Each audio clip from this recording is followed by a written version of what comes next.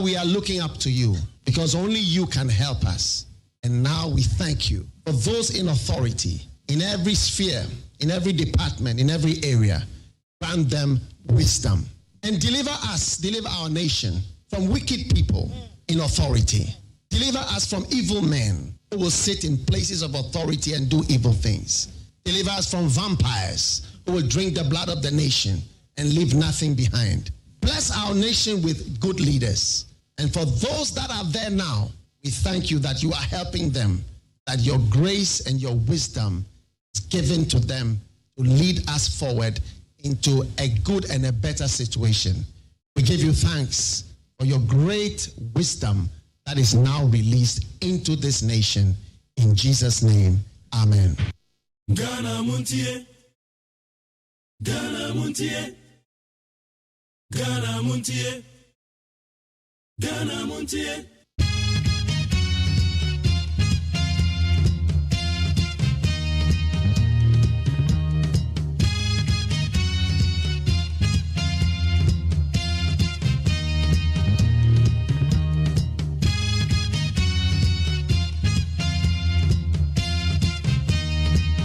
Right, good morning and welcome to Ghana Muntie on Needs 100.9. Today is Friday. Friday.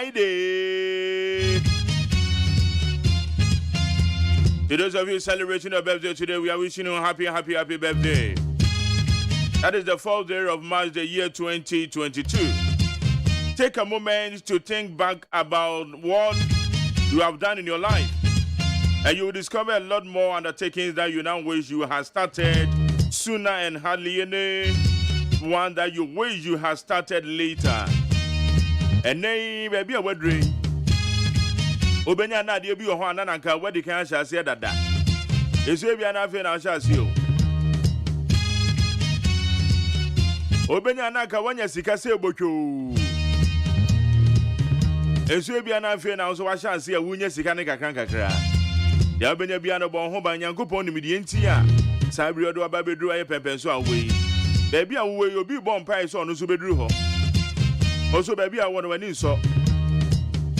Ma weni so dia wo bia. Me magana fo nyina akwa ba de bagana Muntie so we need 100.9 bidin de Mark Jerry or say Ajeman. Me baba be kan ko bem se no du bebo. Me dia se da be ma maboafo ebo me kodjo da me ade on e me producer.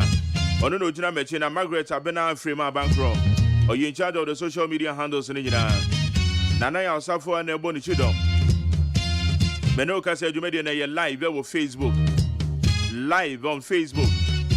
Obesechi Neat 100.9 FM. Neat 100.9 FM. Adwumade na live o ho. Oko YouTube channel na Despite Media.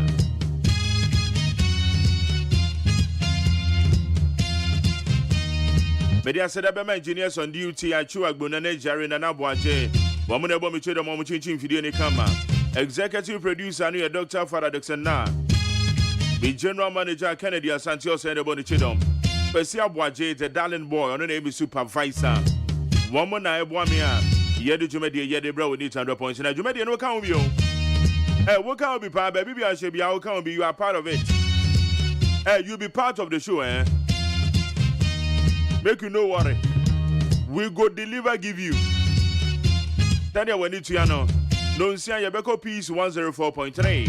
Yedi kasi aboni yedi kan brown. But answer no nsia ne bebo na be fonten tan homa ne so ho.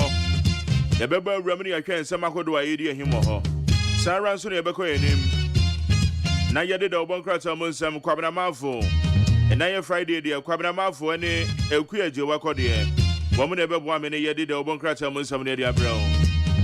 Na fe ye kofa kase ebo de edi kan ne ba as usual abodwuma de we so ne de ye begina wanam ni ye bisa questions ne de amount ye begina wanam ni ye bisa nsam ne de amount exclusive interviews and sound abedwafo na ba bejo madwa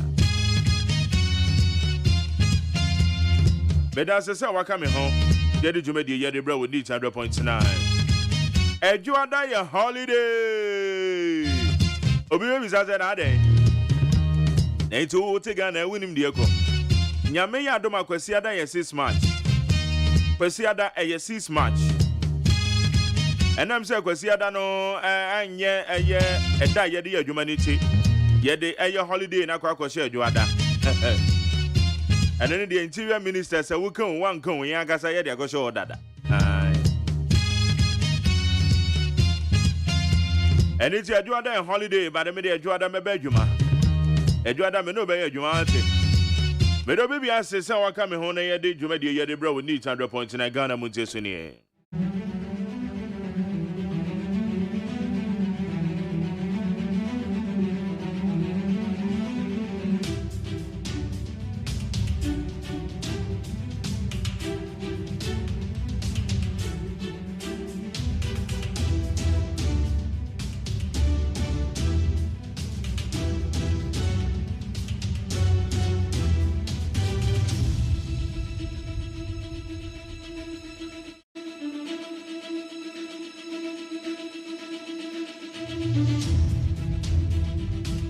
Yamo kwa be de bagana montie so ye kwa be fonten tan homa no so ne ahwe nsem akodo a e koso e wo ko nsem a edi ahim e wo eya be fonten tan homa no so ye nhyase e.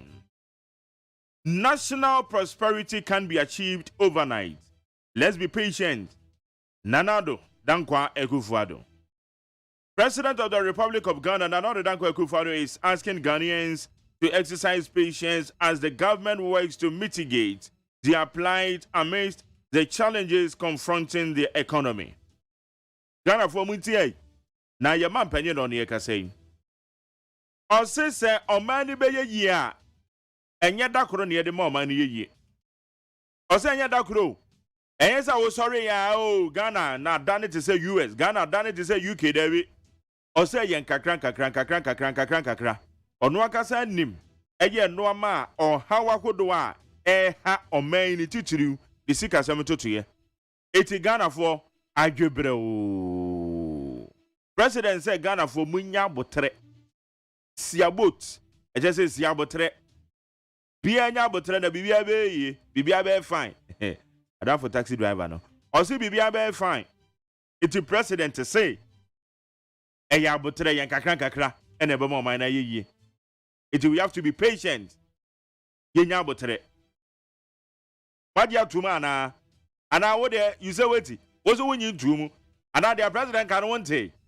Eh, or someone ya buturo no mind rebellion ye and yakrope. Be Timu Bim the Achro. It was adventure, Fafa 050372 1744 050372 1744. Ko Facebook Live. The president came, would you two man now win you to Mami? Reconstructed Apiati road opened to traffic. The Deputy Minister for Roads and Highways, Mavis Nkansa Buadu, has reopened the Apiati portion of the Bogoso to Ayamfuri Highway, which was closed to traffic following the 20th January fatal explosion.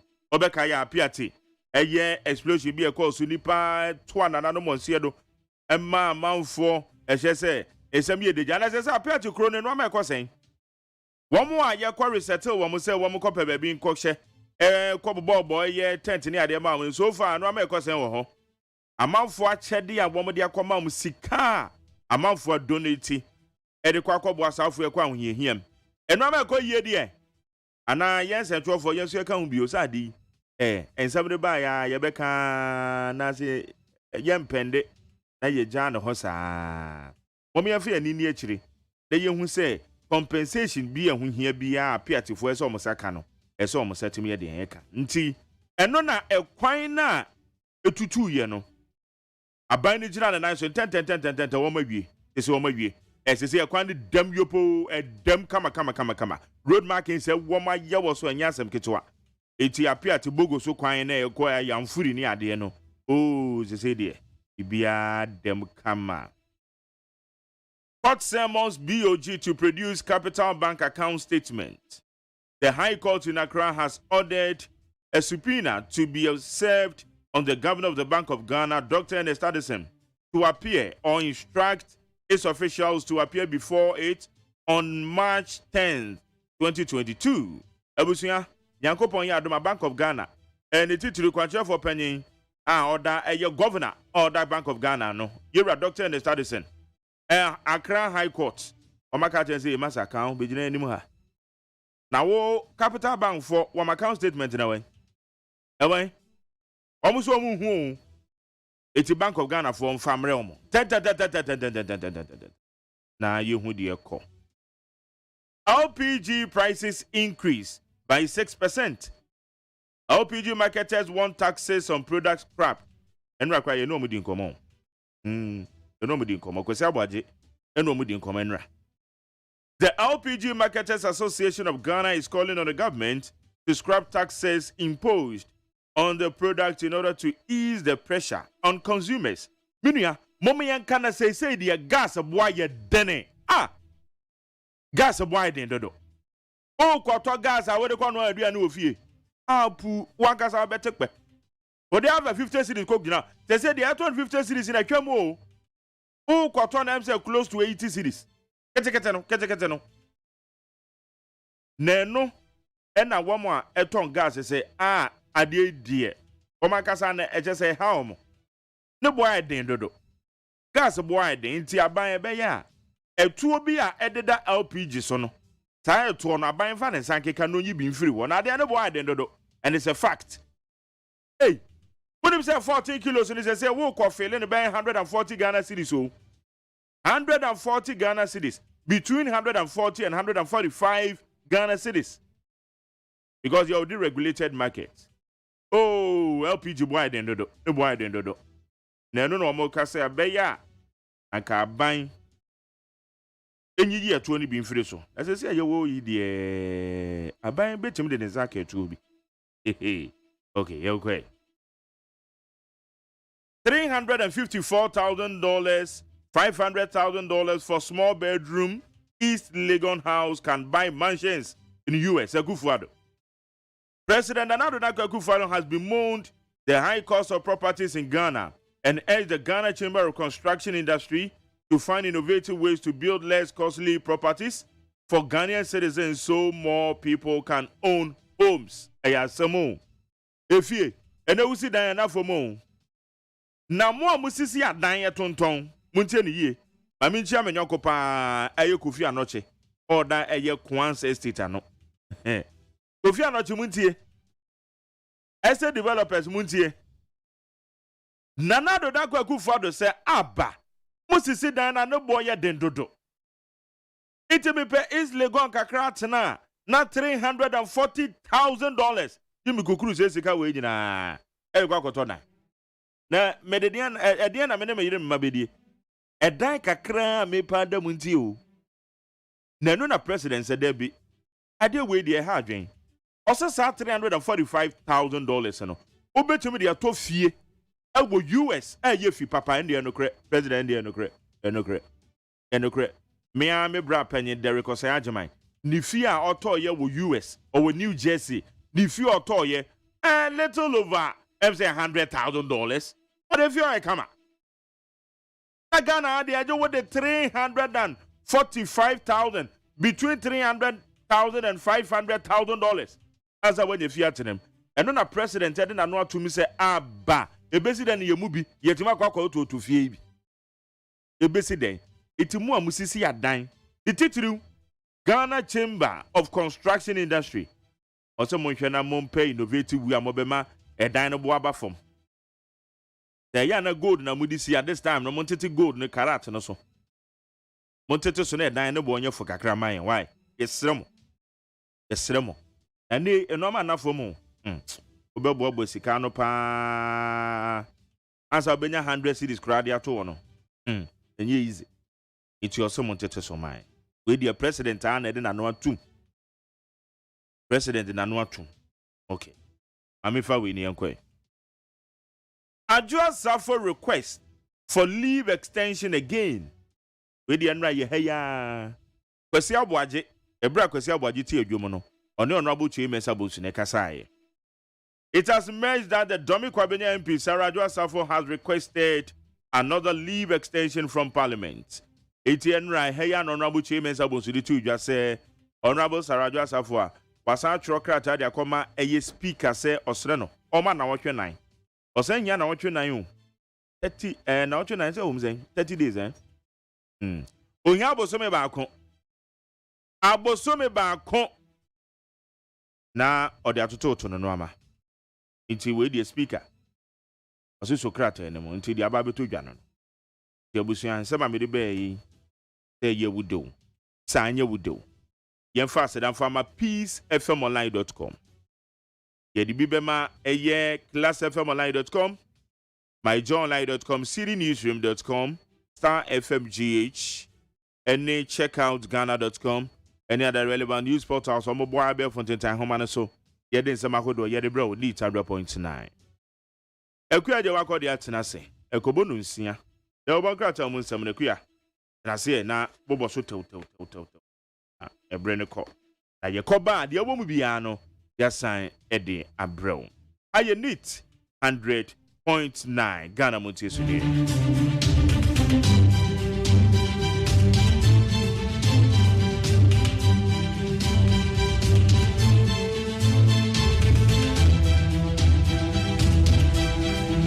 Ekuya memwache na embom te say yehu adom okay ye de nyankopon say nkrata no kakra ewo mu no yo mefa graphic de bokrata no ehase graphic de bokrata no ba de yakọ beche bilamte interchange na ewo no mo no adwuma no mo ne yesi di mika baba nya asam gidwa kora edun sam wode aba Ghana mampanyi na nadu danko akufuado na de to contractor fo anim say aya munsi ni ane bo wode na Ghana fo nya bi ne da na Ghana fo yesisie no ne bo wofo mesrem aya na ne bo wode dodo etimoma de ne bo no wofo momra ne yensu yentimi entobia enwo ensensem wode aba obinfo wo sa kirem say yehwe apeteshia koso ma Ghana masini yemomaden na yemfato entoso ne yere to so ane de abom mental health no atimi afa ne ntoma pa efra enyuma kwatwotwo wuro a mu entuato akese apatare no sese die AG attorney general edi ato yokofo anim se yensan won ne yanyi sika eti won sese mbodi aba ode special supplement ahyemu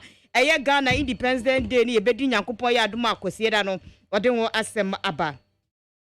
The Ghanaian publisher Democrats ana mede etwaso na no ode ato dwa chechemu se labor union no ene labor kwa hodo no achirem se single span no yensanya review wo mu biom na emwa na okuapeman ena sese de yedi tudwa chechem se omu ni hini bia enti okuapem hemia ena wode enzemwe etudwa enei Ghanaian publisher Democrat no edi ababetu edwasa ya for the Ghanaian Observer Democrat no entwaswe Ghana mampanyi na nadu danko akufuado na echechem kire se Ghana fo yanyum nsuo mfantwe wo pe na emrepa wonkunumu achi wase niema wototoare ne woye no se nyankopon ya dom na se bom se wom ane Ghana ya todi better days ahead for us ane Ghana for omampanyi akufuado na dia to yani musa no se se dia mebro wo Ghana ase no wasimu e wantinsim ya tie sima na nigisam na abai you start dwumadie no mpanifo ahyase se ye training crofo awia omo ade eba beye adwuma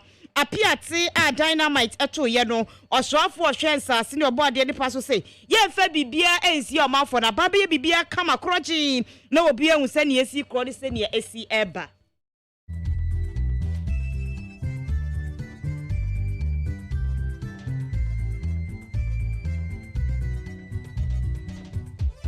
abo no nsia peace 104.3 okay 101.7 neat 100.9 Your ship house, Abeka Junction, Accra. Hello, 101.5 FM, Kumasi Dumama, Yamamunachin. And Opay, Omena Mahood also and Sama and Saka near Debremwe.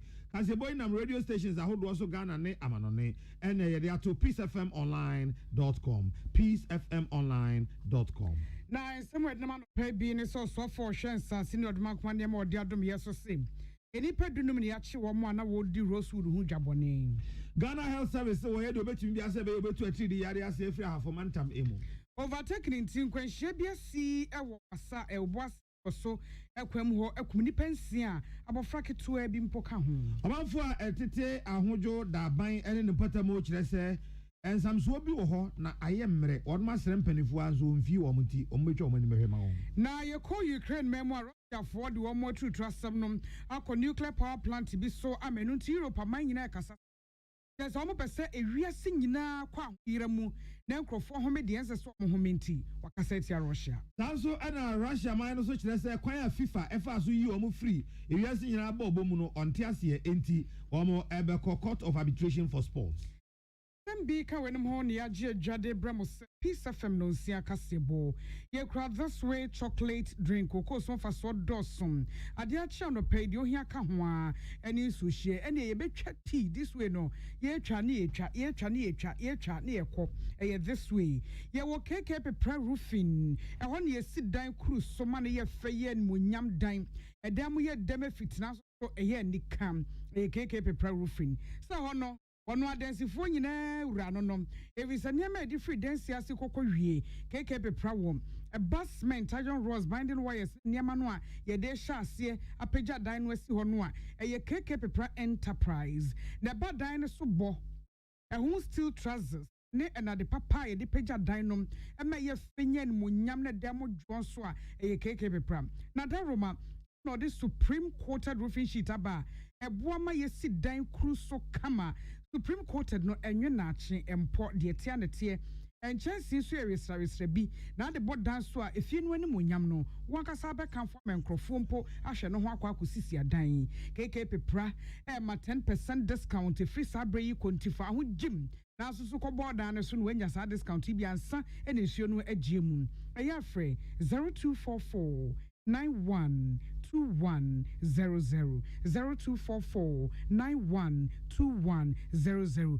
na Joshua Bako kuma se fade mamponte kwamum adenta dodo akwamum so ba amra hia toll booth no e na nkrane se wo kwamum so doburo kane barrier ho e na behu keke pepra ho ne ndi akokodro bi sase any challenger no challenger emekwada roma e na kasebo yiba akenkai fo a mote yenken eye mean nana ya kunedu menin nana ya kesi afensem no enchiremu enie Ghana tena ya hwe apomde so Ghana Health Service ade atudwa se aban ede nhyehyɛ a ɛkɔ animu pa agu akwam se bɛyɛ a ɔbɛko ede atia akidi yade ɛwɔ ahafo mantam no emu Ghana Health Service nkontabuo ede se COVID-19 yare no a ɛbaaye no ɛma nipa nyinaa twa omani ɛkɔkɔhwɛ saa yare no a ɛhyehyɛ a ne yɛde ɛko atia akidi aka no yeyi yani efiri so we na ahavomantem open na ono na hwe malaria entotoye so owura Kingsley Arthur ene yenu atia won Mohammed ya wo success FM atwetwe nkomo ka se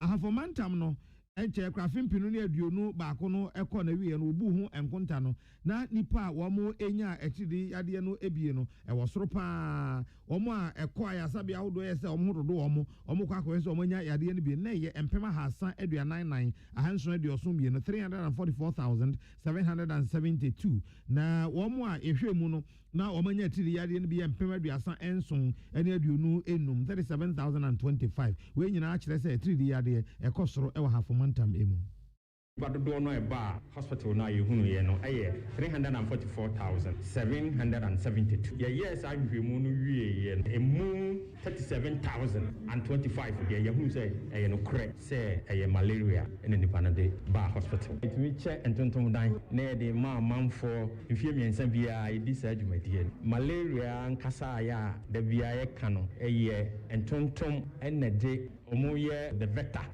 okawa no the malaria boa no e ama ya de a high because nipa no be brave and na net e dada education so de ma no OPD ne ye kwa abontin ko boda ro eno so no ye besa atoa so asa ye kopim se ebra amanfo beti apomdin asiye se de ya ntontom timi enkaye owura Kingsley Arthur ono na hafomantem mu ohwe malaria entotoye so ono yenu atia win na twetwe nkomo yi na Mrashebejemu na Bulsa South Mrashebejani Onwanyamfo Clementa Park busa yese Edie na assuration sasini odmakman yema odi adom yeso na ye na ye ahwenkrofo ye fa kwati kwan ede rosewood etwa kwan anaso omudi hu dwa ene ahyen ahodo ye edi sa adwuma na fe so no be so hu sem efri afe 2017 besi 2021 no ahyen dodo sen ena wo mo echeche ye e wo sa kwan no so eho no so for hwen sase ene odmakman yema odi adom yeso no nyafo Samuel Abdullahi jina po cheche mu di achese enipa dunum na aban na forestry commission so echi wo mo a na wodi rosewood hu dwabone na saa enipa edunum yi ye do mo fa emra ekwan so aban ne abreso bia onam kwati kwan ebedi rosewood hu dwa wo my Ghana mu no o mani pa ne kwan e ma na dwuma enyina wa chechem de ache se aban ahunu enema hodo ye wo so ye de bo saa tran ne ho ban etianu ho anamo na wo mututu na wo mpese nipa bi befa kwati kwan akọ ye bibi e de etia omai titirum eba rosewood adwadie anaso ho entoto ho a enu nti ene nipa dunumi ye che wo mo ebo won kwadu.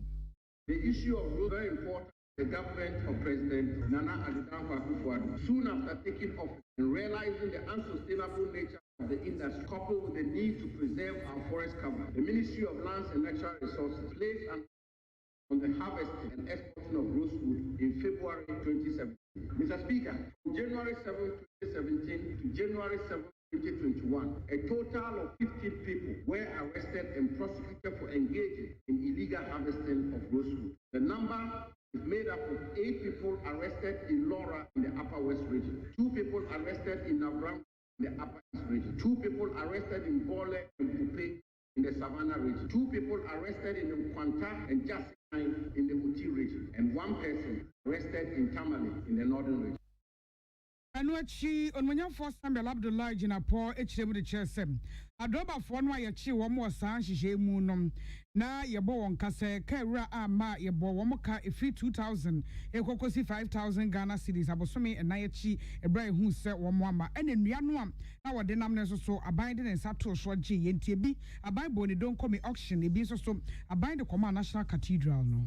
And if no one shows up, the drivers are made to pay fines ranging from 2,000 Ghana cedis to 5,000 Ghana cedis, depending on the volume of wood on a truck. The wood is then confiscated to the state, sold at public auction, and the vehicles released to the drivers. Let me, however, ask Mr. Speaker, that since we realize that the cartels who own these woods found ways of participating in the auction to buy and export them, we have seized auctioning confiscated rosewood. All rosewood confiscated will be donated to the National Cathedral. In addition to these measures, to serve as further deterrent to drivers and vehicle owners who allow their vehicles to be used for the illegal business, we have commenced discussions with the Office of the Attorney General for the possible prosecution of drivers and vehicle owners and the confiscation of vehicles to the state.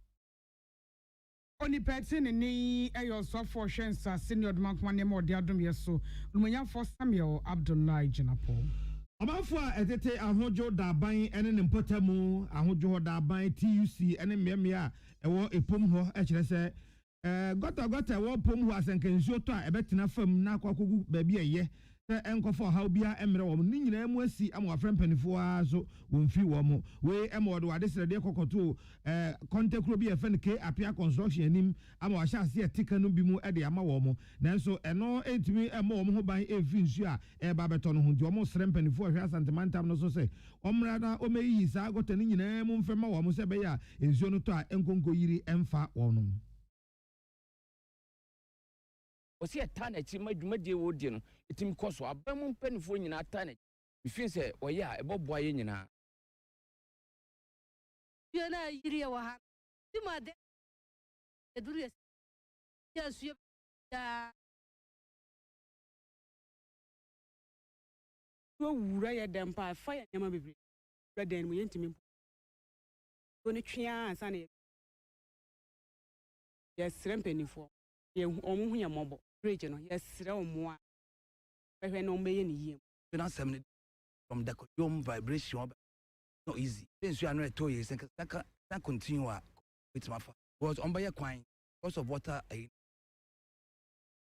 so na o moment say say so ya na on follow su so no problem there sentiment solve a problem my me adom mamba ko me come kia pia man there was sentiment na say pa to do one machines etimi tunsuo no ma na ekoti subi e bon pa se adwuma na wo ye no nka omon di kan to yiri ebunka mo ha nyina we kra say anya daytime say na atwe in case yiri na sa wo ya wontimi fa wo ka na ade a ha ya kan ehua na monto bi a ye den o tu fa ho we any actually crowd a hojo da ban TUC and an importamu and a man for Eda K appear construction as here say wetie womo esufre na man fans wo mo kire say osrempanifo a ehwe kumase kupon so say womo na ensuo no eba betue anhwa na asem ade bebre manfo wo ahojo da ban TUC and importamu no na nkoye papa Samson Kwame Nyameche amanebo eni Nkwenhyia ye biesi obo asebogo sokwemu amenipa nsia femu ahwere won kwam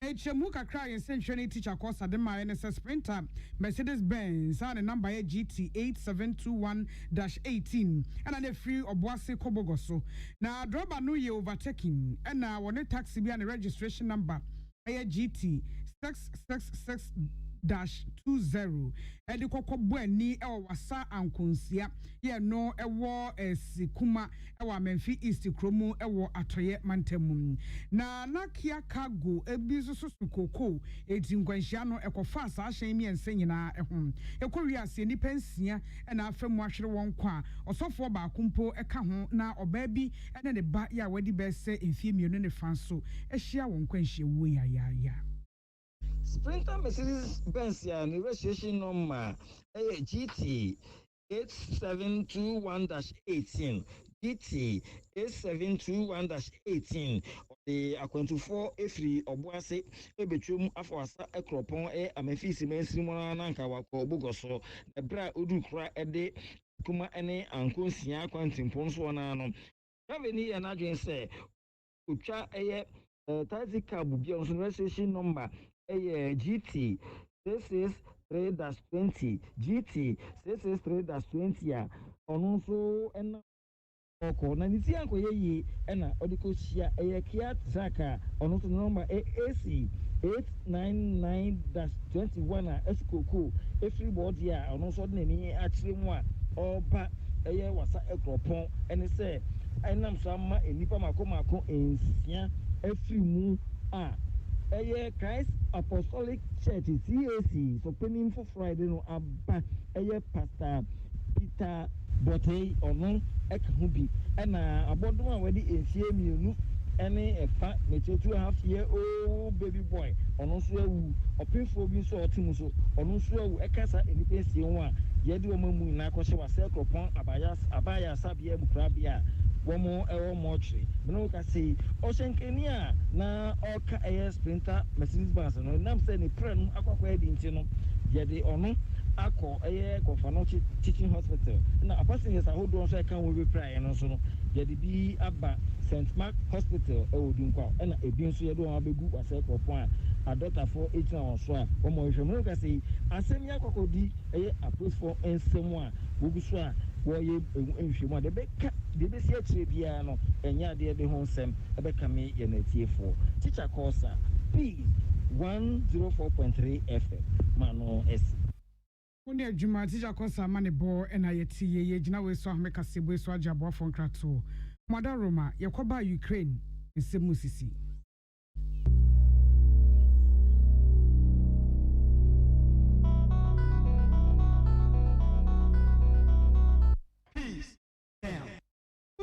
The Amoka Freddy's Corner Home Appliance or the Abba Freddy's Corner Home Appliances Center. Home appliances are a ye papabia, a biwo. Brand Ben Aupato, Samsung, Nokia, Media, Apple, Nasco, Infinix, Huawei, TCL, Skyway, West Point, Senis, Nina Iwobi. TV, air conditioner, freezers, fridges, water dispensers, and Nidia Keke. Nia ubenya good warranty dia. Ko Freddy's Corner Home Appliances ukokumemle. CCTV a boama monitor of properties any business at anywhere in the world. CCTV need a ho. A detector, clear pictures, Wi-Fi connector. Ultimate connector my phone. Our monitor baby a wo wiasibia.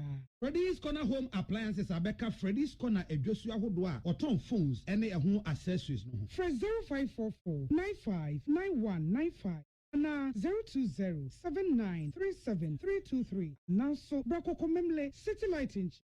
Na ya can discount any at the dia. Freddy's Corner, home of authentic home appliances, phones, and accessories.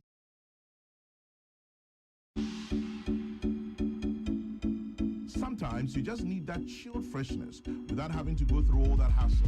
Refreshing, so inviting. So Fresh fruit drink. Available in a wide variety of fruit blend choices and ginger too. Want another name for refreshing? So Fresh.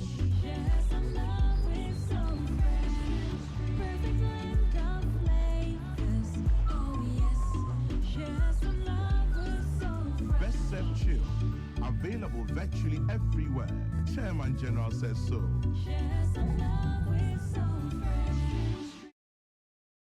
Wakoma ho hyehyɛ and I bought periperi. The brony can hard burn one. At the end of the say, that's how we am so to Muswe. What about the farmer Martin's liver sort? Then share with glass more. Dear Goom, who say who a glass in the moon. Now one no. Martin's liver salt. You want orange flavor. I could see a plain. One more or who at all. Name Edina no now want to who doctor. Amen. Yenim some busase nije asene saying. Asiane say what the army Nigerian seniani our herbal ayaresem bio na nkunimdie adasidie na asie ani abasobode nkoa. The one so share upon dim one who tower the abra manfo a free and so equasi and nasia. And here I dear sir, I mean whom and how ya dear. What didn't run a barefoot and video actually a dear kun what. In the herbal modern was signed the naturopathy and homeopathy pine equine and yarewa. Say, Suku for Flaman neighbor share a quania, yadi herbal say a dear our army. When you auntie and I dear Nigia fell from say, Sarepa war, Yarebi shall home, and I Arabia bedja punya unipedriamua, Allah who shafi, on your many yarisa. Allah, Enya Miaduma, Ayarasabeba, Army or Domi, Robert flat. Ultra modern branch or club. Emma Road, 020-722-9505 and a 0245-275254. Amen Scientific Herbal Hospital. Peace FM. Tune it in, turn it up. Peace FM. And rip off the knob. Afei amnone ensemni. Ewiasem penifo dodo no a hyase super Russia mine free say. Oma hu sa afei de odi nipa nyina titi woni e wo Europe amemu. Wode wo nkwa ene wo mapomodin e kwa akoto esan mu. Ene say Ukraine mine na afo fam ho nuclear power station bi e wo ho. Ena Russia adomfo no e kwato share so ma enunti eja koto mu. Na say nuclear power stations so eja tomu a na enim de mframem ebetimi aye. We say amma amanya we fast super Russia pa e ka che won say wo mo de nipa wo Europe nyina kwa no apomodin e na e kwa to esan emu. UK Prime Minister Boris Johnson say the Russia air time need to 70 wonyai America mampani Joe Biden aka Moscow say wonyai sa niema no awo ye titiriu e wo sa nuclear power stations ahodo baabi a asem kese si wo hono mu ananso niema gye gon a enipa dodo no a ebebrem wa frɛ Ukraine mampani Zelensky ene no atwetwe nkomo ama no hyedin e wo de ekoso nyina ho and Boris Johnson so say enefie ye UN Security Council ebe ye putupu nhia mu dia fade ekoso ho enunti emu asem no obema omanba atibi na efri na watche ene enra ya mampani Vladimir Putin ekoko so akon e wo Ukraine so no ewiase mpanifo e de oso ahodo ato Russia man no so mu bi ene se ekubata ehwe ball so e wiase afa na nyina Federation of International Football Association ayi twenty FN FIFA e ye ne se Russia man no e se so obebo ball a ontumi money antem biom ontumi mfa ne flag so enkere ana bio Russia asase ho so o ma ne kwan Emma omo FIFA matches e wo honom na nkomanfo nim se FIFA e de beso ho a fe de koko wi ase kro mo kire se World Cup yin mo akansie no ekoso anka se FIFA ene Poland fo esi akan no eno kra no wo mo ayi Russia fo no afrim afa UEFA so meka mi enti o kire se UEFA Champions League ene Europa League na ekoso no se ekoba se team bi efri Russia no obi de ene o mayi na afrim ama mpa Russia for teams are UEFA competitions mu nyina so yayi wo mo afrim Russia for kire se Wabunya FIFA bone, and Wabunya UEFA so bone. Enti wamo team wa FN Spartak Moscow. Ya ono Elbo Europa League no ABA. Ya chesen ko ne RB Leipzig na eba bebo last 16 no quarter finals no. Enu se omo so omo yi omo from dwe ho omo ntiase enti sa na tie de a. Omo de omo asem kwa akodan court wa ono eno ohwe akansie ensem so court of arbitration for sports say. One tie no nka bi mo omo say Russia nye bone. Enti FIFA any UEFA any ho kwan say wotwe omo aso sene a omo aye no no Afei yede kasebono eko agudie ensem emu. Yo. Agudie mu ensem mu so ene anwumre yi. He anwumre no nsia na enkran agoprama so. President Cup. Ya akansi a wode ehye omampani animu nyam. Ye Ghana mampani omampani na Danko Akufo-Addo ebetre dwo no ankasa ene obeye kick off no. Ye Ghana ball boku akese mienu ya yenim Kumasi Asante Kotoko ene Accra House of Folk ena ebebo ani anwumre ewo enkran agoprama so no ahwe akan a wosi ede ahye omampani animu nyam no de obeji kruwa no a esiso no ede asi ne nan eso. Kasebono esi akenkanfo a mote yenken eyeme nana ya kunedu mening nana ya okese yeda keke pepra rufinase efrisa na da roma se yesi dan bosom keke pepra ho no yesi dan no eboso wa bra yente brepi efrisa onim dwakọ enti enterprise no otonto adansie ne ma ye papa ne bo ne ye cement iron rods binding wires ne enema nkaye no edisi dan ne nyina bi ewo hom na edru dan ne so bo na wo steel trousers. The Amazon say any forestry for near Semia, Yankobu Munu Yankonya 7 and Adianwa, Edipeja Dine Sobono, Wopene Papa, the Ghana Standards Authority Ajatumwa, a KK Prahwa. No, then chance say Papa man same Nensasuniho, supreme coated, or the Ababe PSO. A serious service be na hu chance no kwa hu se fie no benya nmunyam e madam ye nwunu kala ne mpo enwe na achi de tia na tie ufie be ye fa nya nmunyam afeboa na ye supreme coated e free sabre yi konso what the 10% discount na to wa what the emma obia so ye carpenter we building engineer we fie wura enti kọ na wakọ akonya wo shem keke pepra wa dentan do akwamu akakra no edu amra hia toll booth no kuma se Fade Mampонte kwamu ene nkrane so mu kwamu nso atena kase no dobro aka akra bi no duru kane barrier ho na abehu KK Pepram 0244 912100 0244 912100 ye kra this way chocolate drink koko so mfa so kan anopai de ohia ka ho a eni sushi ya mamu nyina achi Ghana Muntie Ghana Muntie Ghana Muntie Ghana Muntie Utie oha extra punk no Needs FM and Odo will be beer of the BM.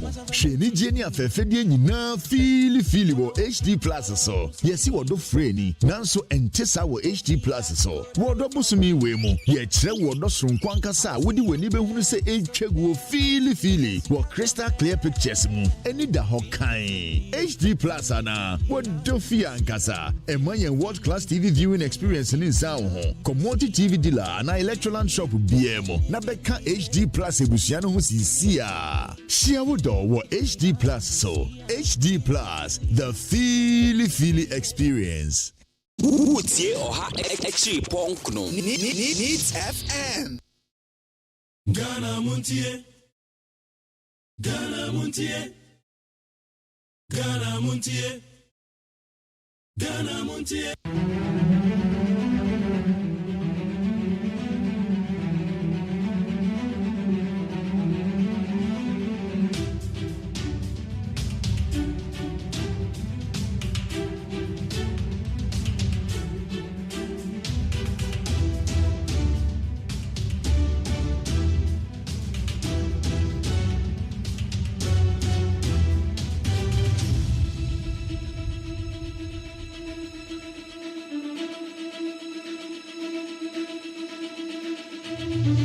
Yamagana phone nyina kwa bede bagana montie so we need 100.9 yatena se ye kwa enim ye de kase abone de edi kan ye de bre wo no ye de abre wa wie yi na wani tua ye wo interviews as usual said ya da ye no yatena se ye ba begina wana mo ne ye bisa questions ne ye de amount e sama kodo e koso e sam ne de edi mo akoto ne bi ne se na do Danko Akufo-Addo se Ghana for ye nya botre o se Ghana for we have to be patient.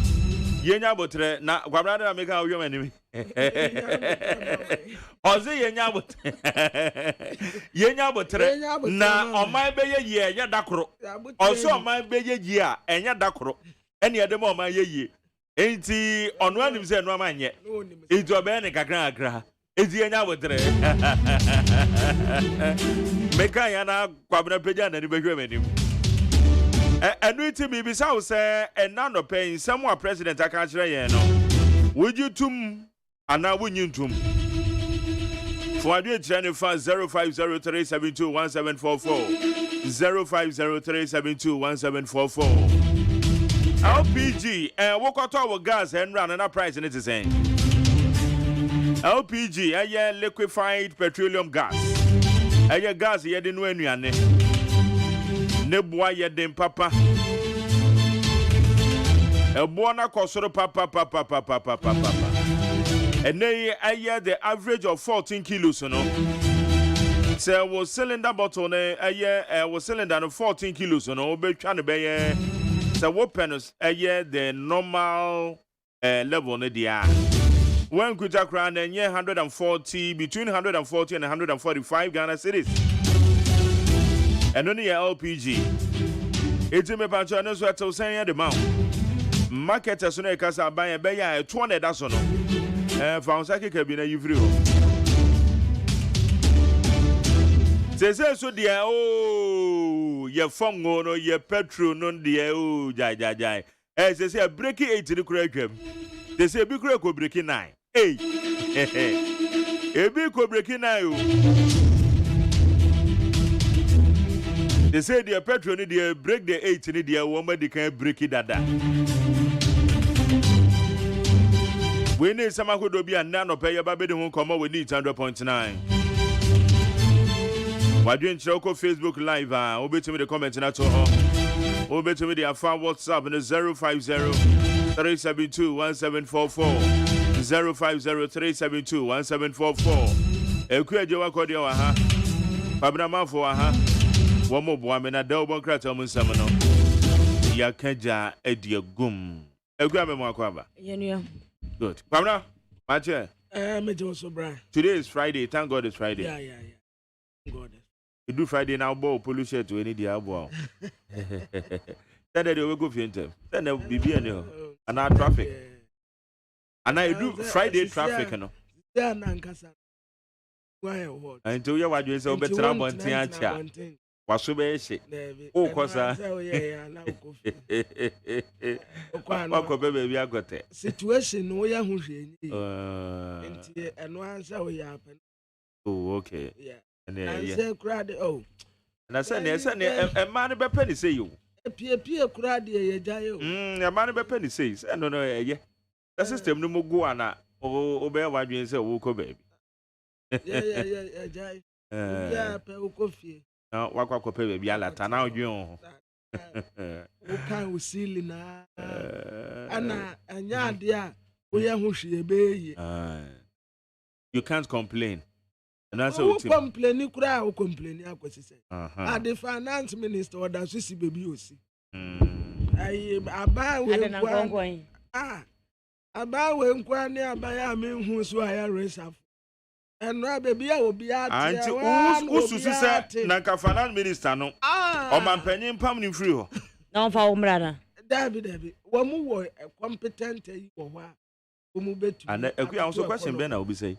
Oh, no, say, or my penny in free. No, my penny complaining to us or never on where you mamma. On my penny, no, no, abandon complaining is on where you want. One, who sat one, Yanin, Yanni, any young, sir, one word to my. Okay. Word to my.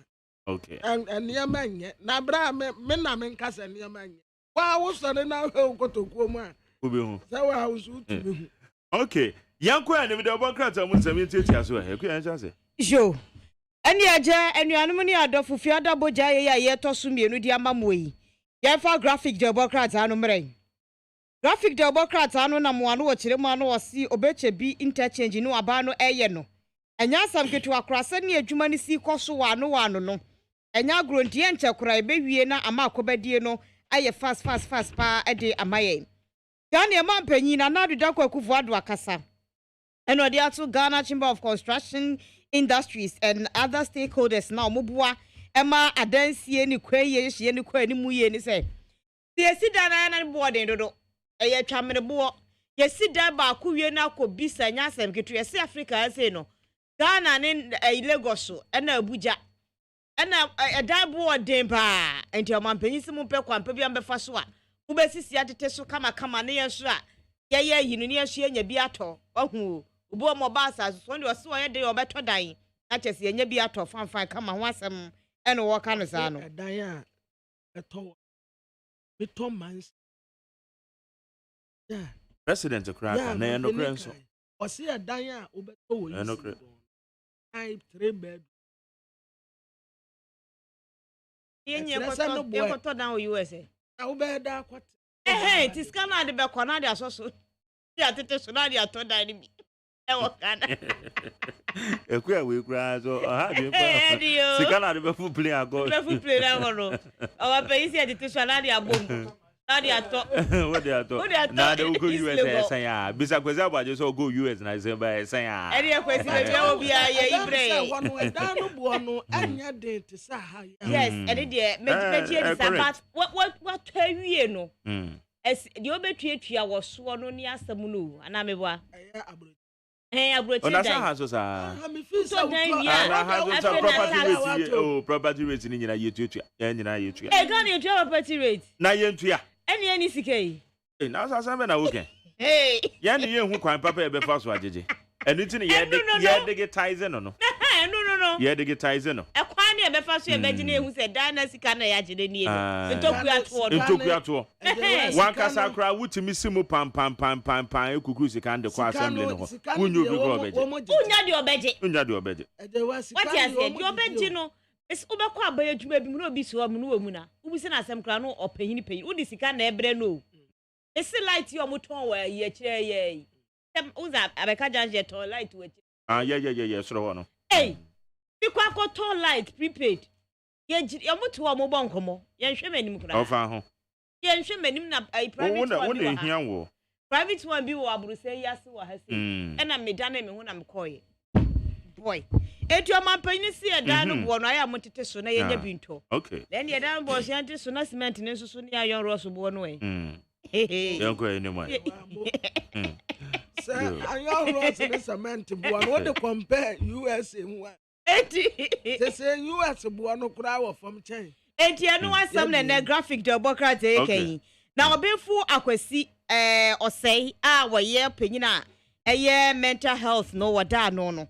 Ena wakasa kire mu se Ghana ade ba ko a ye topa na nzu hwede nkrofo mo topa ya akọ apetition ne ho ne ma no ene ye topa ne ye bo wudaro ne ye etuo bi anhye da na so sa eduose ye mfa tuo mu odru nto so ye de to so sa no a ne ye nya sika ne ye de aboa ama adwirimu hawo ekon no ye timi akon na ayeye se sika no ti ba bi e krakra ye ni apesika ma kwa sa na mo manum sa na munya honko da bi monum ntua kama man no onum auto credit egu wani su no na auto credit e de ama o man ne ho nsem e no de abai na eye AG attorney general no eye aban lawyer panyini wasansu otemuafo a ohwe atentene ne so no de atu yokofo anim se SSC a hwe o man gara masenyuma kwa akese bi wa anu a muntua to eno mo ye adwuma pa na sika o mo GMP manim na ayini tupe no mo de afa ye ko no mo ko yesi ye mfa nwu o mo so ye pam o mo pa na enye sika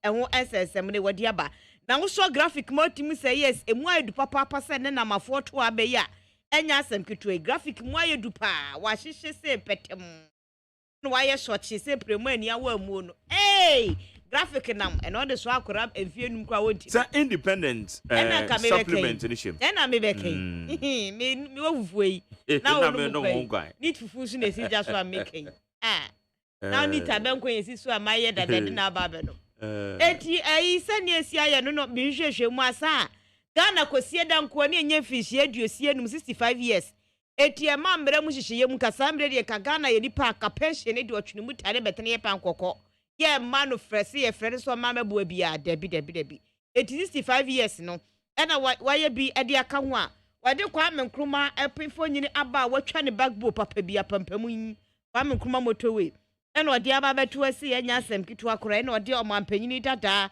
yewra John Rollins Jerry John Rollins ɔno so mfo nyini ɛda anim asebra no ɔsɔ afrɛ mu asɛm sɛ 1993 nambre no mu a muhu 1993 so ɔsɔ afrɛ mu asai no ɛne yɛtwa ne picture ɛde aba ɛna Kwame Nkrumah so ba muhu sɛ wɔpagya ne nsa aka sɛ Ghana our beloved country is free forever no ɛno so no wɔtwa mfo nyini no ɛde aba ama graphic ayɛ peme sɛ banchi a yɛahyɛ ne botoma ne fiade deɛ I know why.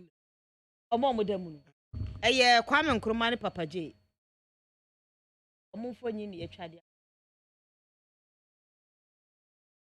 oh say bia ɛna Akufo-Addo so hyɛ line Akufo-Addo hyɛ Akufo-Addo enti na kaka former president ama paba Sabarema John Kofidi ewu atwemani de hye Akufo ana anka ɔmampanyin dada yewura John Dramani Mahama Srem Sejata akomunya but ɔmomienu ni di ya pictures na ma pictures na ma ebi ɔmo ho asɛm ɛne akenkan a ebewo mu ɛkun ɛfa so etu Kwame Nkrumah banku ye wɔ na tikɔ sentokwa asi baabi nti ɔnkɔhwɛ mantokwa no ɛnyɛ yi no san yɛ nso ne ya plan no wa ha wedi e ma me ka ma chi dede nwom aso de ani gye agya me kwan na wo de arɛ wo asaba e de ani gye agya Kwame Nkrumah kwan ɛno de arɛ wo ma no mu gya no kwan na nso na tu hey oh my Ghana yento so abusuafo na ye fi adanti mu hu ya mɔbɔ teacher kwesi ni ya ya ne teacher manje ani MJ Emadi no MJ headmaster teacher kwesi ni obi anganjiro wife anganjiro ya na ye fi adanti mu hu ya mɔbɔ kakra aha yo ya go anyway yeah bra go na ateli ga democrat enu anu atete papa na say to kwa bio e ho mfa no speaker of parliament Aban Sumano Baben Kingsford omutia say o san ko Dubai e ho no mom na e ho hospital no e papa e di omosi asese ho no hospital no tu ho no a lift ya obefo ukoda ho no a papa bi e do beto so ene drip om de besi so massage bi e de be massage wo ensemu na ise tu ho no a na ho atɔ yade no kura adwane antisi ya de ya empa asu atutu na de ne gengran afam wo kura ya mo abu hoye ena asaw ya de enti Dubai de ende what utu one mo a yes Badru hospital papa enti wo akwakwati ayarehye ewo ho na ehwa nso na mutum mutan wo bekọ wakwa akọ mienu we ya se empre tosu nsie nie ehwa hospital na nso na mutum mu ne betene ya pe ehwa nso na wo bekọ na we kura wo 6 times ni 6 times ana de bokata oh okay kwa wo kwe wone ne yire batena ne nkyɛn Dr. Prince Pambo wono nso ka ho Habib Adam wono nso eka ho ɛna Antoinette nso ka ho ɛna wo mu nyina ɛkɔ na wo mu kɔ akosisi wo mbehu sɛ ho yɛ kakra nti sɛ no ho yɛ de a na tɛso obaba Ghana kura mpo a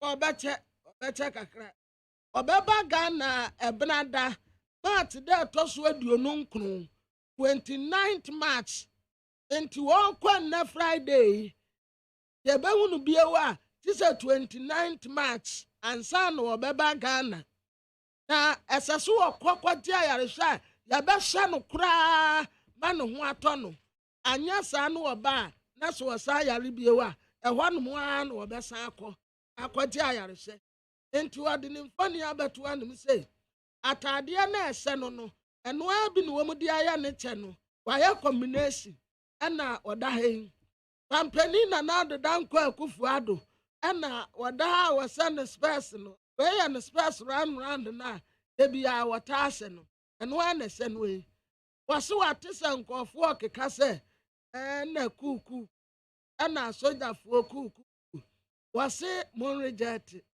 obia reject sa ku monges enya de papa odi asa mamuo no yanya men kakra nkra mpushi na munim se Israel fo mpo ya sapon kraka efri mizri mu ko kenai ya wakwati kwa wawa nti ya kwaya ofa so a obedu ntem enso nyame a wote ne a ya ase no ama Israelfo nante sre so emfie duanan yo ansana wo kro enti nyame na no onim se dot cat bi eda wa ekopie kenai but awurade hu se da bi wode amunya ne nkakra nkra enti wo mu fi Israel amu fi Egypt ebeta ensuo apukokọ no a Mose di aba no ewo mu ekwa da mu a Israelfo no enu wo mu apon konante tem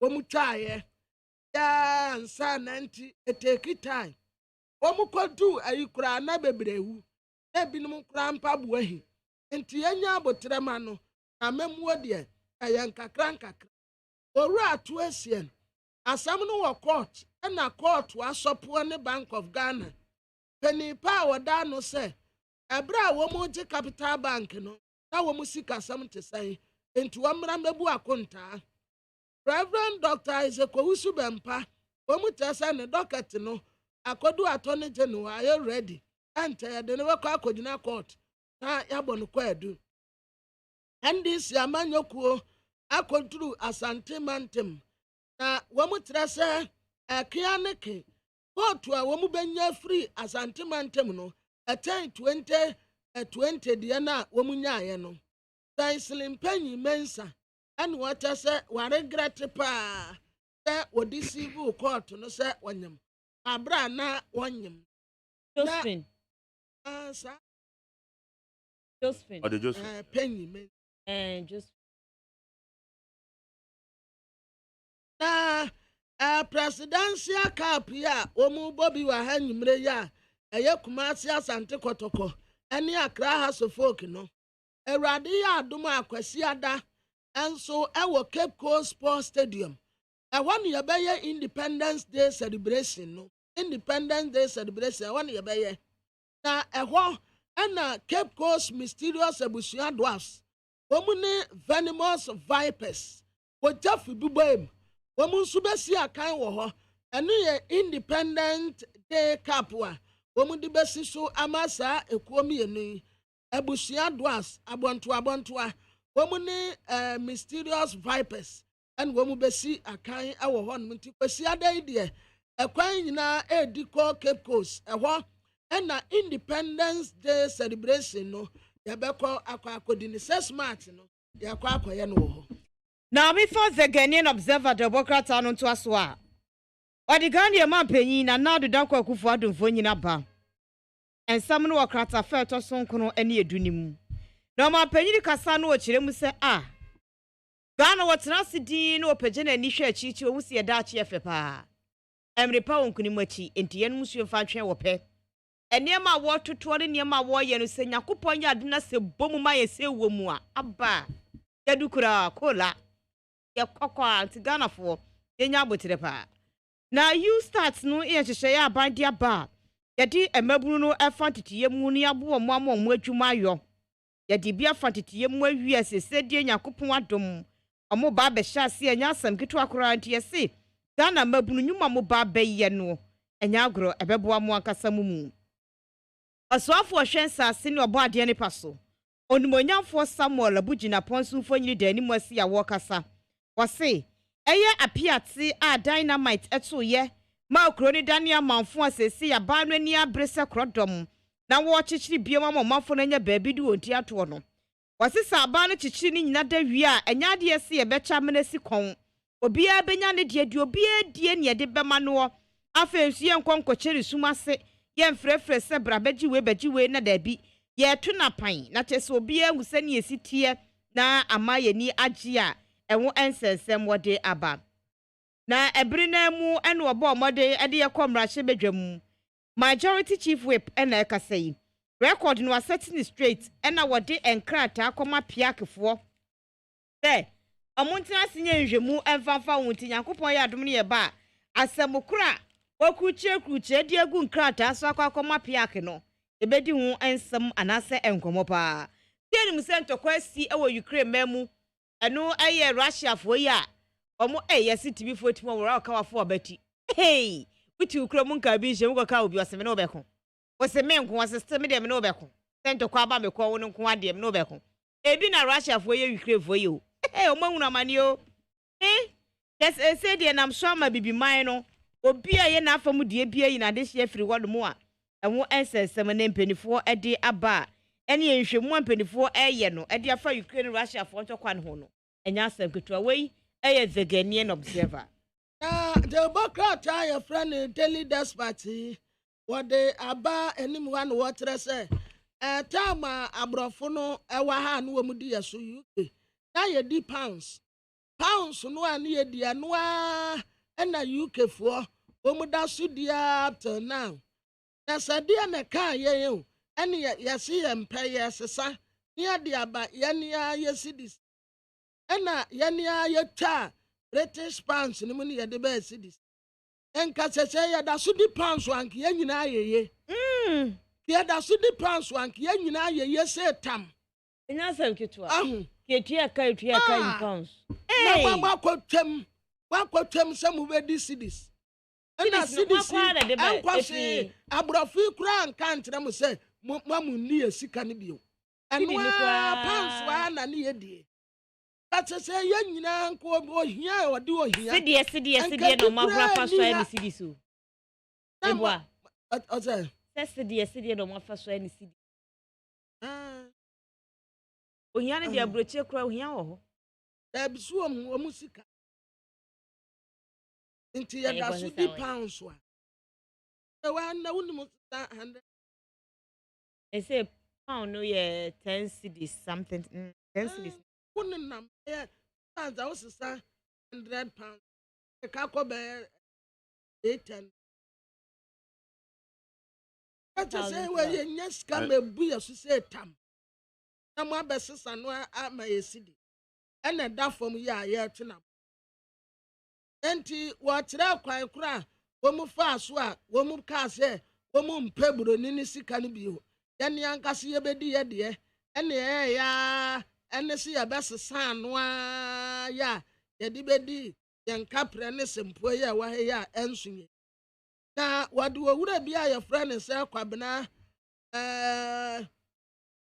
bɔne mfoni aba abɛtoa nim se bafu boni ne papa nunu wata se kwabena boni woni jebi dankwa ene gina ha wo mota picture jebi dankwa ne de oye brane pa woso wa ena se Mark Wilson wono ye last European chief justice ya na wo wa ha ene woni se akukosa wono so ye Ghana chief justice ya odi kan ena na tibu daako tawo ye parliament ewo ase omu na gina no mu a omocha picture fefefe na wo kire papa yi ne modern boy a wo boy ewo Ghana ewrade ya adom a edajuada eya afofida eya holiday enti ebeji ahome ya baba back ya se ebrada eya Tuesday Speaker of Parliament ena wo bisa se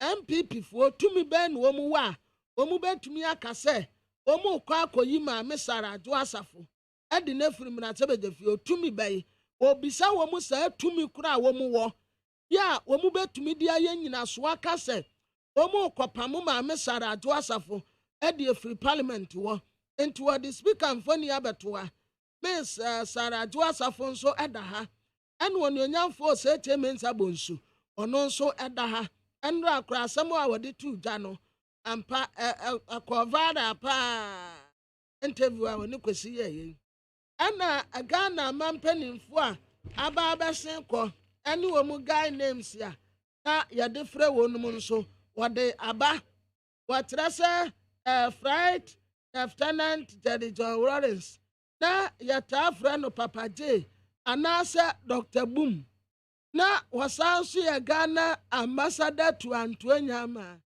wano no ate Antoanyama dipa enti kakra bi a wase yenkɔ no wona yenkɔ soe ni asanso frɛ ni Junior Jesus Usiri the kickboxer one day na ne din adɔɔso paa don ejekum kofoɔ papa di ewu ɔno nso na yɛtɛsɛ ne guy names ɛyɛ bebree ebi fira ne gentry giant taxi eyes karinana ɔne din deɛ na ɛdɔɔso paa Professor John Vansa Thomas nso ɔno nso asomdwe hene ɛna na yɛde frɛ no ɔtɛsɛ mede ne pa asomdwe enti beebi a yɛsie no krampo yɛfrɛ hɔ no mu asomdwe park ɔsagyefo Dr. Kwame Nkrumah nso na yɛtaa frɛ no ɔsagyefo ɔno ani ne din a yɛde maa no a kampani na Adeda Nkɔ Akufo-Addo nso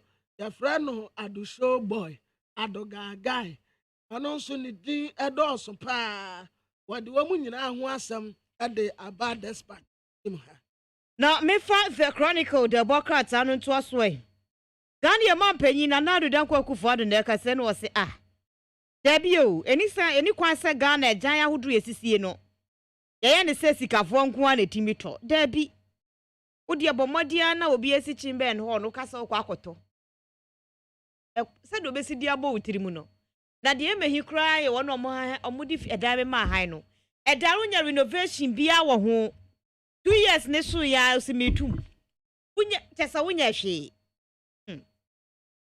yeah na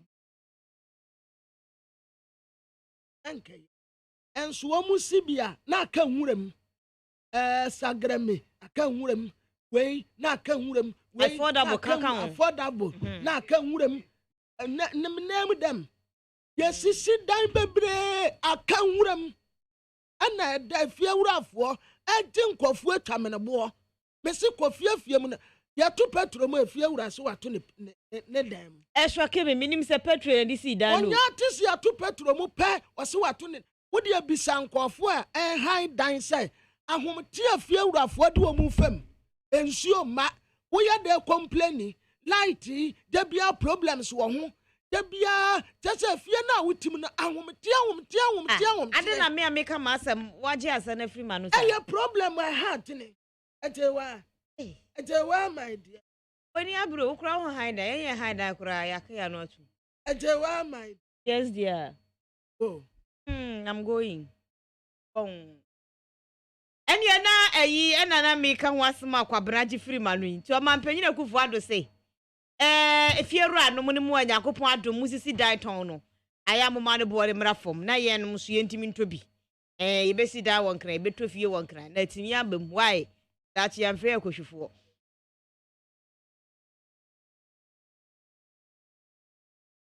Ejewa to so oda me pa. To so ne yanko. Oye the microphone be man sisi ya. Yeah, the president number man and our friend catcher. The president and waka na ye. Na me me ko. Wacha apiate kakra aba eno eye kura ebe bogo so e wa toye mantemu na enum wo bi yankoda meso de awie bi o yes dynamite ato yehu bi da Gaza pepper so kran fa no ho enti eja aban no agigin kakra na edisisi den ye no ena krofo chem se na wadi ebe aban no na kwaku aban no ena kwowuli no ye becha wie yesi awie ni ache no buamu ni unuani mu ayempa so we be yese enu na osoafo hwe sase ni obo ade de paso no nyafo Samuel abugina pode abetuja se hwe ade no ye beto se mwasi wonu mu se tu sase tu sa no na che se yehum ye chamo bia nya bi ebia na ofia wotimu no woti ofie no ya dankora bensia ye do di ama pepepe ye besi ne ye beche ne finchem no bia nya ne de kama pa owura atu asien se capital bank ona na da no ne nam so Emma Bank of Ghana tabuli sikadima no se bank ni gudi mu fa hye mu kina ewie na papa yi wanu ni che mu mienu fafa ye de ne kokoto kire mu se ono wa anwie o na emom no de tua ne ho ka adwuma oye no de tua ne ho ka the Bank of Ghana for mera na chese o mecheche bo mo pese ombeko ena court atwa krata sama krata akomo mo se chinchine twan fa mo mera amra do oda Bank of Ghana no owura Addison ni mfonyini edani mu se fanfa kama pa another chronicle the Democrats and ebo mu sam dia maye ena vag for nso se zembi kwada court ede so court atena so na Ghanaian times in Finfini. Etubo, court to international just a court to na edi asemuno. And yes, what transfer waja asemna o di asemno to court to international wo di asemuno. Amiche chim staneja. I do a word to what Nasua Wodi. I wo di asemuno.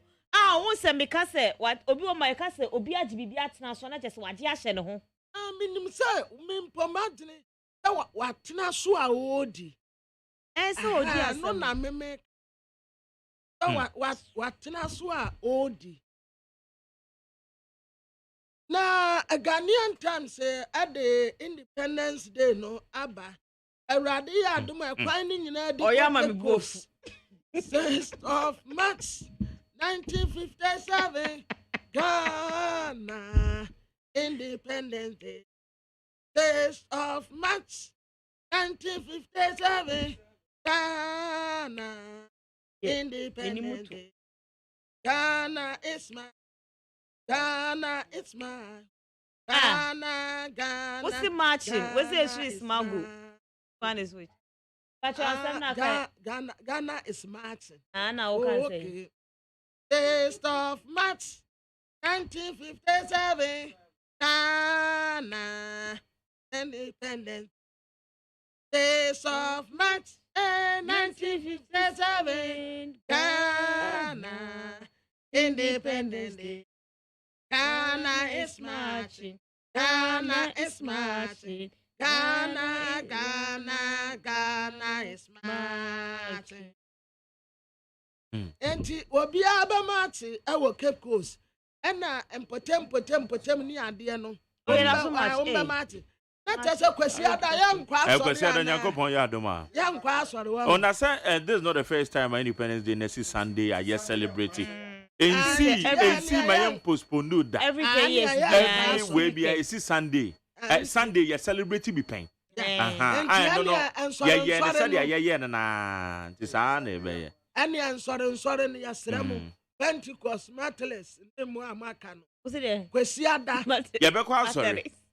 Yeah, be kwa sorry. Na say Independence grounds one. Na Independence grounds one akaza say be ya sorry. Enkwala yi kwamat. Eti wo mo ebe kwa ho no ye be ye wo ma sorry ama wo. Enkwala no Na kwamat. ye no ma ye nkobie no. Yesu yakwa sorry. Esa net. Enti asore nsun omuma ye holiday akupe be. Apart from COVID, da be na when we say ya wo we, when we say ya call holiday. Online. We dey Independence Day Sunday mem wo bia ma asore. Asore for so show searching to Sunday ni bra.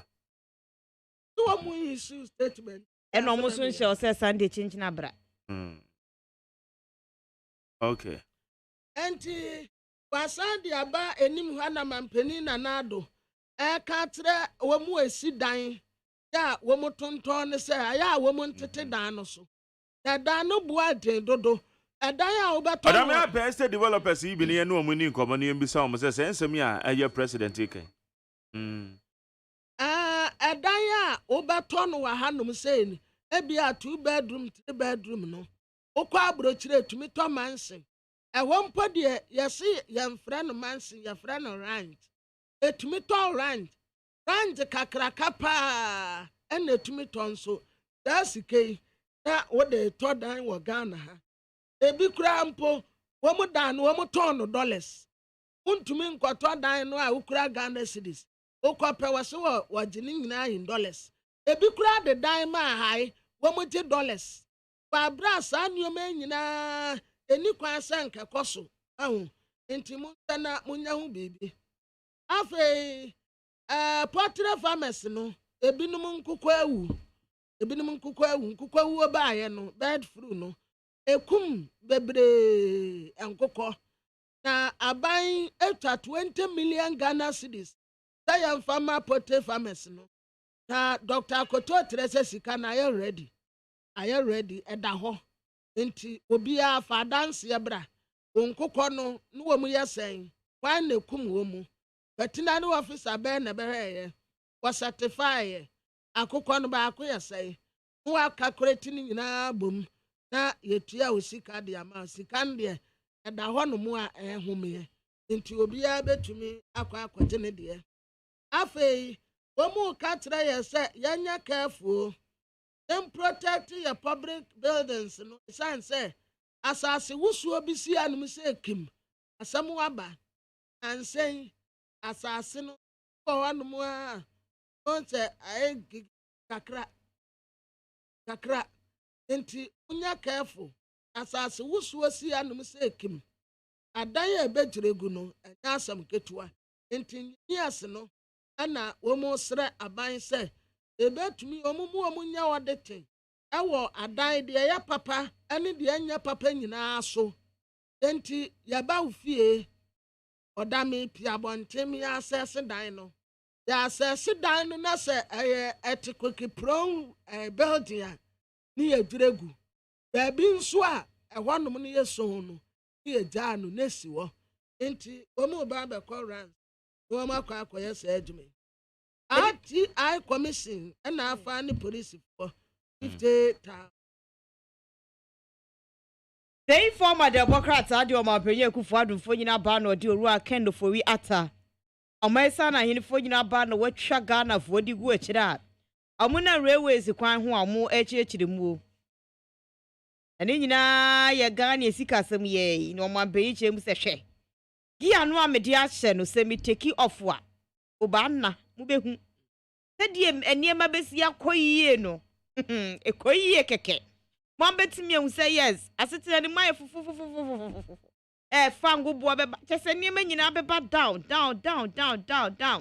enie down going gong achese hun sem enu no na egi eye aban lawyer ye so afo hwa atentene ne so na dia tuja cheche mu say ye wonwuma kwa kese wo my Ghana mu ndua to say to kitwa to kese to adantemo every to ndua tax ahodo a ewo Ghana ase nyina dankrofo ye yomani kra wo ka ho hwe muntie tax asem na meka no omo chese omuntie kra ti wo chese yokofo emo omani mmiri nsore wo sankrofo ne so omo nsuto na ya na mu odu eso mutimi tua maye na yenya sika de yempududuma eti asem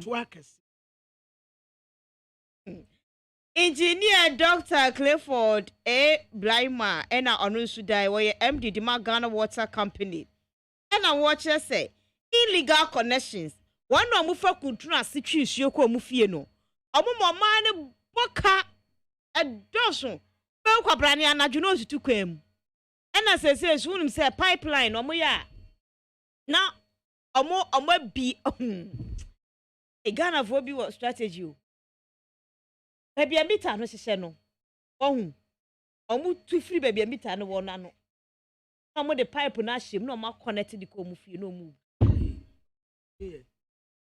bibia o enti en wasem eno de abeto ado mu kirem se sign legal connection no amoye no emoma ne boka party wona omoye genuine na de bia yensuo bo aye dendenden udwi wa wonte ase mimiti we minware akola mi amadware nsuo kura yesai anopa ni anwumre na midware ye na ma ye aduane kakra na masini ema eno anu no esusu bi nsuo kaba bebre Ghana don't get it Ghana water ya kwado instead so mo be call rounds unim say ebi paya tis yani ayefre wo mu ase pipe apayo stand wo mu akwa unim say abeka junction say nyina ni baabi ye baabi a yetua water now say what betena hana wo abeka junction unim say nyina ni baabi yetua water bill omo ni baabi mu tua water bill wow eti so be say utua water bill a just say o de ko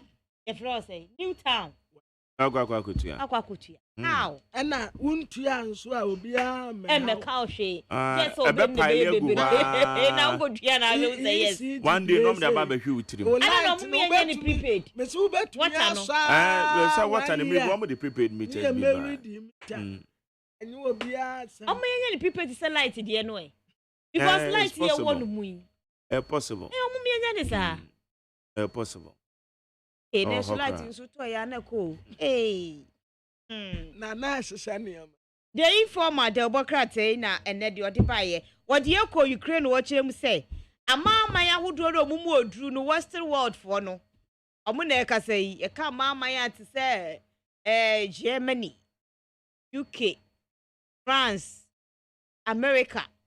Omuni amama no. Na ye no musere ye nkuro no. Se Ghana, Nigeria, South Africa, Kenya, Burundi for the omun ya omudi dia amuna dia to Russia for any say. They say sanctions band ne sanctions no. Ye ba be ye ni bebre dia momo. Eti ye ni bebre sa no mani su be hanya mo no ma ja ntokwa no. Oh, Deb asana meka no wante. Eti ene yakopon ya duma UN Security Council for be meeting. Ghana ye ka ho bi UN Security Council ye ka ho bi. Ye kwa koye meeting. Ho say ho kra no your opposition. Your opposition ye kwa koye meeting. Ye kwa inquiry we will talk. Ye be share catch power share Russia for pa. All right. Kwabna ma young share a year and round so be kaya na o twimi to say minister koka say school feeding program no. Enya dia womo ebeto aso na is on hold ene dia keka aka ho. Na Ministry of Gender, Children and Social Protection. Womo dia ho nkrata ba betu dwa nti ko page no so na yenkenkan fama yetio for quickly. A year statement womo de ababetu dwa e de fa sensem we ho. Now, when I say a press release, Ghana school feeding program is functional and not on hold. Also, the attention of the Ministry of Gender, Children and Social Protection has been drawn to some publications by Adom Online and Adom FM, indicating that the Ghana school feeding program is on hold to clear arrears. This occurred after the Minister for Sanitation and Water Resources, who is also the caretaker minister for the Gender Ministry, for the Ministry, Gender, Children and Social Protection, Honorable Cecilia Abenadapa appeared in Parliament on Wednesday, 2nd March 2022, to address parliamentary questions posed by some members of Parliament. In response to a question posed by Mr. Albert Tete Nyakote, MP for Yilo Krobo, on when the Ghana school feeding program will be extended to some selected schools in the Yilo Krobo municipality, the Honorable Minister responded that currently the expansion of the program is on hold. We are clearing all arrears of caterers and putting in place measures to ensure effective and efficient service delivery to all beneficiaries as well as caterers. We are also putting in place a management information system to enhance efficiency and effectiveness of the system. We shall surely inform the House when we are ready to expand the program to cover additional schools. The ministry was taken aback by the false reportage by these media houses indicating that the Ghana school feeding program is on hold.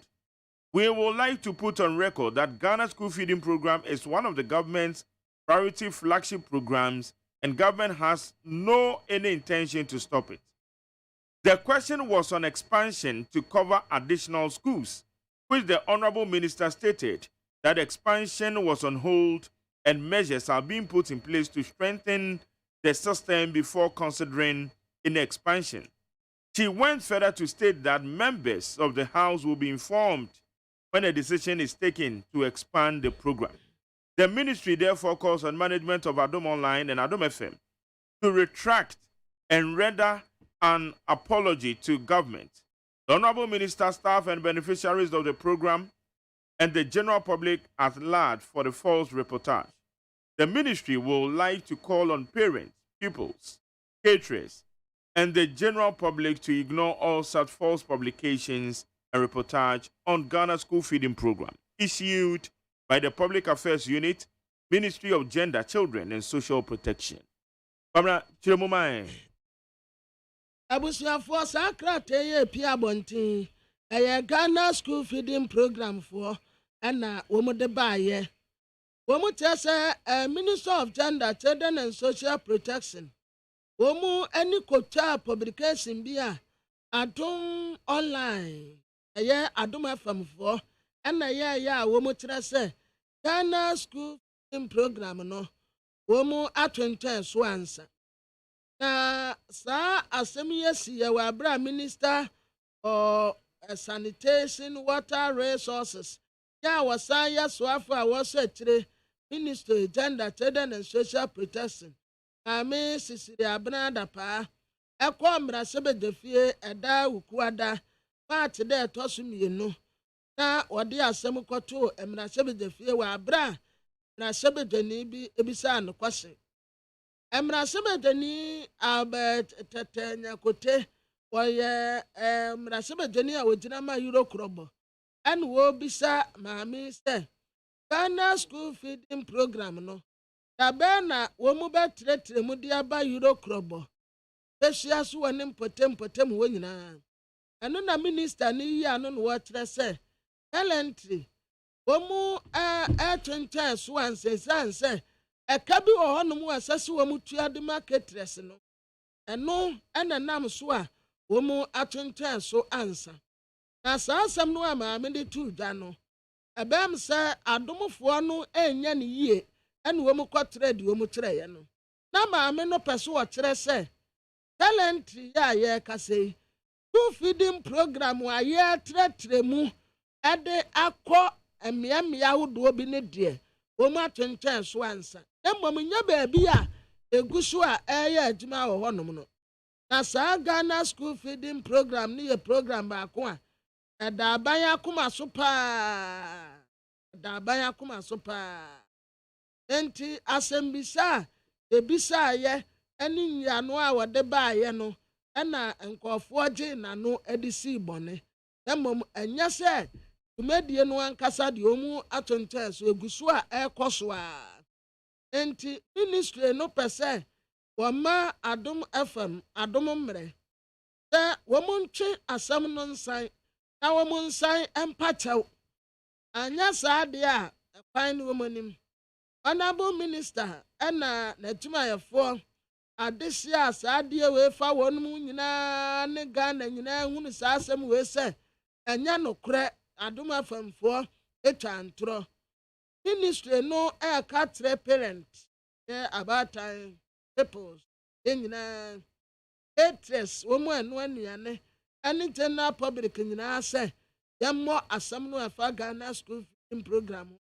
and tungu public affairs unit minister of gender children and social protection na odi asemi ebe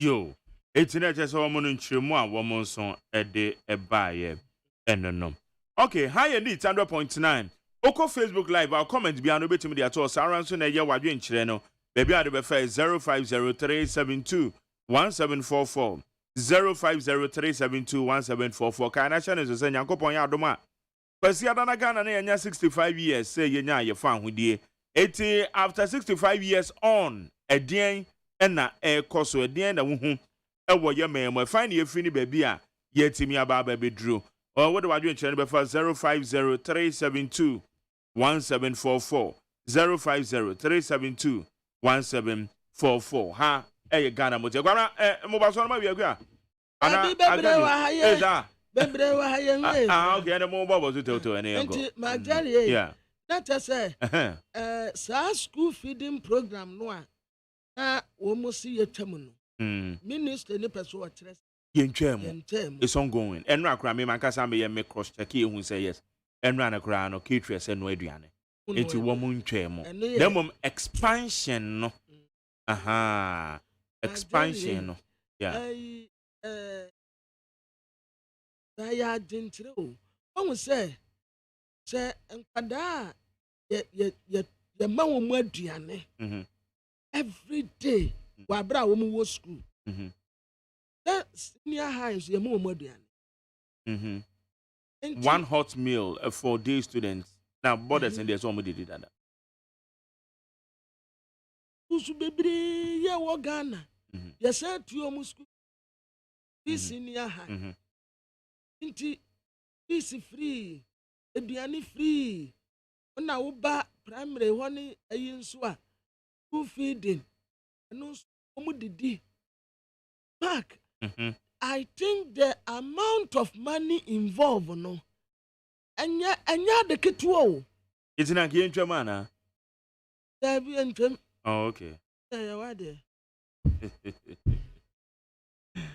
adu ko kan review kra be ka se o si But enough for more.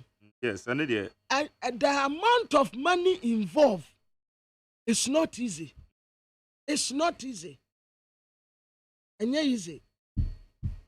And at the end, the fact, certainly in can't abide the responsibility and the social responsibility. Minim.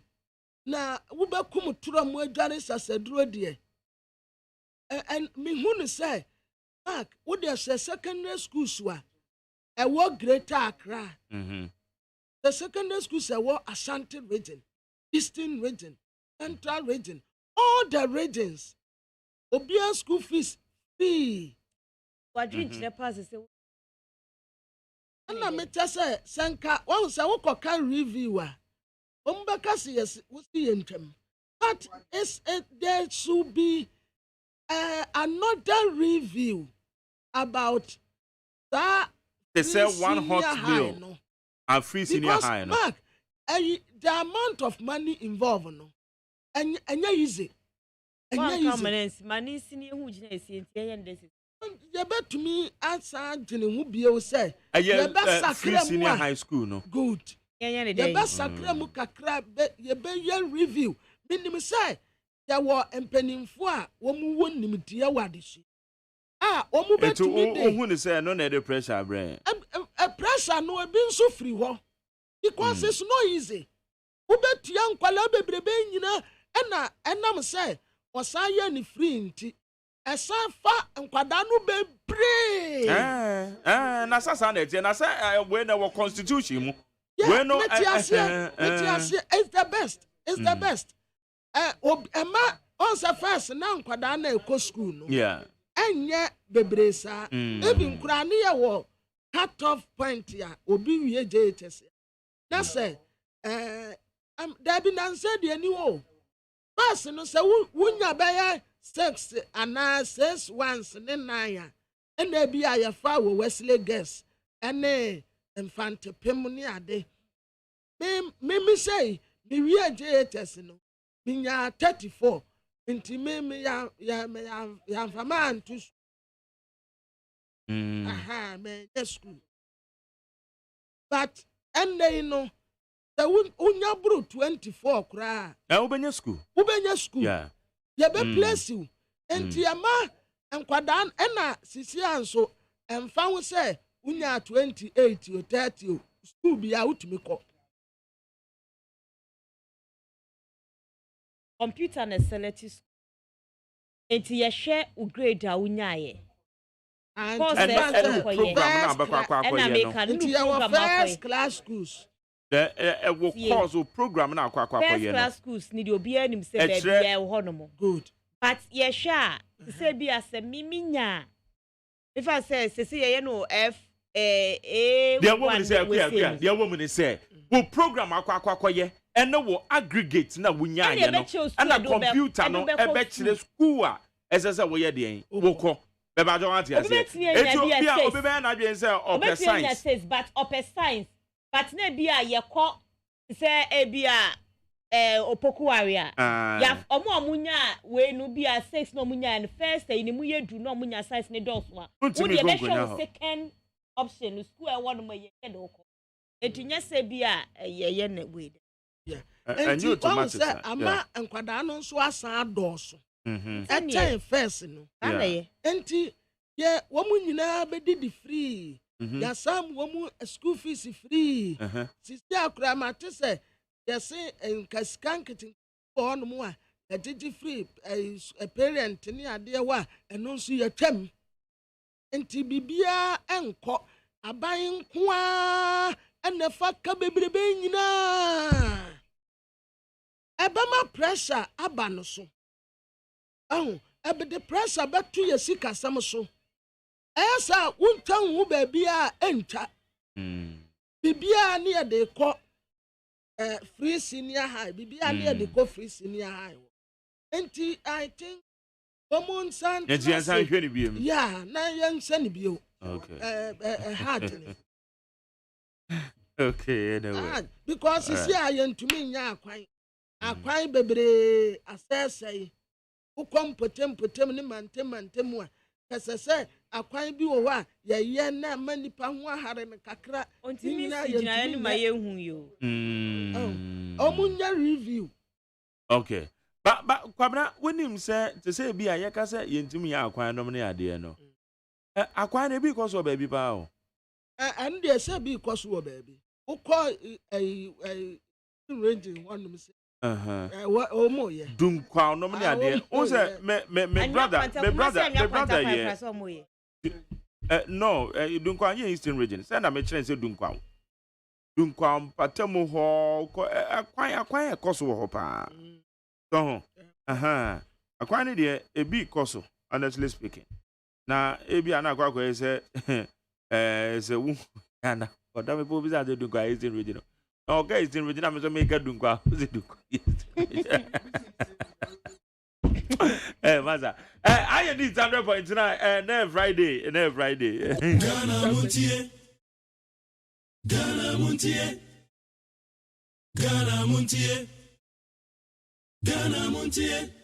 Ghana Muntie Zuni we need 100.9 for course no brand na ye go anim na ye do akwamna mo mo so na ye go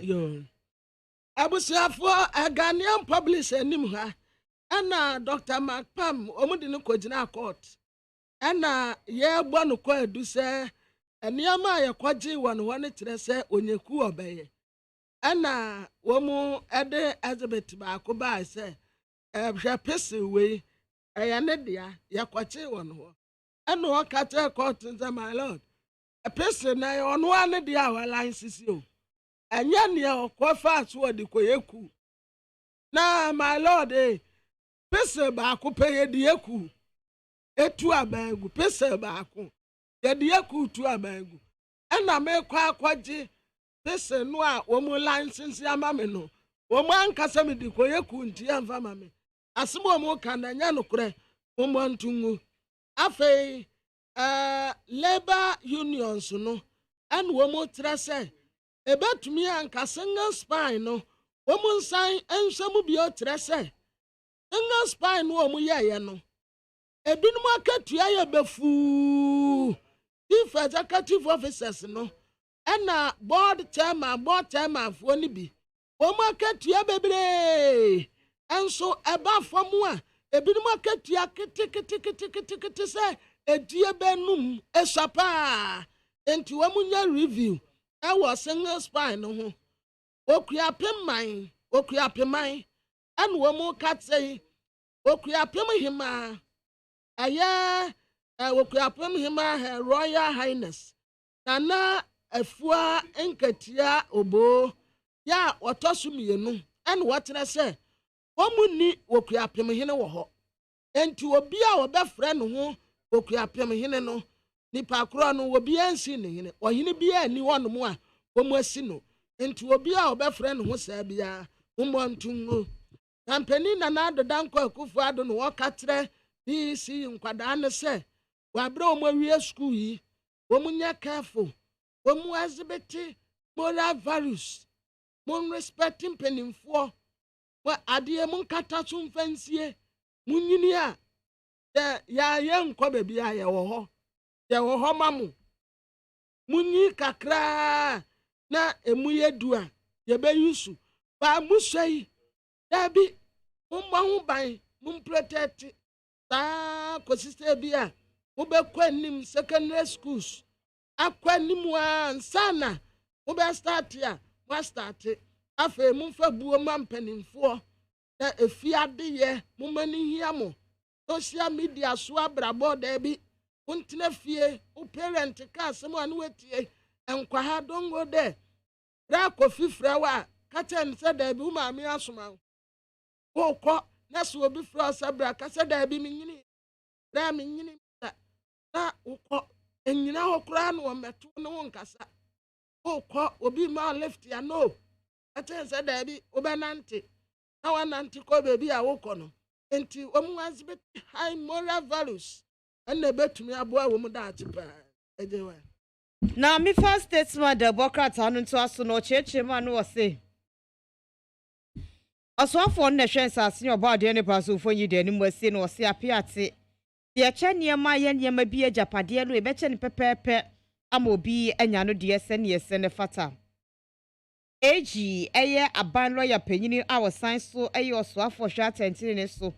Duato yoko anim sɛ nnwumaku akɛse ɔmu ntua toɔ no. Yɛma mu ntua. Assembly bɛyɛ aduonu 25. Ɔmo anya $150,000 sɛ capacity grant a ɔmo ɛde ɛba bɛyɛ adwuma statesman Democrat aro ɛde aba. Na the Herald de aba no wɔkyɛ sɛ ɔkyena ɛyɛ memende na MPP amanyɔkuo wɔn bɛto aba no na wɔn sɛ mmeammea bi wɔ hɔnom a wɔn asɛ da afa kuntun ase ato na wɔkyerɛ na ne kɛseɛ paa no ɛbɛba mmeranteɛ ne mmabunu ne bi ayɛ sɛ ɔkyena abato na ɛbɛyɛ sɛ Sodom and Gomorrah wɔn bɛma mpanimfoɔ bi adwane wɔn nan mu paa wokɔ atem wɔ daase kora chairman no wɔn hwehwɛ no wɔn hu no ɛde bɛsi no wɔn hu baabi a chairman afa nti wɔtɛ so wɔkyena abatoɔ no a MPP foɔ bɛtoɔ no abufuo ne tension paa wɔn nkɔfoɔ mu no na wɔtɛ sɛ ɛbɛyɛ blood bath wɔn de mogya bɛdware wɔn ho paa ɔfen so hene ɛna wɔn kyɛ sɛ saa asɛm wɔ da no wɔde menka ɛnɛndɛ wasan de abɛ na wasan de MPA foɔ aba ɛna wɔkyɛ sɛ finance ɛna energy ministries wɔn gu so di nkitaho sɛdeɛ ɛbɛyɛ to a ɛdeda dafa ngo soɔ no wɔn bɛtumi eyi efiri so a ɛbɛma petroboɔ no aba fam kakra akademiafoɔ nso yɛkyerɛ so wɔn fɔlo victim ɛwɔ kasa a wɔn ntumi nkasa a yɛgyae abɛn yi a yɛabɔ no pampɛs a yɛgyegye ne soɔ no mpanimfoɔ a sɛ so wɔn kasa wɔ kurom ha ɛde kyerɛ abɛn yi sɛ yɛsɛ wokɔto sɛ wo nua bɛɛ saasa bɔne a na waka kyerɛ ne sɛ fowei asa a wosa ne nyɛ o ɛnkasa titi bi bɔ enipa bɛka no kora ka kyerɛ abɛn yi sɛ aban baabi a wobu man yi kɔ yi deɛ ɛnkɔ yie no obiara te hɔ nom aka na no atom na sɛbi pani tena fie ma mmɔfra we nanka yɛkan nankarefoɔ a yɛbɛka awo afrɛ bi na searchlight Democrat ano sɛ wokɔ university ɛyɛ Ghana Telecom University no a ɛsesa deɛ a ɛhɔ no mu asi asɔ no nyansɛm ketewa kora trouble pani kɔhwɛ ɛfa ɛyɛ internal auditor ne appointment no ɛho na apiate nneɛma aban so ɔbɛkyekyɛ ɛde ama ɔmo ɛbrɛ a yɛsi dan no ɔde ho nsɛm nyinaa aba ɛwɔ the searchlight Democrat ano na adiamede toa so ɛyɛ Democrat a yɛfrɛ ne sɛ the insight asa na yarega ɛna wɔsue wɔkyerɛ sɛ petrol bu akɔsoro paa te sɛ ne kaase wɔyɛ dɛ koretie wɔntumi nti ne kaase no petrol bu na akɔsoro akɔ ɛha adwene paa Pabnama yankwa amba no so na apiate Honorable Mavis Nkansa Boadu oyemrahye bedwani afija secretary East now ye deputy Roads and Highway Minister ye no ni nkomo ebra okokobie ekwan no anodema eye apiate fo ye ekwan ko eye bogo so ade kopiem wo ayamfuri enia esi wo hono Honorable nano pay mo achi ade bandit 100.9 so Medase yo na anope bibia boko de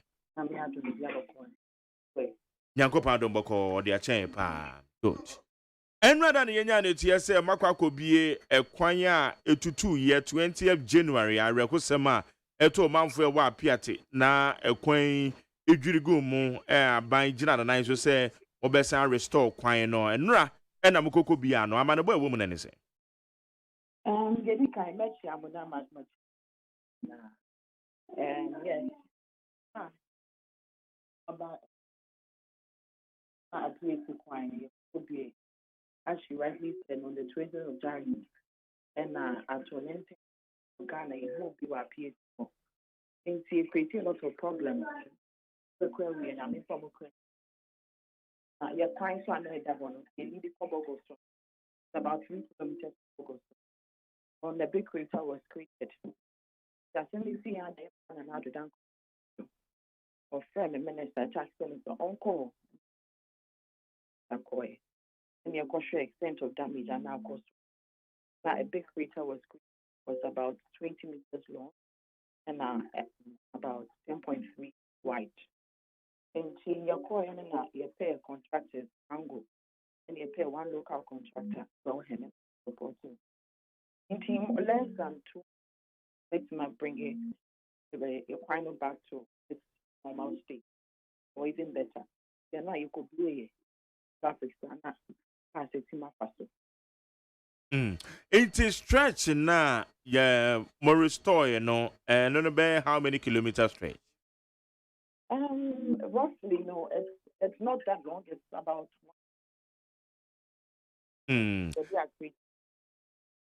Oh, okay, good. Inti, maybe I too much say no meaning. Say one more year is quite no the dad anymore. Na ye maintaining an answer and sacra ye be eba home. Oh, sacra be eba. Ebia make. Yes, the crash works and I'm drainage, very drainage, and I'll kind accident. The creative bypass, and I can't say to my force. They say I close the back bypass now. Okay. It might be a tomb. HSS say the cancer faso. A human in our woman year. Ammonia is about 75% complete. As I was saying, I can't a few big ramps that get the best shovel and drain wakes, but if the investment say a quantity cabbage my blocking us or more for a client. So anything could be true, but it will not cost any and find out. Iti ya can say no kroma woma omokwa wenye hia mo no me ade mo restore ye kwan sen na etie ebra wo call ho kokotwa ceremonial tape na no yeah for many omo kan for aban omo kan the dan ko for so within the short which my story would nama among it's not many Japan and it's for you. You're sure some more journalists in the world too. You can attest to what you're saying. Okay, good. Na ankwa base ebia other parts na when be affect ya no adwuma no stretch the call ho say ankwa base ebia de si ye no e sheki ema eye other parts na ye hu say ebia main kro no ya affected and no say ye bibi de fa ho. We did an initial assessment before we decided to work on that stretch. So all those things were taken into consideration. In particular, other sides wasn't affected. They had to us, but the assessment, the only side they be create and get some. But the focus was there. Oh, okay, good. Iti kakra na aka no enya de ombechere wo ho be ye 15% na eso mu wie enya de ombechere a contractor no was no. I'm saying about 2 they should be done on my pack your money my correct. Na NCC we cost you saying so far we cannot put an amount when said the BRB before over around one of the journalists asked question. We are still putting the and check. We'll put every information out there in terms of the costing. Oh, okay, good. Now where the why Deputy Roads and Highway Minister and bisa so far Ghana ya kwan no so no they say major construction ekos wa ya kwan so no etesen ekosen as we said, last year was last year the road. We share accounting. I think under yet upon another it's unprecedented. And see, you soon, yes, the contractors maybe they offer a craft and this industry. The major of the trunk roads are Ghana want to utilize them. And see, contractors that were around. I'm sure so will be. Okay. Just say bibia ekoso kama efa ya kwan ho. Okay. Ye de yakopon asem. Ye de maseso se nra mutumi ko bia no edema akroma no. Na wonya ebre ene eye residents ne bi edinkuta ho ana ebre akọ ho no. No, yes, a few of them, but I won't go. Even not some construction.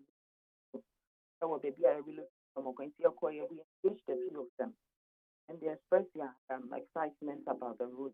And maybe our government not so much. I am. Okay. Yeah, can ya kwan hu nsemi de ene nkrata no nso e de aba pa fa ye obi chebi interchange se adwuma no e koso pa ye nyina so yetwam a ye hu eye de koso wo ho se sei de a ye hu se adwuma no koso ntentem na che se enchere afiwe ye betimi awie.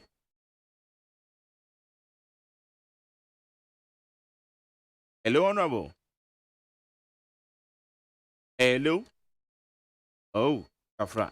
Honorable Mavis and Council Buadu, or your Deputy Roads and Highway Minister. Now, ordinary unity command them say, Nahomano at Yatum. In the fire, you'll be chibi. Unzadewa, and then crowd and Dona can you'll be chibi interchange. You know, graphic affair, then in him home, campaign, said the human cost. You know, say you who say that they are air cost, just say, and the ATB na few everybody in the HN was saying, so you bet me we any trade out to let us say BBI to me, I just come out home. Why? Yani a Deputy Roads and Highway Minister Nana Edin Common. How you need 100 points in a Jumedi, I was going to see a friend of Ghana Muntie. Ghana Muntie. Ghana Muntie. Ghana Muntie. Ghana Muntie.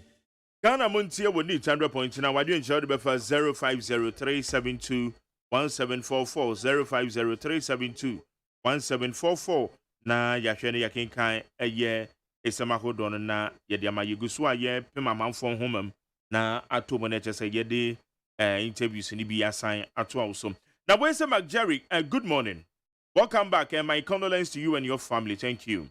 Also, I want to thank MPP delegates of Okaikwe South constituency for the peaceful internal elections conducted yesterday. Kwajo Trumpet, tasty aspect fast food, bubu anshe, and Hodia Bay. Say Ochia Maxwell, and Otia Kenten, constituency organizer. Yadawa say, and Wodia Bam. Sule Sunani KTK. Also, the PNDC has been in power for 27 bad years. More than any political party in Ghana. But out of the 27 years in governance, no single social intervention had been implemented to help reduce hardship in the country. But they always talk about hardship. Just 5 years in opposition, and they are crying like the world is coming to an end. I will commend the current MPP government led by His Excellency President Nana Dankwa Akufo-Addo. Where Sule Sunyani KTK. We say Ghanaians will always be more beneficial about the goodwill from our President Nana Dankwa Akufo-Addo. When e-levy comes through, we will never forget about the free SHS, one village, one dam, one district, one factory. So Ghanaians, we should know that Ghana is still moving forward, and this has shown how the President and his good ministers are seriously working to help build the nation. Also, Ignatius Mafuwa Ericus and him fiapre and him fee anymore. Teacher, could you edit to your Madenta say, I say happy Independence Day to ourselves, but we have to change our attitude in Ghana so that Mother Ghana will work again as the way that we want it. Ghanaians, Ghana cannot be handled back to NDC. Yeah, we can only prosper if the 8-year cycle is broken, like what our God-sent president was saying, and it is a fact. Because the NDC party in opposition don't have anything better to offer us. Wait, teacher, could you about the say? We say hello, good morning, McJerry. Nanado Dankwa Akufo-Addo. Now, you've seen that it is not easy. Boys are suffering. And I said we have the men, but it's not true. So Ferrata alone is the MPP member who can handle the finance ministry. James said if we New York and Odia Bay. Pretty ready if you have one coach region. No, say yes. Nanado, we have trusted you. That is why we gave you the power. We can't go back to JDM. We say the abnormal high prices on some food items and some services supplied and sometimes created by some of our own greedy traders and service providers, Boateng or the Denmark. Thank you, Boateng. We say where you find yourself right now is not by mistake. It is part of God's master plan, and you are fearfully and wonderfully created to do bigger things. Do not underestimate your capabilities. Shalom. Thank you. And also message. We say good morning, Mark Jerry. I say, look, we know where you belong to. However, where you sit, you need to be neutral. Pabnamavo cannot sit there and be working with the NDC. Finance Minister is there for what? Where does he want him to go? Why shouldn't Kwabnamavu himself sack him?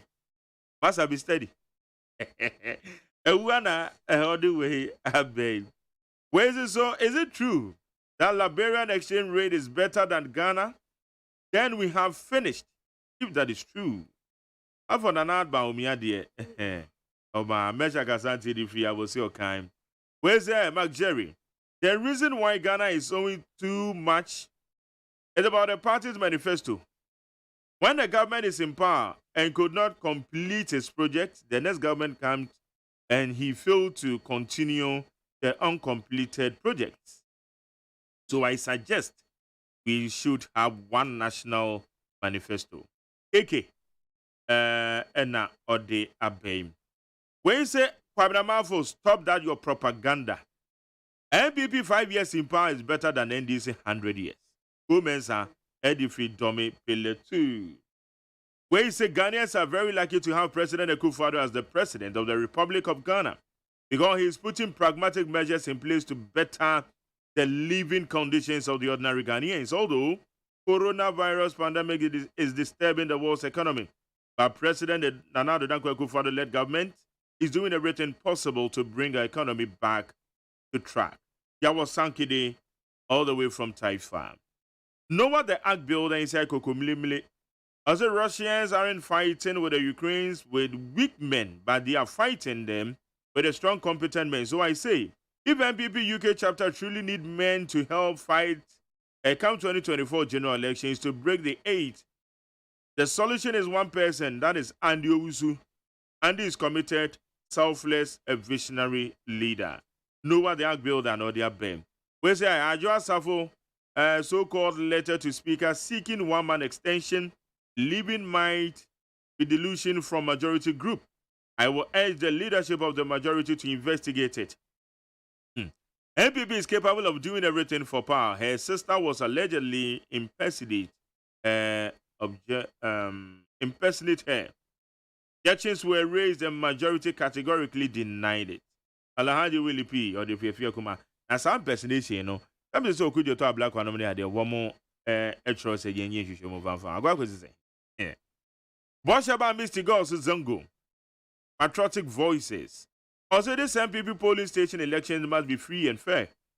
So the election committee must stand firm so that the peace will be prevailed because we want to break the 8 regards to Ethiopia Kwesi Mensah Duku retired Ashanti Regional Police Commander. And it's the winning team. Boshaba, yeah, that's him. When you say hello, Ghana, especially Ashanti region, please know that before the end of 2024, you will buy a liter of petrol for 15 Ghana cities. So don't cry. Just pay up. They didn't Finland, you they what they out to Finland now, what they organ. What for the video plan station say, Russia and Ukraine, we need peace. So greetings to JFK and Honorable Moses about. When you say the president says we should exercise patience, he should also stop traveling with the chartered flights. Where is Simon Azalako and Odia Bay. Agonaba MP from Kasua Adam Nana. Also, Ghanaians are not blind, not seeing the good work of the MPP government led by competent President Nana Addo Akufo-Addo. Is the only backing dog that will not see anything beautiful. My regards to Honorable Mavis Sawakumsen, the 2024 MPP candidate, incoming chairman of the Central Region, Honorable Abraham Juma Udum. Agonaba, it has said. OPK, all the free, Ayago also patriotic voices. Also, Mahama said some time ago that NDC were born out of revolution and violence in 2024 will be do or die.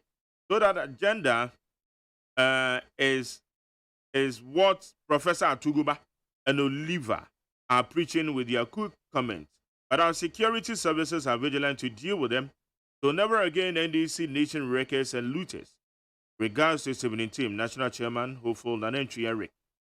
MPP have original secretary, hopeful. May I say? I did 100.9. Kwabra for name a year queer Jawako de and a boame. Delba Grata Musa. Kwabra, Tomina, Yemfebi, and to us so. You move with him. I was here for the background time a day bay. Ghanaian Times. Ghanaian Times, it's Radia, do my way crowd or said I am a special edition. Yeah, we are a 10 thing. What's I amendment than the question that's one. 65th Independence Day celebration. Baby, I'm crying in a decor. Cape Coast, Cape Coast Sports Stadium, no. War a quarter quanos. And Womubaya says, one more so. And a Busuan dwarfs, a depende, a decay. And one venomous vipers, Duffy Bubem. Womubesia kind, I will the Baka Tate the Mua.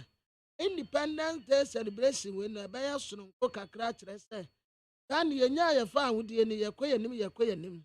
But where the Tossum Ediasian num 65 years, ya dear dear papa. Bia, a radede ababe drone, Sankra, Fiticana, Mampenia, Woody Kai, woman, a preje found at the Mayane, and the abro of fish, and the sir, a radadum yabedru baby I drew. Into Independence Day celebration, a Cape Coast and a Castan Becoso. Other regions in us will be a bayani dear, regions will be a yanny dear, come. Pane Cassia Panua Mampeni, and then a bedi chireba. No, aye, dear Becoso, I will Ugua, Cape Coast, after as after a bedi chire.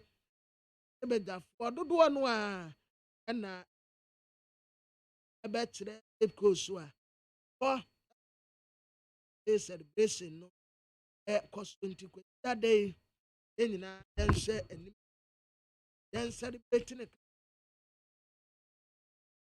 Now, to make there be a course, and in a Ocasa, yeah.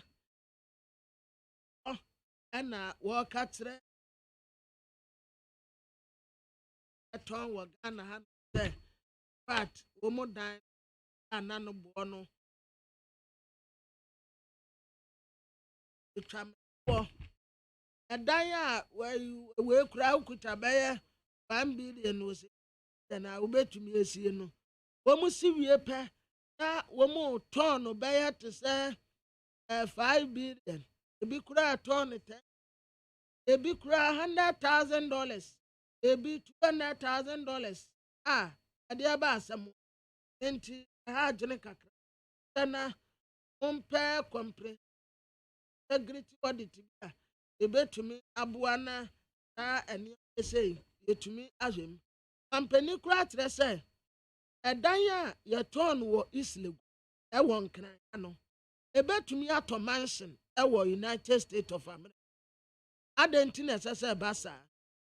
One name Ghana Chamber of Construction Industry for and a Yankee town dear with Jubilee House and or dear Semia too.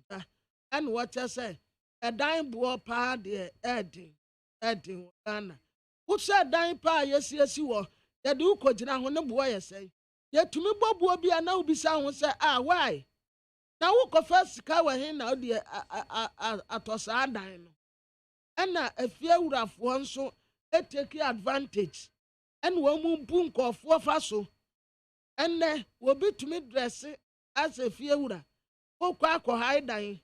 Who bet yes, come and I bet over Koyasin, if I crown in yan what you. If you would uncast any. Now, one more thing called Fosika. If you no more problems, baby, one chance of the here one say, Baba Daisika.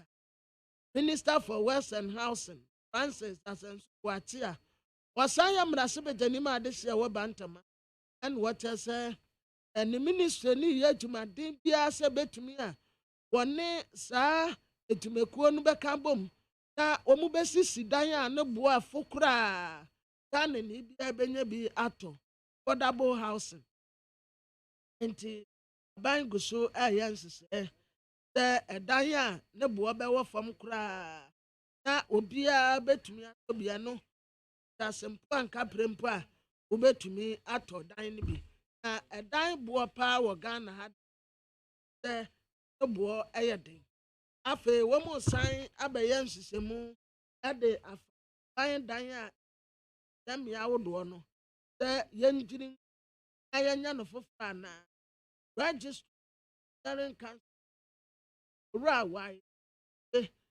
okas otase wo mu behia be 100,000 wo mu dia ye wodete wo mbakwa akose crystal broadcast e wo su kan na ho den enyini nsifo wo mbasa akọ Jubilee house wo mu kọ Jubilee house bebi amampe ya no wo mbɛyɛ assessment abobɔ awɛ sɛ dan enyini ntum danse na elementals the same thing national theatre apartment fences hospital blocks a wo nyina yɛ kɔ check ni nyina yɛ earthquake prone area no yɛ bɛgyere gu yɛ san okay wo mo ka meda se manya kwa amane so na kwabena said the kwasi ada Nyankopon ya adoma Ghana yenya 65 years na 65 years on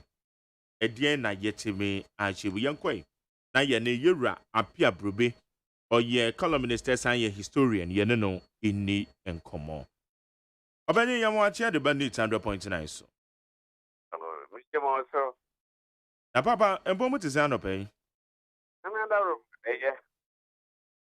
ye de Nyankopon ase anope de ye friend na yebisa se Ghana yamme ya adoma kwasi ada ene da ponda ye nyina ye ka ye ho mfirisia no aduosia enum echi efan na efri ene baabi a nyamedi ababedro yo me Dr. Kwame Kuma asan ni meja independence no enwadi ma obo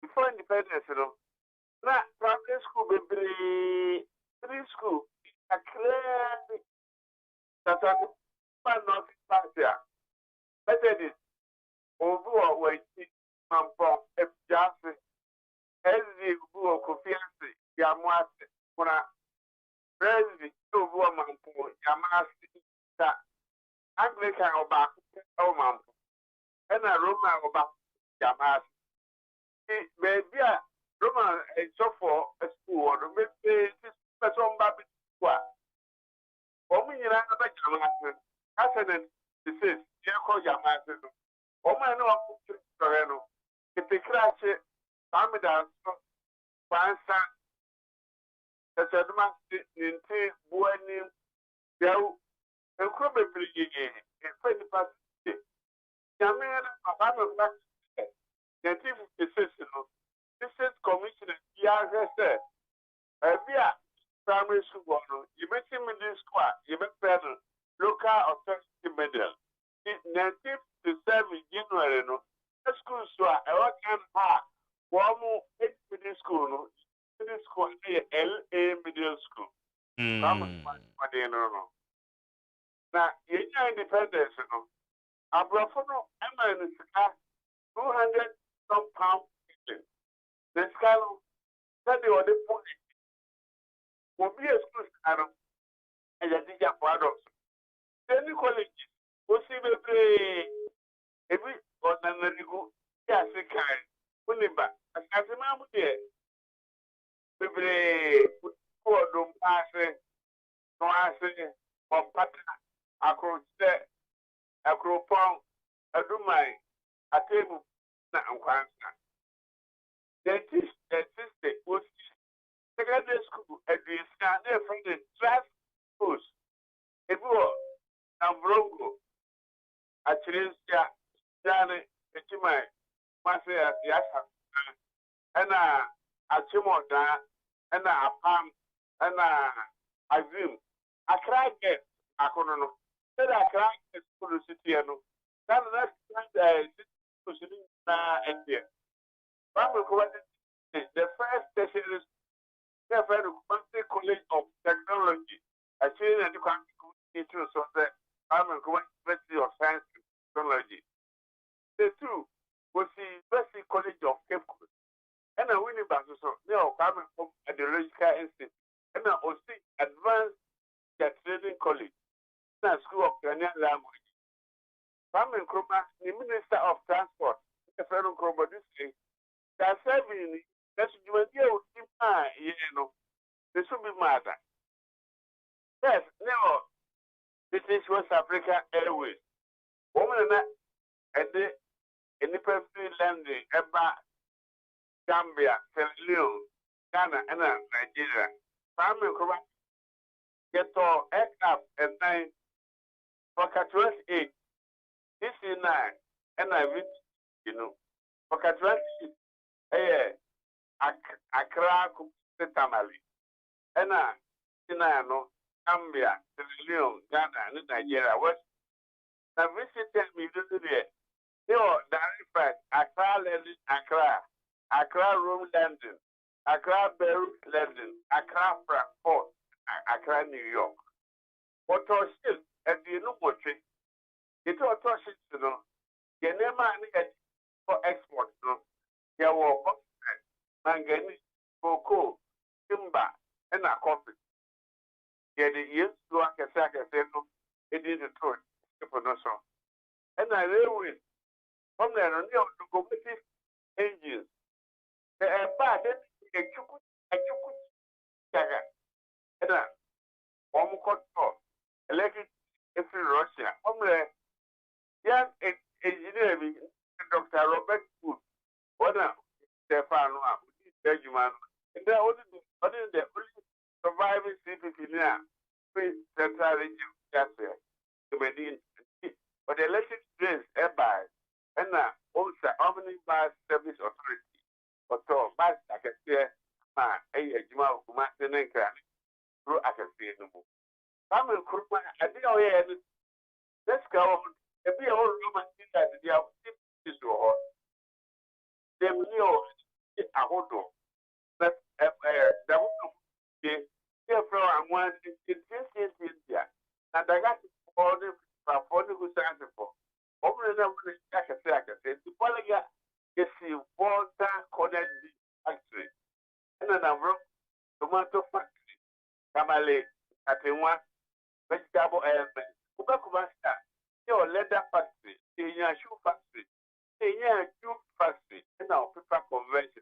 Look at the matches, look at Siama, coconut oil, and our cost is there, one satire. I say, yes, number of food, they don't know, so they can't know who you're going to know. Yama, the fact and producer, in your size, papa. Abropun eno omunto uba dia game cadere from Iraq Makotika Celery Bottle Beta Machine now Kotema Iraq Feed Dog Steel Iraq Electronic Tayaka Casanuma Radio and Iraq Refrigerated Domestic and Iraq Commander Sugar Factory, and as I'm a cool, the more and then I started company, corporation, which is spouse at Diana. GNTC. Yes, GNTC. As well as what it said. The name for a slap on time. Who could say a slap? Who was at the man, at the man for a slap, who bought a guy a slap? Because I'm a cook today. For me, it's limited. And I see the difference between maybe I did get a cook. You went to board, that's why I didn't have this.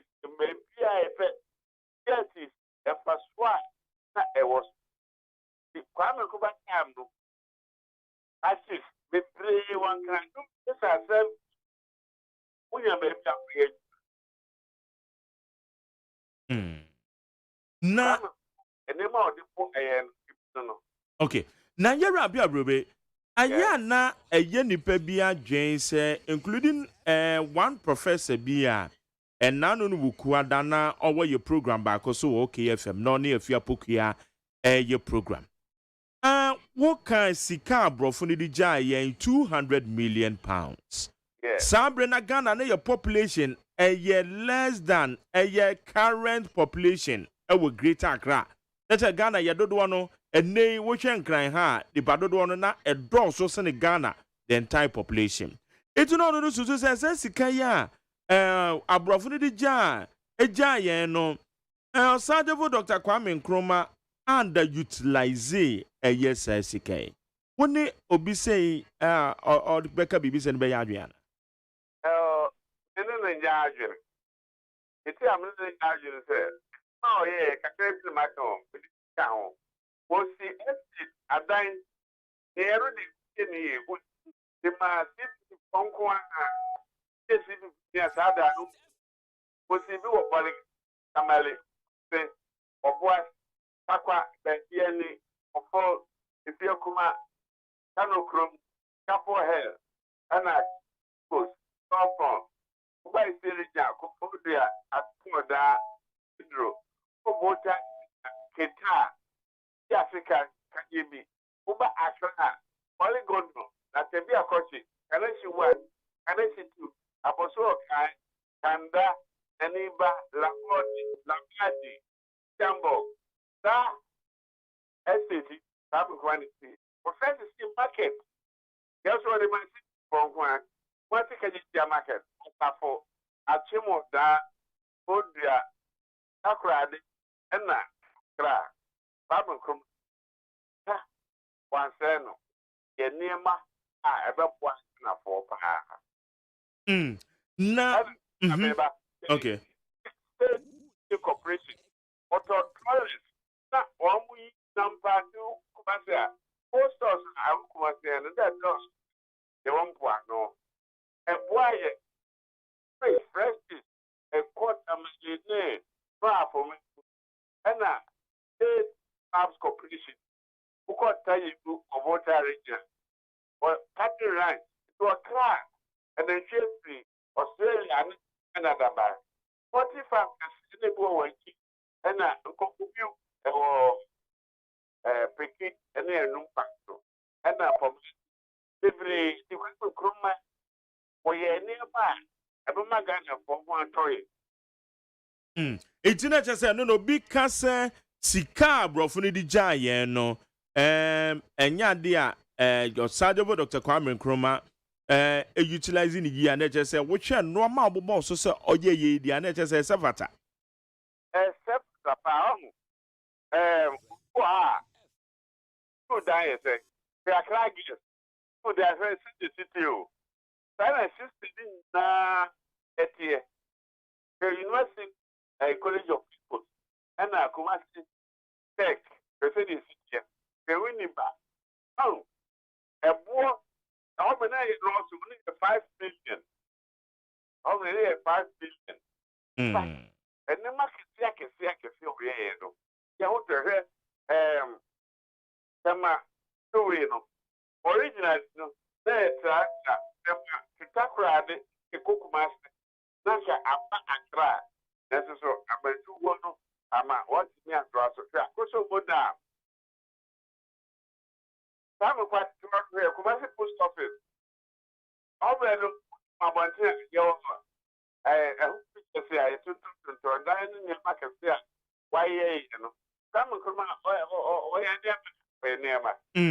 now, Yansha a year the fight for independence. Say Yabeka Yahua a year since 1874, a year Bruni. Ebeka say obe declare a Gold Coast as a crown colony.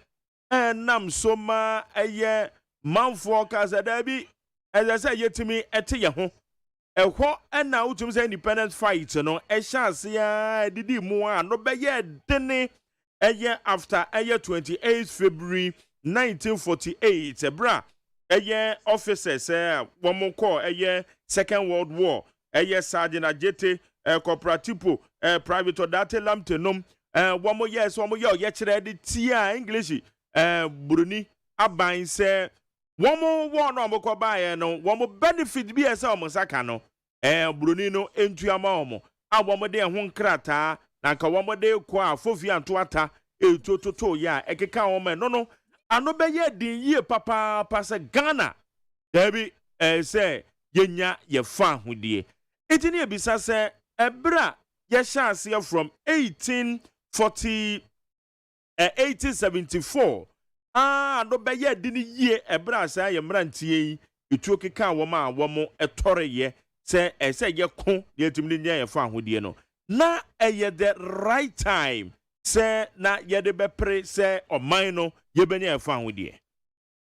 Maame kiro yes no na ahemfo na ayɛ wɔn kɔduru wɔn area asante manye anwura ɔhene biara kɔsie mu adaka biara kɔ area na brɔfo 1915 na the first legislative council wɔte ɔde 20 no free colony kasa colony maybe na brɔfo control account from the central region to the region and Gas State, Krobo State, and Most State, colony no, corner we in 20. 1955, and what they 10 can or 10 free Eastern region, Aquamu, Achim, and Aquam. And 1946, and Alambans was Jomshuri and State and 9 Emma Asa. It is 1947, and Ghana, David Akuti, local youth convention, and I can for taxpayer situation, and I'll come back for honor and the kids with the war.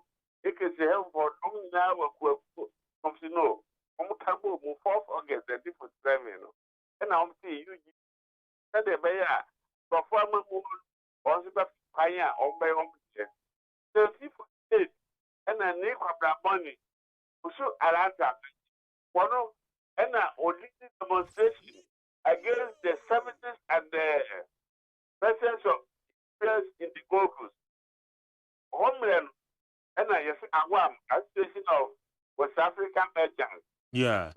One more free India, Lebanon, Lebanese and Syrian for and Atlanta. Woman and self demonstration on here, who are profanity almost only of 8 SAFAO, SCOA, 2TC, and the count. So we are near Multi Committee, Commission. I could see actually, I'm saying, none woman need permanent or that. I saw your for the next Dr. Papa from that almost the normal ATI and I'll go for investing coming from also South African movement is no account. One way a conference to you or for Casa the double or the solidarity by Road back as I said. About it, when focus now, but you know, party, and ordinary buy. The ordinary buyer, background would just got 250 West African pounds, Canadian. Now you didn't know Gambia, the Leo, Canada, Nigeria, if it was African pounds. Simon Kruma said, demonstration after actually nipper age, yeah, open for a yes, now, actually, like I said, Jabba, yes, you want to school for only a demonstration. Emma, I brought to school. You tell to school no more, so I brought control. The bars are Emma, Quacken Crumba, partiality, and you investigation. your findings were signed 17 financial in your money. And worship plan, Martin Luther, and Henry Cornelson, for your money. Remember, who should professor if you one is right. Now, I'm was to know of several answers to go on. And I got an accolade or 3 years ever first to school. And I could see plan or the first head master. You come and come back at the catcher about about 40 and now you was self-government within the shortest possible time. Not self-government now. You are by all the hot snackers. You know when you're educated for the party, a CP convention party. And now, Republic here, as Tanzania, as Shanty Youth Association, the ball no can put question and also net or buy it. And also back to the Ghana party or launch for the quiet. In 1955, the first assembly elections, there are 2 years to go. It's the free in you. Ubasha, let's see to James here. Follow the echo of good tower. And secretary, I come and Fabre, Pitosu, Achuma, Paul, John Bate, and Adansi, Amakwaka, Nakrobot, a juicy baby, a Kokumawu. Now call Transvoter, that's there. 2 years to name, you know, or that most city, back with the GK a woman, and about AY, and now call a chamber moi. Give me down quiet with a Koreata. A color the body, we need 54. Now about to pro air basket. They are not any 40 party, not any people's party. Or maybe Marco, Umrebo, and remember, Peter Dam. Nancy, like I said for the net also. SZ Jumbo, Yatu Kalio, Abai Pacabo, and a BK Adama, a lawyer, A. Brahma, who had a woman. And our bass at the Mamo Santi and not Prempe, as my favorite the second, and the Cham in it. How for say Yakutu, but in National Liberation Movement, yeah. NLM. Yes. Jack, Pijamasi, a man who was Jack. Also, what all a family member. One crown the contest, the word street, when I tell, say, Naples, or Lucy. It is the corner. Justice Valet, Dr. Pakachi, say, all the expenses. Colors on, maybe I can't. Then try the West for my own. And I put up Gas State, Crobo State, and Angra for my own. And I transport that trust territory for the whole education, for the northern part of Buta region, Savannah, and North East, from all 16.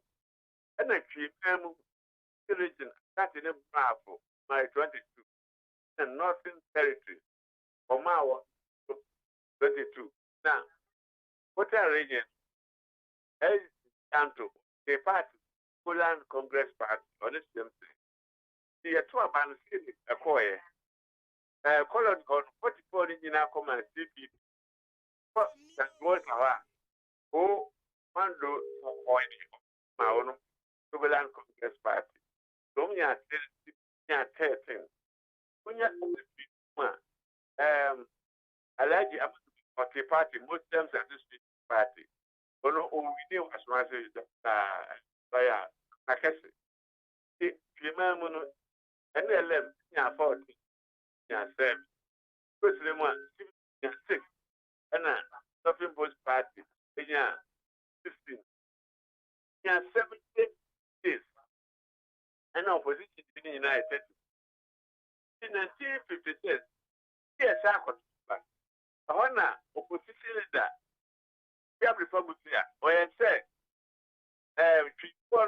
say simple no ebe to ho every gokos the home na from mate before ate me ho the call Elizabeth ho e ko to nim one preso it is Alan Legal Fight Secretary of State we can you come just no that you pray with the other crop no ritual on him say one more emptiness to the one preso family and in my papa and no gokos and you know in a stream cocoa coffee gold diamond what's the agent pineapple if there was no mumulem what's them that the gokos no bolly no me a straw hat straw bag that a bro more pass for the pan then my bro the potato Daniel man now also and cat here and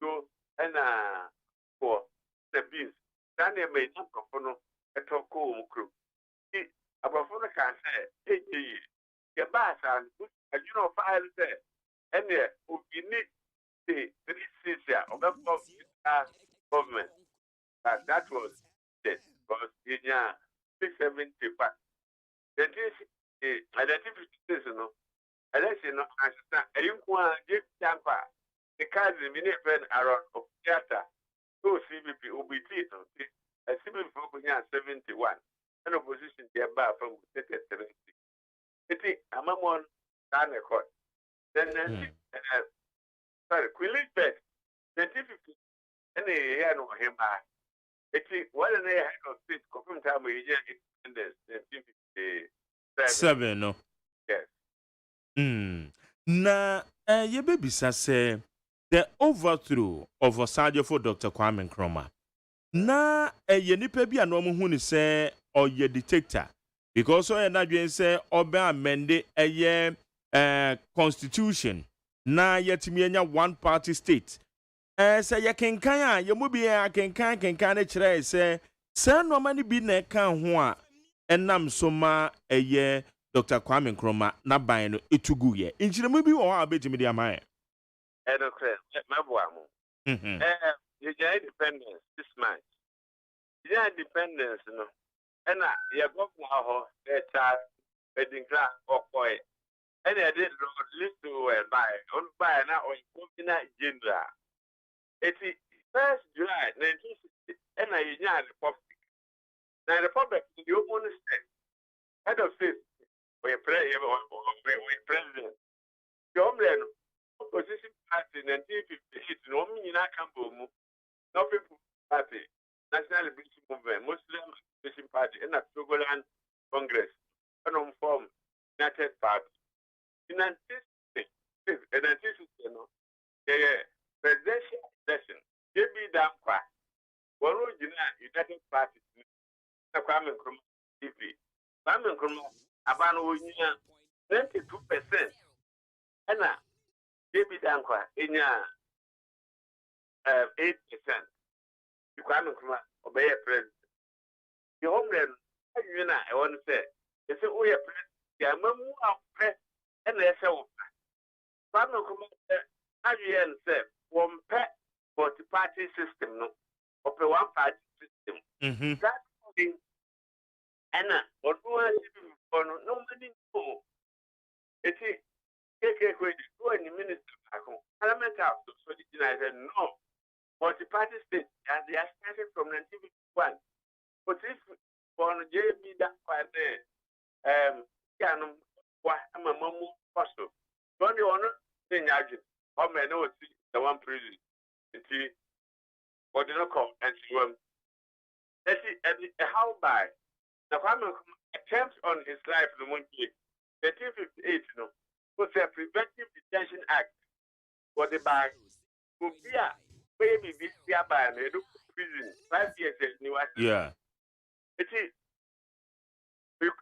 how many Jamasi in near Tunuso.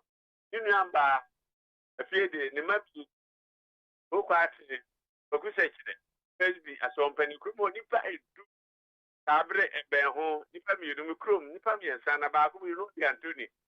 So if you're from Oman, Bakuni, some father snack, Apano the tower or the share or run share na betting. And then a long place or would a moon where said or head one go. Come to baby or Yabba. See, before I call, seven president, one man, one party, against support, no.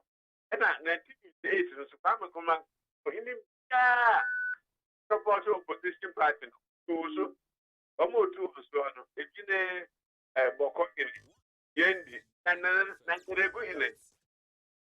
Now, we are the woman about me, nothing to party now. Then say, don't be so at the Rosso, never see. Then this is the 8. Bomia, give you the 2 nanos. You back, you mamma. Waiting in it to the man for him, going in room, Yamma, what offense to them, Mamponte, just so far dance, Santiago, probably number I have. If it's so in it. Now call to do me, and you go, oh, I'm doing the whole way, no, against this. All for some people. I am for a bit, it's gone, so if you super and some prison her. And a house or a man, yeah, was no. The difference is no. Now, position episode, whom you are almost chimney. See, did I think of your troopers? Put that house, right? Don't you know, but not chibi, Dr. Kwame. So, what prospection can be Jaguar? Yeah, but there no. I was in the name, and it. Domina, to almost call Parliament.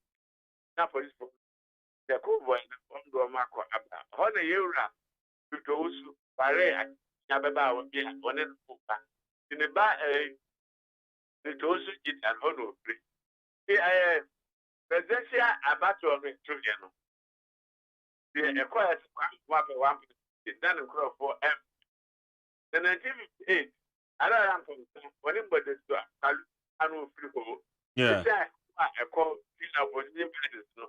One room after our uncle, I'm a Cromani, I'm constant.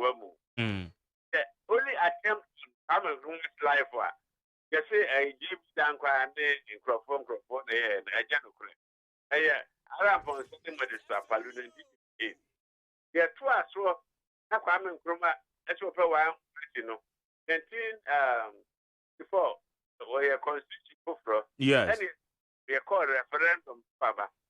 You talk about yes, we need. There's a year to one party. Who by say, Oko Parliament, yeah. He said, CVP, if you sit on there, those in the and they will move to it. I want to open the honor, even before no. I'm a Kroma, Umpesho Econo. The first attempt on his life, I see before anything. What's what? But this is one guy, I don't know. The IT, why don't I have a commissioner of police? But no man, yeah, object now of last after. Can you review a point out old Senate? Now, Batty is pushing back what I'm at the way. Now, can we just send it to you? I'm a grand guy, telephone I got it. Okay, one I said, who shall come for the book of the fact. Some of all the ask them to lose. Some will soon know. Now I'm at where don't question for me as a team. Now a message I'm granted for self Dagatia. Anyway, the security for day, it's on noise. Have had a crack at it. Now, Moja is an every Dagata. And I'm here, I went to a boot. I'm a what ready. But Drew, do for it. One to two, and you know, the maybe one thing, they will say opposite to an eye of Africa motor. US for that. Anymore, also promote you, I cannot. And then maybe by a come to come as a pepper. And I know one day electricity. Emma, Ekuno. The only share near my microphone. On share the power would. No many 110 votes. No, yes. Some of us speak back as an. For so mana, what don't know if it's one Casacra. I didn't see no go, also, almost every year. And I school nearby, I could almost see no count the different house, no, sir. From requirement from the hand grenade, Asian bomb. Some of one board one, 2 years, and a blast stage, a track what I'm saying, the football coming from. For far car of Massey Airport, imagine of far break from Massey Airport, the call Accra. The Bassan, this, for any the minister. Na obebe bisa say why all these attempts say na yedi bekuni? Hey, one by this city or they ban. Or they ban, And on now one petty attempt on the side apart from first one. They're banning one a year. That's why no. That's why I'm going to Sports Stadium. And now one bunk will be passed. A table, and you go, Madam Tula, and Sabia Creek. Some quarter bomb and walk out of stadium. The Madam Tula, and I know petrol. Maybe I won't be on there. To Yanko. Go pay your boss, so Yera bia brebe na chese ono ane nkrofo na ye ne sa a pa that seem for NAS yeah and I was sorry now I go press and what is that from it is am yet you say yeah kwa me kuma paso to be able to start to no go yes I go from far away that the fact you don't go by and the other no say or say civil ministers I go and grab here we are done for ball from no once this I say uncle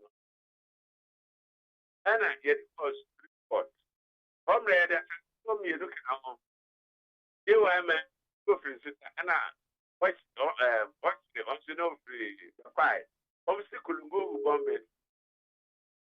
Get one more ministers and sound court. Domreno, Justice Van Lett, the Kufado, and Justice Ever, Sir Kukumasa. Omudia seven, ruling about sir. And Ocrat said, ministers no bomb, pa, don't go come and come. That's so. Apart from the helms, I was one there. Indeed, I'm right out on them. Any Jawon. Jawon. Now, I'm not going to have it if I don't know. I know ye. And there's me I know the not what they are. Not what they are. That day we was saying, no. And a man, what would you come and come up and go? Now, it is a question. Homeland Nigeria, President, or Chrome, so agreed road, put you know so, but I am dislipping, Abrano, and Sabra, not coming to so. Certain nations, a man as Sam, so great be doer. How many vice president? Go back on what in a in a way back. Come on, Henry, and I, Pambo, and Rush.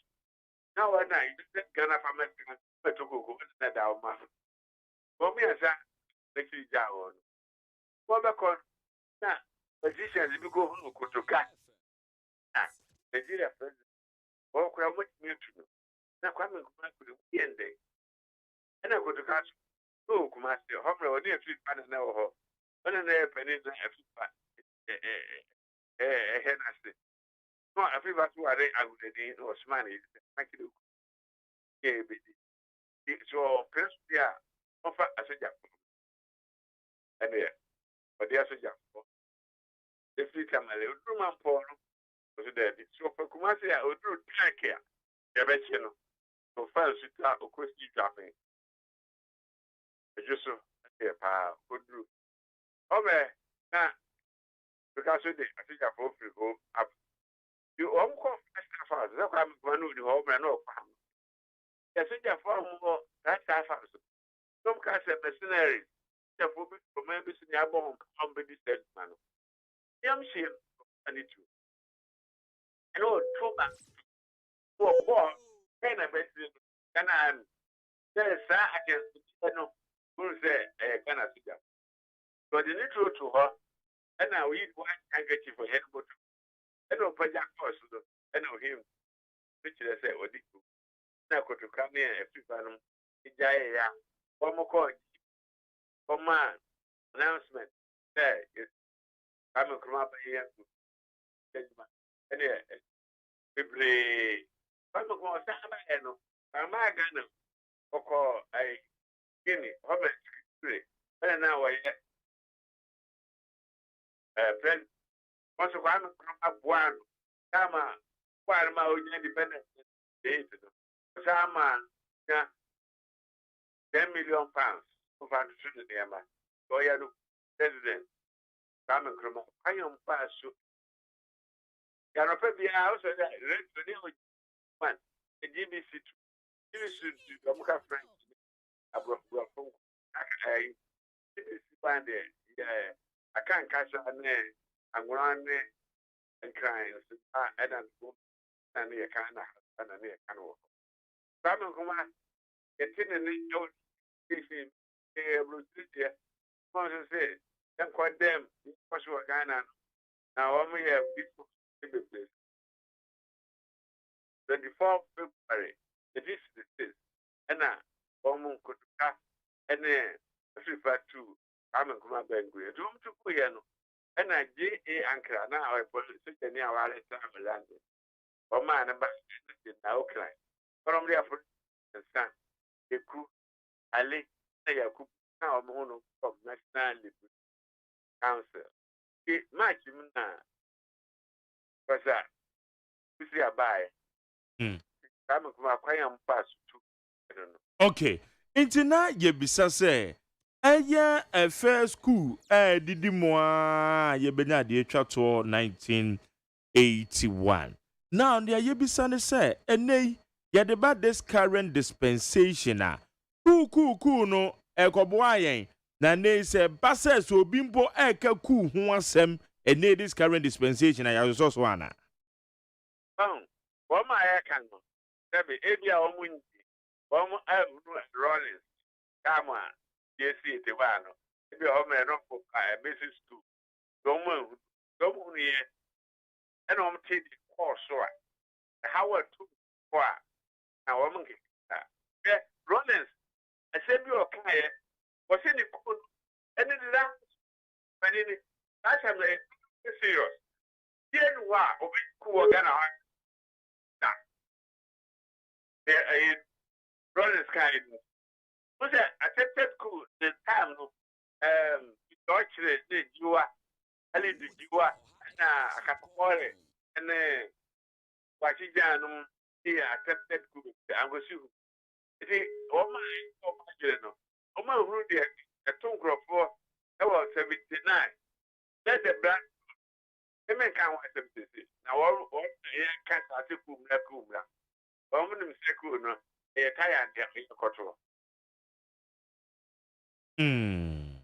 Okay. Inti yebisa say ebra ye wom baby a ye free wabro so ye pa ba be si ebra ye wom ya chi wi bi yana. First Republic. This is square no. Rollins. Do ya buy no. I don't so can ya or call you in town. Come on, Rollins. Come on, Rollins. This is where I was, Yano. Not what is veterinary. I'll buy a place. Rollins, your quiet. Yano, that's you over in the transiting. But president is there. Civilian are buying. Now, Sir Rollins, yeah.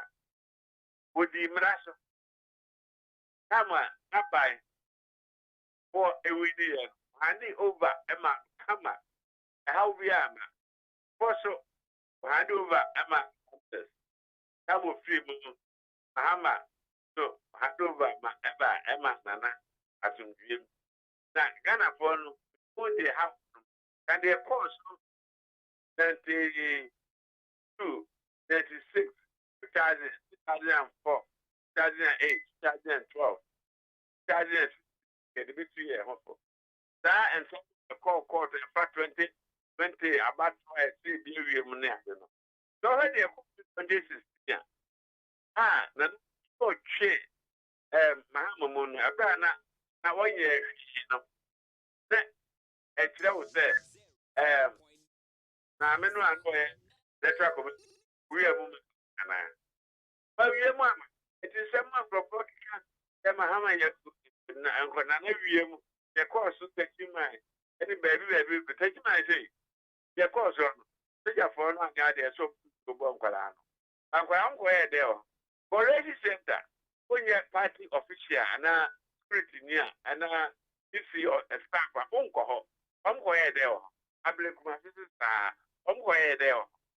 Oh, yeah, party officials to be. But I know I'm not for one. No more amount to get but to the many who be the Howard to yes, about 20. It's an alcohol for the oil and when you come, piano. Better 2024. Martin and Bebo, my sick boy, here, Yakum, the Omian and Bebo, the baby a prayer. Put to my or Fata, open. Yai, you say a big no. Okay. Now, Obi just said Professor Atuguba, na ne sama na oka a futuo na no de ma etitiru aban a wo mo so yi se won be ye no ma bi yie na kwankɔfa ayeku bi ama enipa bi ka se wanka se yie na wode toto ɛyɛ abrante we ya ɛyɛ baka Oliver ono ne de ɔkɔtworo ye ɛde to na abɛfo ntentan homa so no wie ye no san tworo de to aso se useless army wode toto ho a ɛno no ɛyɛ yie sa yes, the professor can say, no good for the number of yeah, Kashamaya, the Montun China party. I put to I think what Magana for them. It is so called to accept one elite China, one alcohol did. That's it. Papa, I've been of better. That you kind of answer here. Okay. Ye rapia brobe. Ye dance any a bra when ya ma ye pa na wodi ewura abakwasem ni ye. Ye se edu amanfo so ane aka ya anom. We de wodi ewura mu ye papa. Nyankopon hira o. Amen. Ene kakra ne yetimi ehye. TV for the family. Oh, TV show. Ai ti wo mu gusu ye nhihye. Mate. Ye dance pa. The family ameko. Yo, ye dance Nyankopon hira o. My dear, no, you know say. Ekoyi papa. What can I just what can man su ye pa? I wish pa. Okay. Jane a historian, a columnist, abakwasam de or the ewuram ye. The other kind of menu me no. Be did say wo ebiane and wo woman ya woman so no more. Na yanum de the aken kind do na no and na yede a yasem no so dear. But chile ye do in near who and the awaken kind of will be in so. Edia my high neat 100.9 Jumedi, your friend Ghana Muntie. When him say Ghana after 65 years, it was saying.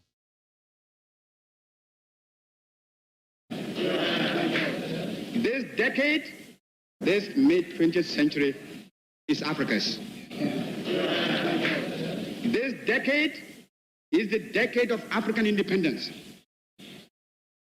Forward then to independence. To independence now. Tomorrow, the United States of Africa.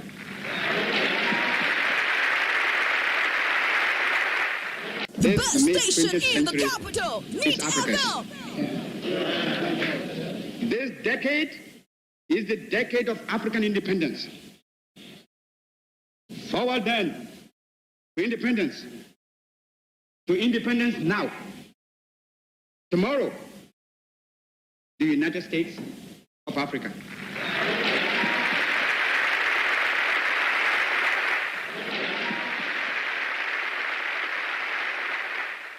Ghana Muntie, Ghana Muntie, Ghana Muntie, Ghana Muntie.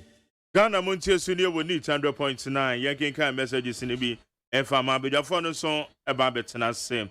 Ewaham, yen share your messages in the B. After 65 years on saying Enahun Ghana. Positive change at the free Medina. Also, by the time Kufuor was leaving office in 2008, Ghana was so broke that he had to sell Ghana Telecom to Vodafone before he could pay public workers' salaries. The story is not different from what Kufuor is doing today. Regards to Honorable Elvis Efri Yankra. Thank you. Well, it's a good morning, Mark Jerry. My name is Ebenezer from Kwabena, Walder Junction. Also, Mr. President, we can't be patient while you are flying luxurious jets in your travels.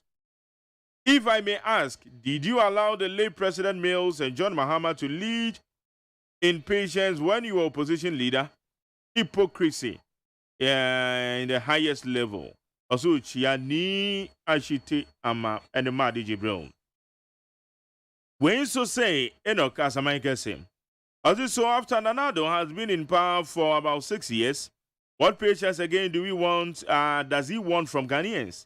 If Nanado hasn't come to power, like he couldn't have known his worth, unprecedented failure. When you lie to the people for power, this is how you will get the disgrace. Osama DJ Bro, Uchiao. Well, it's a good morning, Mark Jerry. Hope all of you are doing well. Yes, by his grace. It's about the school feeding program. The MPP government must blame itself about where we find ourselves now. Because of politics, they don't listen to advice. Ask the panelists who will be in the studio today whether review still means cancellation. We a camp action for change. Asham and Zeno. All right. Musa about 23 commands saying, also LPG prices are also breaking the 8. What have we done wrong to deserve this unethical and wicked increments on everything basic need virtually every day? Nowadays, you go to market, goods and services are being radically increased like we don't have leaders in this country. Togo is producing oil and in lower quantity, while Ghana is producing in large quantities. But the fuel and LPG is relatively cheaper than Ghana. Why? Did I say? Nana Kuyama about the Fablekuma Central, aka E-Levy. Also, good morning, MJ. The president has said it all. Rome wasn't built in a day. Ghana's economy saw a massive growth from 2017 to 2019 until COVID struck. So we all have to help resuscitate the economy. The president is doing his best. Where Nana Kuyama about the Fablekuma Central, aka E-Levy. Where say, please educate me. It seems the whole Africa, Ghana, Egypt, and Nigeria are the only countries that you can get what you want if only you get the money. But with the French countries, it is not easy. Ray, Ena, Ode, Abba. Your boy, if you're my your was any baby, I'm later, my teacher could you to about the task at Tepen in Suso. I have another youth organizer hopeful. MPP is the best party to govern Ghana, and NDC is opposition in opposition is also best for Ghana. Let's Ghanaians keep both parties where they are for the next 30 years, and Ghana will become one of the greatest countries in the world. Greetings to Odenoho Kweku Apia. Well, so good morning, champion McJerry. We thank God that we're able to go about doing our work without any security threat. People who think like the NDC always complain that things are tough in this country, but they have just bought a new car and building new houses. Let's be grateful to God for giving us Nanado in this COVID time. If it were to be suddenly, prices would have skyrocketed, and this never again. Enrique say, odio. We see no amount of propaganda can bring NDC back to power because the eyes of the Ghanaians are widely open from your Frimpong MPP coordinator Agona Nye Chrome. And come up first if you are Chima Yiribi inside Achimbi and Nip. Also, let's continue use the 65th independence celebration promote massive development done by this government. Ghana still beyond aid, great work done. Honorable Kojo Ponkroma and Paula Samuel of Achimansa district. My regards to Anyasu to MPP polling station, Paul Kwabena, Amani coming chairman, Eastern Regional Reverend Upokwe Champon coming organizer. Thank you. When you say if the MPP government led by Nana Akufo-Addo is now asking us to be patient with him, what prevented him from asking us to be patient with His Excellency John Dramani Mahama? This is what happens when you lie your way to power. Nanado, no deceit top. Kwabena Mafo has said it all. Some more bands or the free a year and year chrome. Gonna. When you say McJerry, these insensitive and corrupt MPP administration are not tolerant at all and want silence dissenting voices. In the year 2000, I heard a popular KB on radio universe saying, if Kufuor does not win power, they turn into rebel and go to the bush. But nobody arrested him. Alai Baba or the free Medina. Mustafa Lower Menya Krobom. I said the government must start listening to sense, economic sense, and stop the arrogance and mismanaging our beloved country. Ghanaians are really suffering as a result of increment in fuel prices and the depreciation of the city. Things are not adding up. 1D1 of Yamutu, 1V, 1D Yamutu, 1D, 1W. I don't know. Yamutu, plenty of food and jobs, Yamutu, school feeding program, Yamutu, new curriculum without textbooks. Mustafa Lower Menya Krobo. Where's a happy independence, Ghana? Hopefully, we get something we can boast of on our 70th birthday. But still then, Honorable from Medina. When so see I'm money fit tired if you are Michael saying. Also, Honorable Adjoa Safo can go and stay there forever. We don't care because I don't blame her. I blame the MPP leaders in regards to Chairman Makiba, as Michael saying. In Shamba now, concerned Nana Baumi and MPP government are really fixing the country, and we need to applaud them for their good work done so far. I will always say MPP is the only solution for we, the Ghana people of Ghana. Let us trust the process. Long live Commander Nana Lloyd. We see if you can't be a nice pencil to write someone's happiness, try to be a nice eraser to clean someone's sadness. Ghana month. Eat Ghana, wear Ghana, and drink Ghana. Motivated by Emiliata, gospel musician made in Ghana ambassador. Hello to people of Gomoa in crime. And Yao Takwa, aka Chairman 1. Yayi Kaswa, we Intazone Kaswa Ubom Road, Intazone community. We say good morning, MJ. I've been listening to Kwabena Mafo from Monday till today, Friday, as a regular listener. What Kwabena Mafo must know is that he's not in the NDC headquarters, and he's at the NET FM, despite media. So he must choose his words well. Hey, yeah, the free Amsterdam. We say Africa the required so as if Maxam Company have breached the regulation 6 as agreed on with the Ministry of Lands on the unfortunate incident happened in Bogoso Apiati in the Western region. Then I think the Ministry of Lands should see to it that the company and other corporates involved in the catastrophe face the law. Regards to Justin Fripon Kudia, incoming MPP General Secretary Africa, and Odiabai. Mr. Kadifin Samum Adwejiri. Also, the incompetent and treacherous insensitive Nana-led government should stop the lamentations and solve the unprecedented hardship Ghanaians are going through. This government has borrowed recklessly and has nothing to show. The prices of goods and services are skyrocketing. The educational system is crumbling. Ghana is in a reverse gear and center cannot hold. Drop the obnoxious levy. We are a mystic wonder in Saumadu Echiri. Where's the Jerry? I tell you guys, the production team isn't helping Kwabena Mafo. He has every right to share his opinion on issues, but must try to remain neutral, rather than seemingly expressing a critic's opinion at all times. His mention of roads being constructed, he only mentioned the Eastern. Why? Because it's the region of His Excellency Akufo-Addo. Even when you were putting him on track, criticizing the free SHS, He was just expressing the same view as John Mahama. His views are always so glaring where he belongs, and I think it's bad certain to review the newspapers. He mentioned affordable houses that has been left to rot. He found it convenient to mention Sagleme, forgetting Kufuor's affordable houses that John Mahama and the late Professor Mills left untouched all their 8 years. Stop the partisan analysis, or better still, join the NDC media station Onel Amponsa or the Free Amsterdam. We say, hey, also, hey, Nibi. We say, I've been following a historical discussion about the Ghana's political and economic development. The speaker has been virtually fair in his account. Nkrumah was very charismatic, visionary, and extremely kind.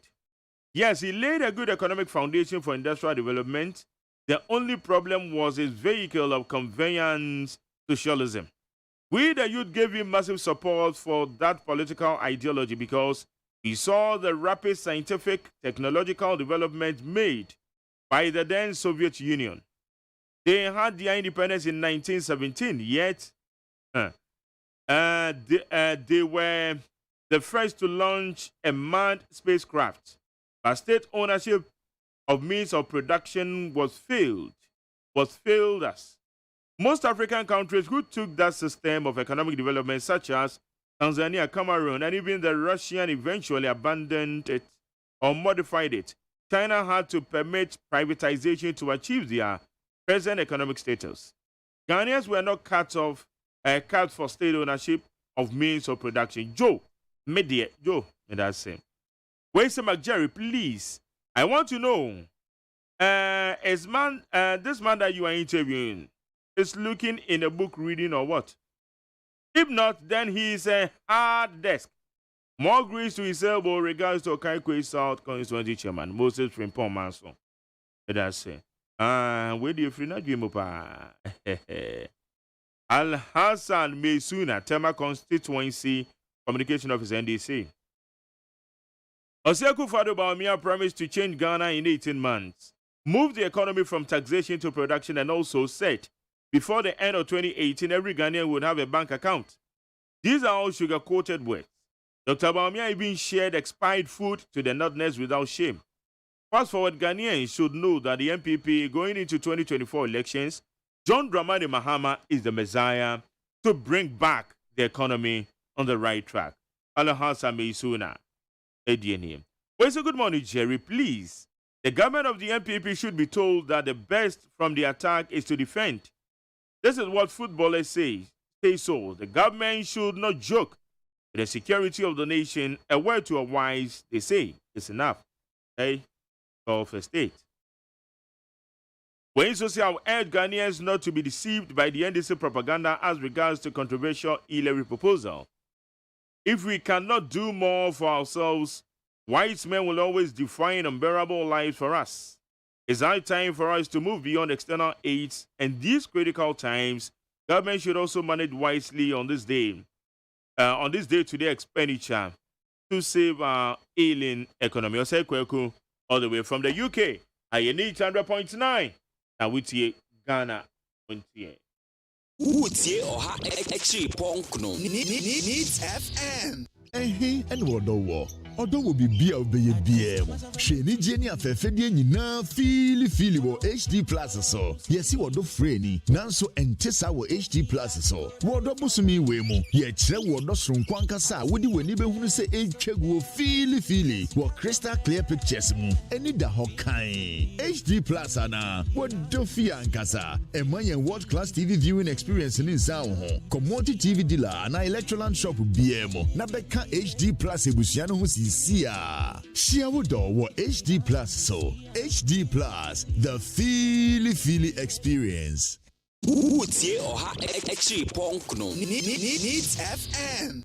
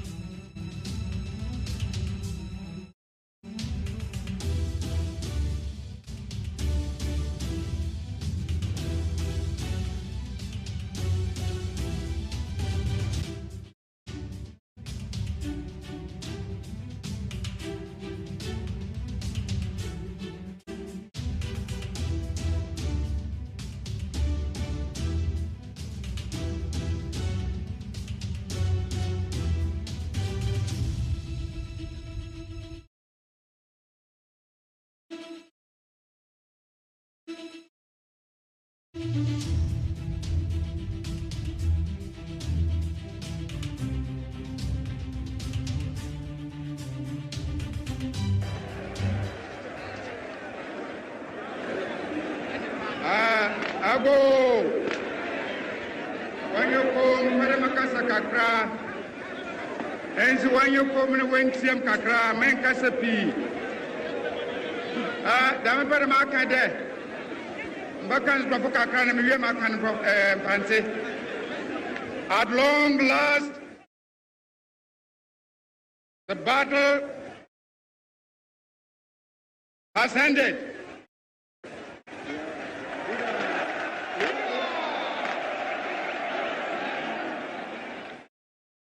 And thus, Ghana, your beloved country, is free forever.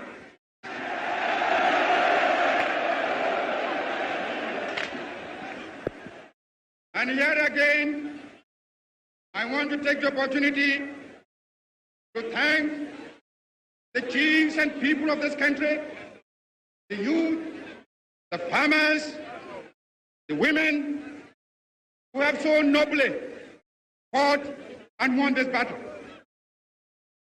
Also, I want to thank the valiant ex-servicemen who have so cooperated with me in this mighty task of freeing our country from foreign rule and imperialism. And as I pointed out at our party conference at Sorbonne, I made it quite clear that from now on today, we must change our attitudes, our minds. We must realize that from now on, we are no more a colonial, but a free and independent people.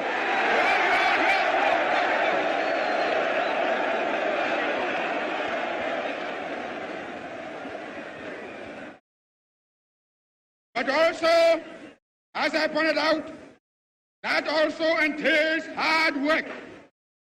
I am depending upon the millions of the country, the chiefs and people, to help me to reshape the destiny of this country. We are prepared to build it up and make it a nation that will be respected by every other nation in the world.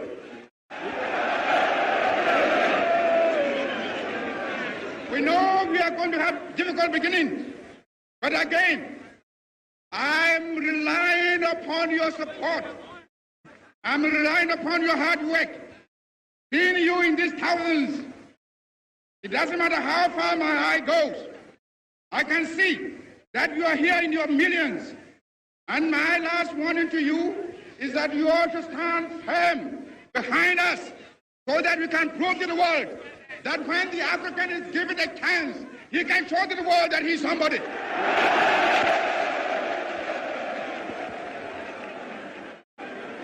We are waking. We shall no more go back to sleep anymore. Today, from now on, there is a new African in the world.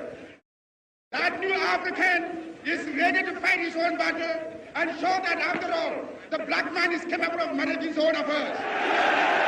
We are going to demonstrate to the world, to the other nations, young as we are, that we are prepared to lay our own foundation. As I said in the assembly just minutes ago, I made it point that we are going to see that we create our own African personality and identity. It's the only way in which we can show the world that we are ready for our own battle. But today, may I call upon you all that at this great day, let us all remember that nothing in the world can be done unless it has the purported support of God. We have done the battle, and we again rededicate ourselves not only in the struggle to emancipate other territories in Africa. Our independence is meaningless unless it is linked up with the total liberation of the African continent.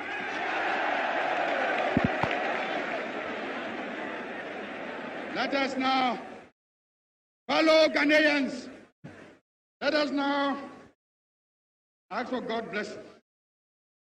And for only 2 seconds, in your thousands and millions, I want to ask you to pause only for 1 minute and give thanks to Almighty God for having led us through obstacles, difficulties, imprisonments, hardship and suffering to have brought us to the end of our struggle today. 1 minute silence.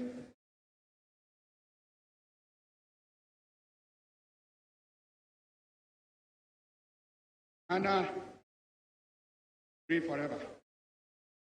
And here, I will ask the band to play the Ghana national anthem.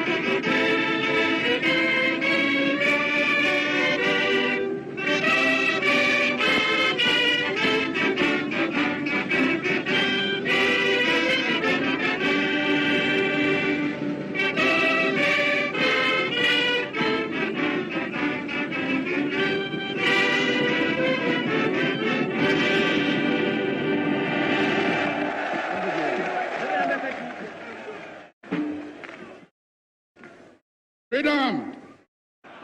Freedom! Freedom!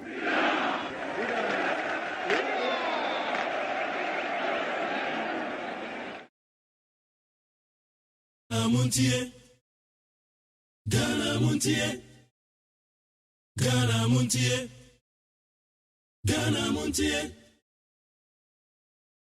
Ghana Muntie, Ghana Muntie, na mansanya so adawro kofiaman homene so ejiji tonton sansan ewo neat 100.9 FM.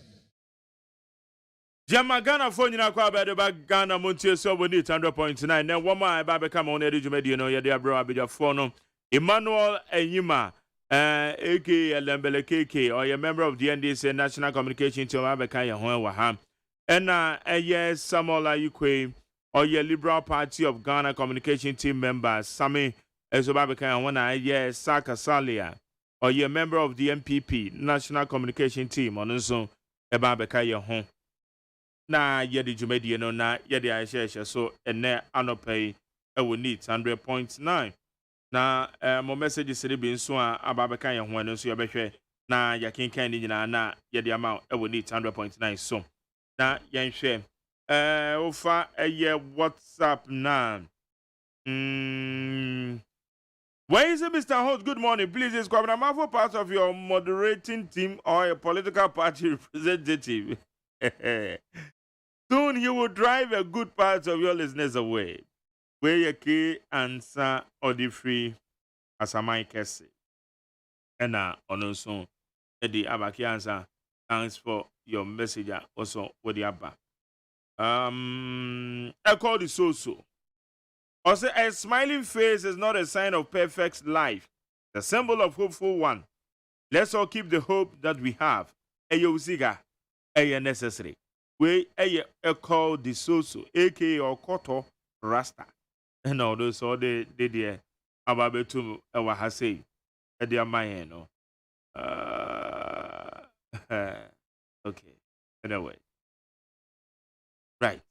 Beba na the one here the at also says here needs 100.9 so. Utie oha extra ponkno needs FM. And what do Odo will be beer of the BM. Sheni Jenny afefedie nyina fili wo HD Plus so. Yesi wodo freni nanso entesa wo HD Plus so. Wodo busumi we mu. Ye kire wodo sronkwanka sa wodi weni behunu se etwaguo fili wo crystal clear pictures mu. Eni da hokan. HD Plus ana wodo fi ankasa. Emanyen world class TV viewing experience ni nsa ho. Commodity TV dealer na Electroland shop BM. Na beka HD Plus ebusia no ho Sia Shiawodo wa HD Plus so HD Plus the Philly experience. Utie oha extra ponkno needs FM. Ghana Muntie, Ghana Muntie, Ghana Muntie. Any 100 points na wo show mre na non chrono abapa ho simano edunsia na wazugu so wuti Ghana mutabja fo no bejo womadwano na afi na yatena yentie nsama na na dodan gwagufu ado e kan ye say ye besiesu oman na enye overnight o enye da krope na ye be sorry say ye di esiesu oman we ni nsama eye president na ado o de etu dwane bi.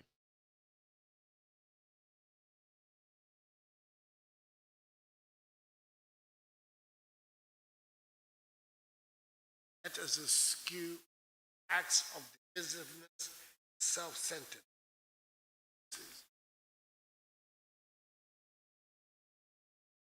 Must have the pride to positive stride. Must also have the humility to say that. Must have the patience to accept. Just as our fight for freedom and independence achieved in, so too, national prosperity.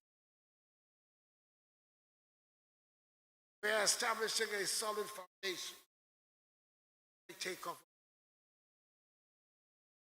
and settle, build a new civilization. In fact,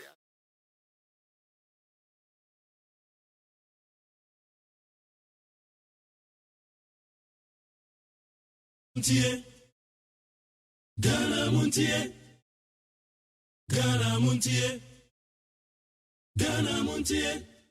When ensem bia aye president na nado danko Akufo-Addo ede to dwane nyina say o kire se Ghana yenya abotre because enya de oman no chechire no say ye pe oman ni ye oman no betimi aye yie prekope ye beda be sorry say o oman na yie eje say yakagya gum na ye de koye nim na mom say ye benya abotre ne mu say ye struggle ye say ye benya ye fa hodie na fa hodie ne yenya aye no enya ade a eba no overnight iti yenya ho abotre enti nei otwe eye nsam a president ka kire edema eye ne manma say ye benya abotre na ye de atwe oman ne chechire mo no sen na etema woni president ebeya adwen say ye benya abotre na enoma ye hwehwe ye expectations ye hwehwe se na nka o animanim ya na oman no ebetimi atene na ye hu say baby oman na duru ne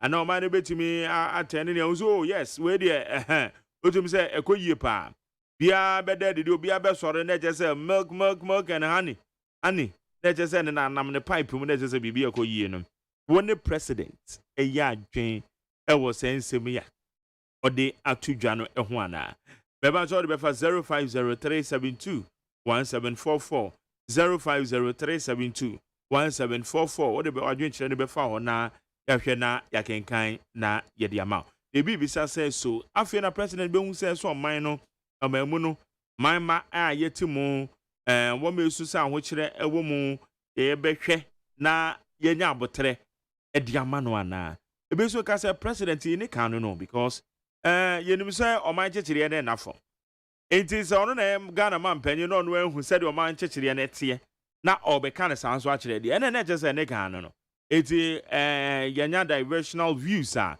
obia ede kire na dwen e wo ho enti obehwe na eno nso ye ho stadia ne kan tie na me de bia no they say honorable Boniface ekoswa na mabona baso ne samo kan ye no ye ba ya hweye na ye nyina ye tie na sopem na se wudi amanyoni bi achi ya oso watimi ede etu ohofo iti Boniface tu yefo adopai asa ya sasa tumo ya monhwe ye o ye politicians de ye de ano ye de honestly entokwa esi wo Ghana nyina na amansani nyina nye obi ana di bawo niema mienu ohia any politicians asemba ko obeka wo tekrema so no chensi kan. I want to tell you, do your politics well. Don't let politicians deceive you. Who you see a one one year chinji and young Kuntago. If you are a frustration, Konumti Namuni area. No more Anamoto.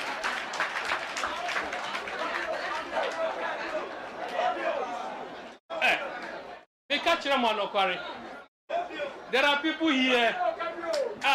And Omu humia, omu si omu tiase. Osafu mafu o himfa, enye MPP. Ni nua kuma ajemafu o NDC. Shelley Ayite o NDC no minister. Ni nua Penny Professor Ayite o MPP. NDC lawyer Larry Ajeti o NDC. Ne papa waka baby Peter Lajeti o MPP. Samuel Jinapo o himfa o MPP. Ni nua Penny John Jinapo o NDC. Mi a mi jina hai mi o MPP. Ni nua Penny Kamara o NDC. Ye fie ye dakom. Ona mbe dakom. Me matina me gina me catch them one me who opposition da o me party dia wa opposition but me kasa me ko opposition. Look woman na ti hono look me who opposition da me party MPP a opposition I me dia me ko opposition because NDC wa power me didi Kamara me ko no homa me score be ma me enne me wa party me wa power bibi hia na obefrɛ me ye kasa da na ma who opposition no enti mondwin my party and that's the only thing. Once you had a honorable Boniface Abubakar Sadiq, former Mrashebejani, Ewo and Kani Mrashebejani, Madina, Abato, Empesuaso. Now, said a bit can Saka Salia, or a member of the MPP National Communication Team, or no way they can't tell us a Saka. I'm not the move. Baby, I go here. Oh, baby, I'll call you. Yeah, okay, and that's why Friday. Yes. Ghana, so you're 65 years. Yeah. I mean, I don't know Kwesiada. Yeah, the NH in 15 term Central Region. Yeah, celebrated the 65th anniversary. Ghana. Yeah. Now, 65 years on. For sure, baby, I baby do I be an answer. Let me see me. Let me say. Yeah, phone. I think say there's nothing like freedom. Maybe metanka. Share AC after independence. I'm a Nkrumah regime. Any Egypt. No, not Egypt. The AC war Libya. Which means say there's nothing like freedom. Freedom in any form, in all its forms. There's nothing like it. It's Ghana. One Obibetima can say, oh, there's 65 years, but development now can say you cannot get it that way. At least there will be obstacles on the way. We share from 1957 up to now. Development because I don't think say we have never praised God before. Say, oh, Yamina dum, Yanye say. Debia, you compare the Americans, the West, but more independent, over 200, even some of them 500. But yet they won't compare Singapore, the Malaysians.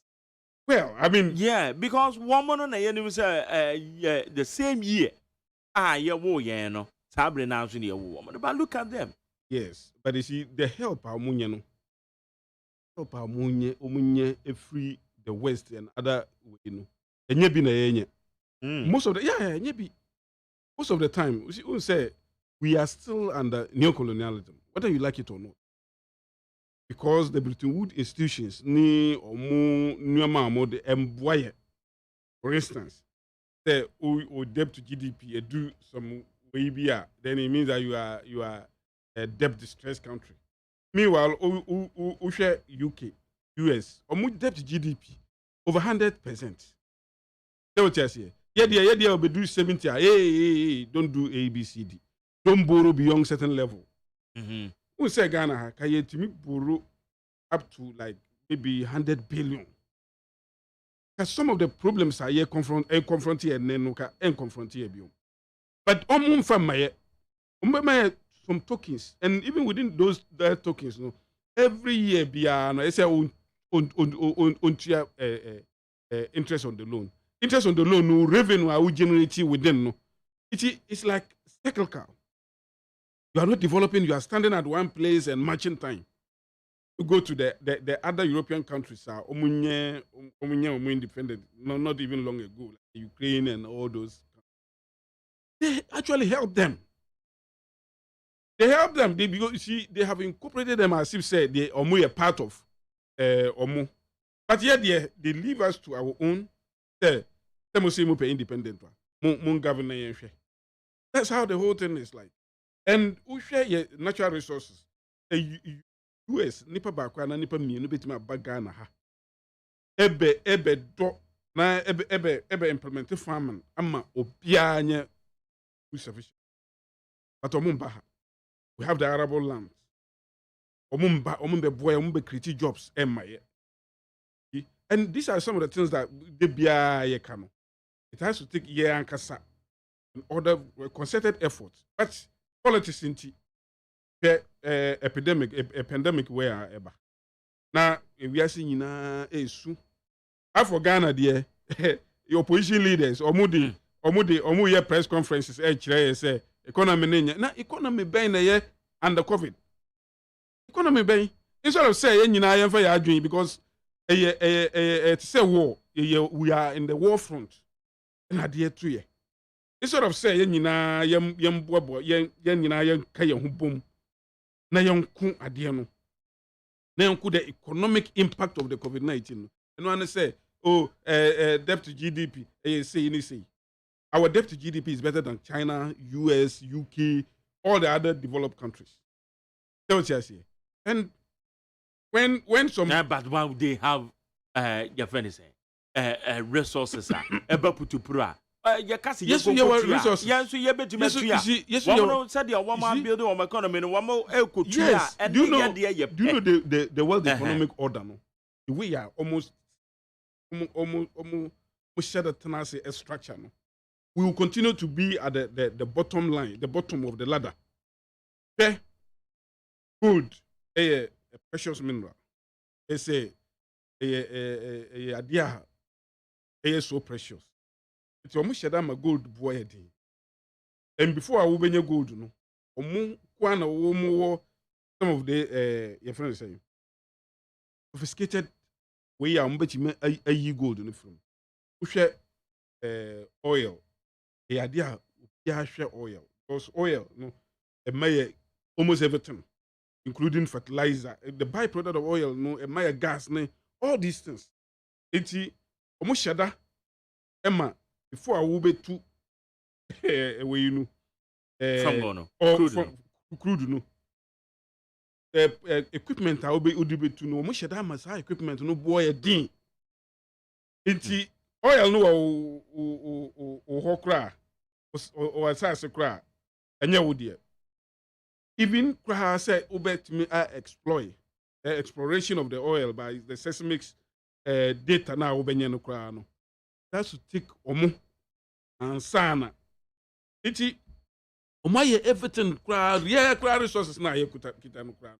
Enye ye dia hwe koko kra eye normal say kodua na ko na ko dry na koton no to omo ahyeda ama even sa koko no kra wo beton no omo na be ma price so what I say hwe Ghana ni Cote d'Ivoire about 60% ye mienu no 60% of the whole world production of cocoa but ye ntimi nka say cocoa price ni say but ko OPEC countries omo produce oil more than 100 million, more than 1 million barrel per day. No, omu constitute omu free omu OPEC. Omu decide how much the world market price of oil is, because omu decide adia no ya omu die, omu produce dudu no. Ye produce dudu, ye produce cocoa dudu na sa anwema no. Ye ntimi determine the price of cocoa na sa anwema. It's idea. When it comes to development, yeah. Na eno na ye ho sense. Ye be che ansa ye be do bebia nkofo no do no because omo akoye one.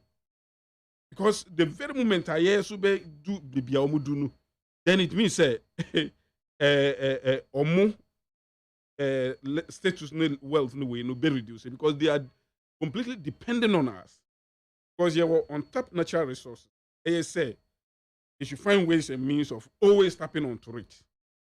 That's what I say. It's the pace we will develop there. 5 years, no, and yet too much beer. We will develop, but I think say the pace of development, is very slow.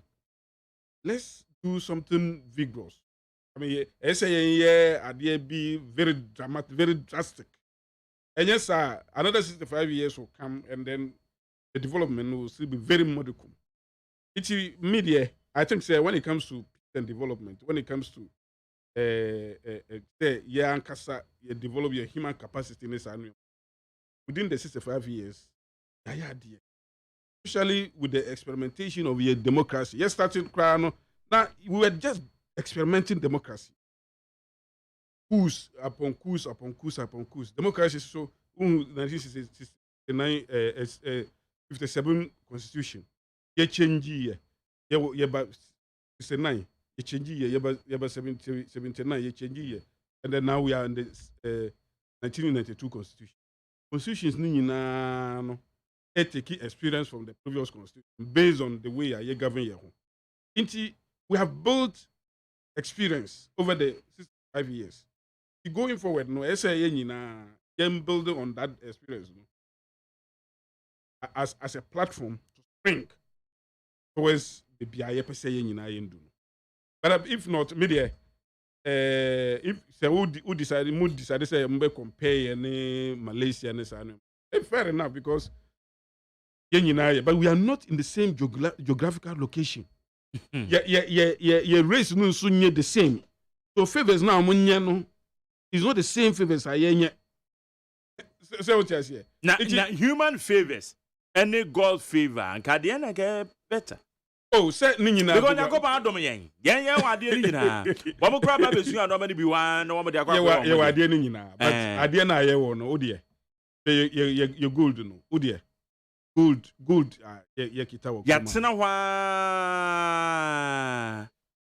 Yatsina wa you too good to Ghana and me see gold in your idea. Oil now you discovered 2007 no idea. And your leadership failure. Because who say before I will be exploit to even get the oil no. Abrofona Mayati say before I will be you say stay sikapa billions of dollars. Sometimes ube say sikanana one nyahwi. Until before microphone those international conglomerates, I mean, ever explore for oil. No, ye the kind assign at all the data. Even crying him say your oil. No, ye be the kind assign because it's a risk. They are coming, into a risk because that's our exploration, a very risky thing. Ubit ma exploit $500 million. Now I know that was just here. It you write says some oil now. Isn't it you win a mefa and sana over? If not, I wait and sana omunya oil now. Then we will be detecting the pace. And in Tina Debia make us a GMPC. Then build the capacity of GMPC so that GMPC can compete with some of international corporations. So that one day, yes, so because already I won't say some of the oil we so that it will be 100% out of Ghana. But they be even I know na opposition. That be other crana moton nesanu. But the same people will turn around. Ube offloaded some of the shares of Vodafone. I didn't think I would turn Vodafone. Even that one cry ton offloaded some of the shares, 70% another company. They will talk. But when you are buying different assets to add to the stock of the nation, also they will complain. It's a distraction to ourselves. It was just you're distracting because of partisan politics. They be you pay the fee, the other one, and then the national interest is always there. Nobody talks about the national interest. And when I say people are obsessed with political power, ubenya power no so awon umfanyashi. And when I say kodum so muni sanu emano. But that is the reason why establish a Tamoyo refinery now you to oil Ghana. That be not a true oil actually, but not in the Sopon basin. The Sopon basin. Okay, 1981. So it's 9 oil. 9 oil. Yes. But you to oil momonos Tema oil refinery. Shadi ayesi go. Enya rego. Yeah, the oil refinery no a problem actually. A problem I remember say even during the time of the man mama. Because na kabotane kwa say ye kofa crude no ye de aba. Yes. Ni aba ba refine. Now when the byproducts ni nyina na etimenya afaso de e de amaye. Yes. Sabre ne kwa ni into oil na establish it. Yes. And then ye to oil. Shetam oil refinery to be isn't about leadership failure. And no make no. I remember say even under John Dramani Mama of a company be Saudi petrol. See, sa company na or say on be fight oil refinery. Some of us, woke up and said that say yam peneso because that time oil refinery na agina hono. Why is it say ye the man will be nani pano ebe operate now or operate we no na or decide cannot to in the past, at the time I established some oil refinery, said the okano. Now you could crack oil, no near by refined. Now the say, see oil. At least, anything I make us say oil no cry on and ye you were only about 20-something% of that oil. And who say oil no so product sharing 10%. More than 10%. The oil I more than 10%. What can oil I there? What can for so dia ye free man? No, even a percentage I kita oil no more. More than 10%. Even during the period of folk time, na 10.7. 10%. More than 10%. More than 10%. So what you say? Say no, it's around getting to 15%. You see, getting to 15%. And you know my free oil, not to say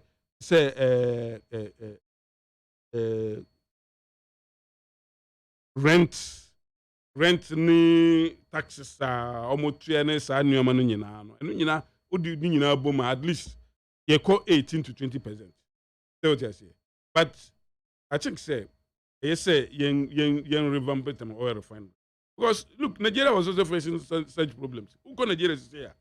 I mean, people are don't go tell and co. They are establishing refineries this annual man. And it will help because refineries no enyina emma gas ni for something for food and jobs. Liza yenyebi. Liza boy increase about 3 or 4 times more than last year. So just here. But say your oil waha na ye refined oil no waha ye gas. You use gas no. Na you produce fertilizer, na you produce other things, na the petrochemical industry, na you boom boy. But you decided to say, oh, even at a point where we're even trying to flood the oil. So just here, we had to bring law. I just say you don't do that. You don't re-inject that way. Okay. Media, I think say 65 years of independence. Can say failure. It is not a failure. But it cannot be all rosy to complete success.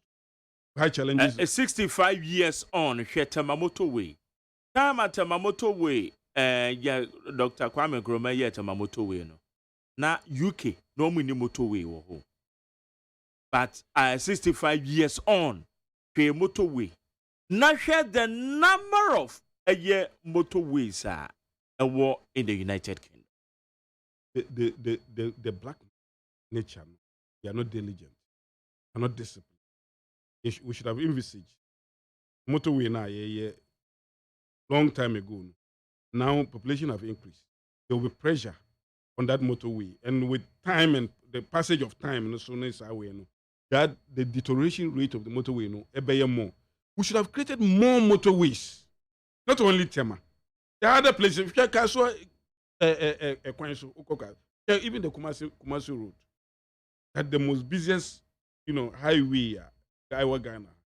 We have watched on and then every now and then. Now, saying this not only about one particular government. In America, shall say, Yantanasi and fat development and to Kumamu. What is in our heart is about politics, gaining political power. It's you and Ube gaining political power within 4 years. Now 4 years, and so opposition, they are on you. I mean, distracting you, doing all manner of things. Okay, any to escape within the country. That be where will we get money to do all these developmental challenges FAC? We have problem with the mentality of the black man, especially Ghanaian opposition. We have problem with them. And no one say politics at every turn. Whether or not they no political they don't care. If it is about even hospitals, say, COVID-19, yes, you am for me. Na yes, you am beka ye they am beka bia. We move beji all the media stations. I mean, you don't get it. Okay, all right. You don't get it. Okay, it's only in Ghana you see some of these things. After 65 years, but me who say ya ye bi na mum na nanka ye bitima ye more. Of course. We to me can say ye dina fankom, but ya ye bi kakra. Yeah. But we could have done more. Could have done more without distractions. Yuma na eboho.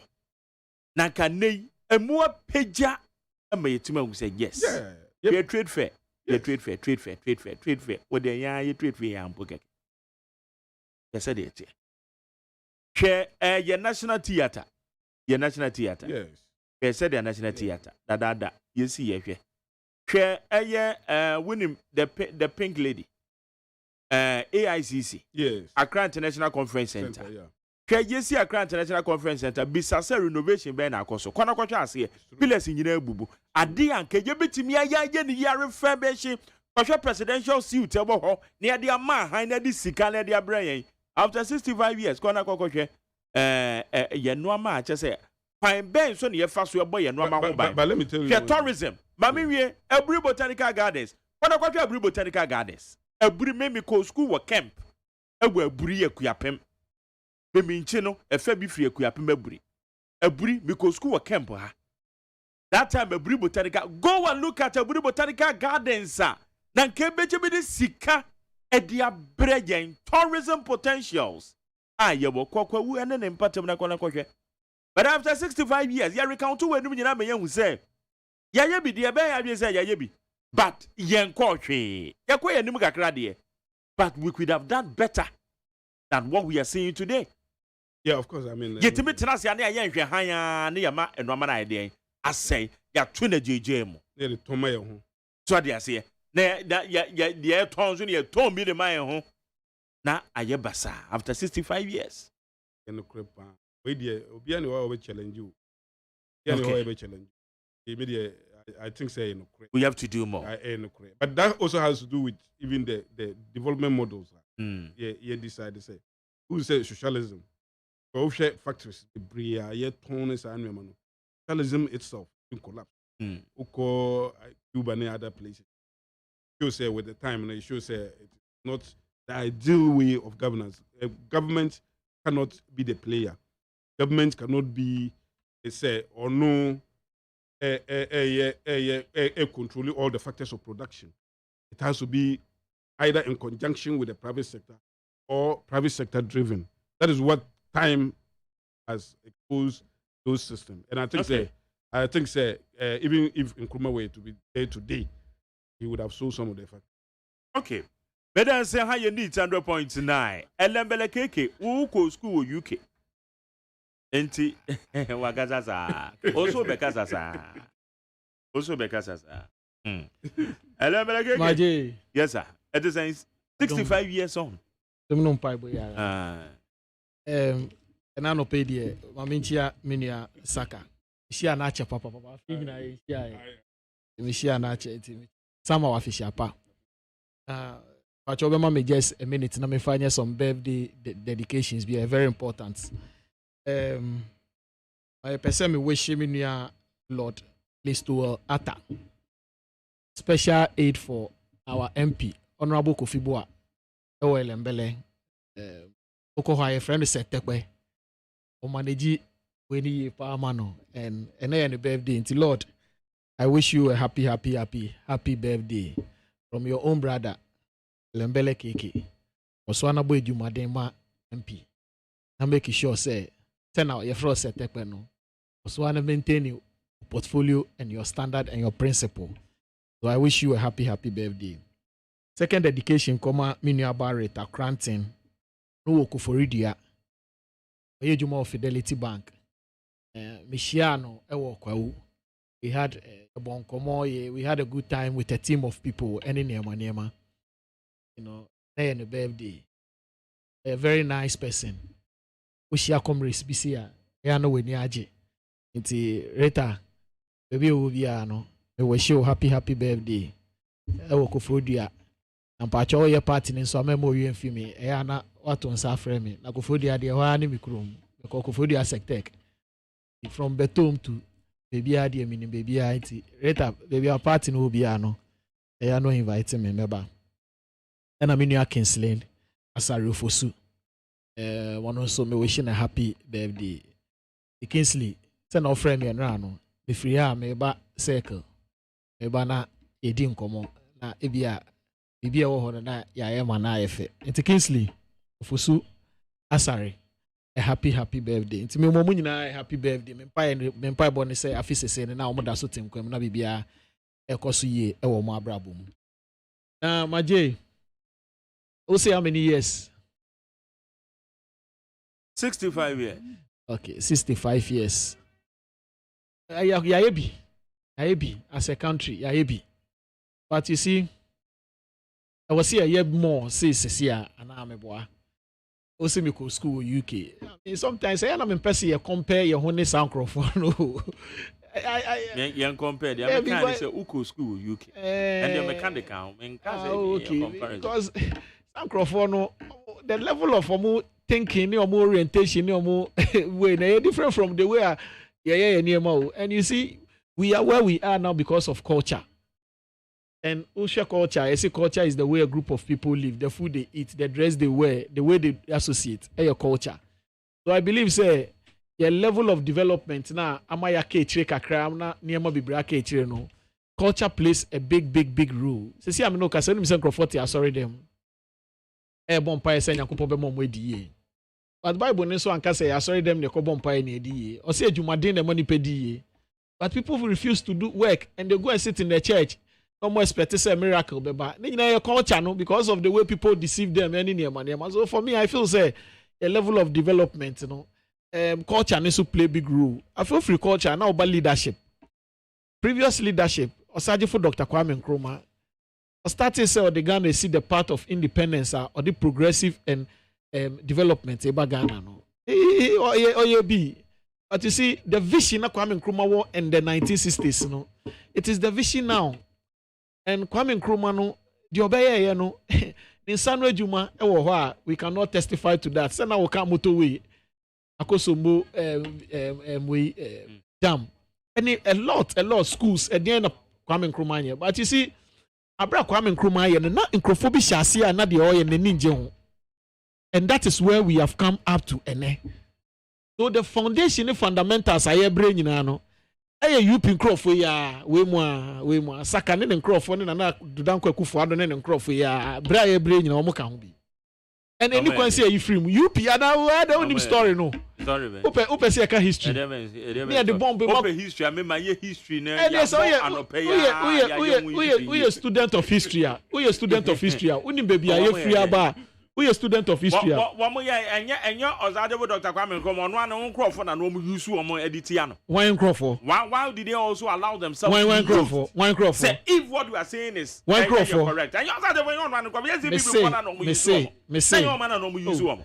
Me say Nanado dan kwakufu ado ni UP for no. Ye ni momo. Me say Maje Nanado allow themselves to be used. Oh, me say the progress of this country ayakoyechi na baby agina area no. Hey, these people no also say omunim hwe omudie say Ghana betum pompa say nye omu MPP na UP asefo dia ene dia ka Ghana nhye and that is where we are today into no me try me build the foundation baby a free bar into baby a be si no into uhwemu a ene niema ya omu ama Ghana nkoso a ene omu papa mu be di president omu podi anya president to ceremonial president.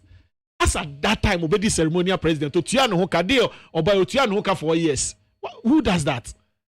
President Sanado Papa, obey ceremonial president. He paid himself. Otiano Hoka, on 4 years in Peru, Otiano Hoka 4 years. And who, I mean, state properties in a Japadia and Papa within only some few years, obey ceremonial president. Dr. Osajifo Kwame Nkrumah, Ubelembele, Oni Daimpo, he was thinking about Ghana.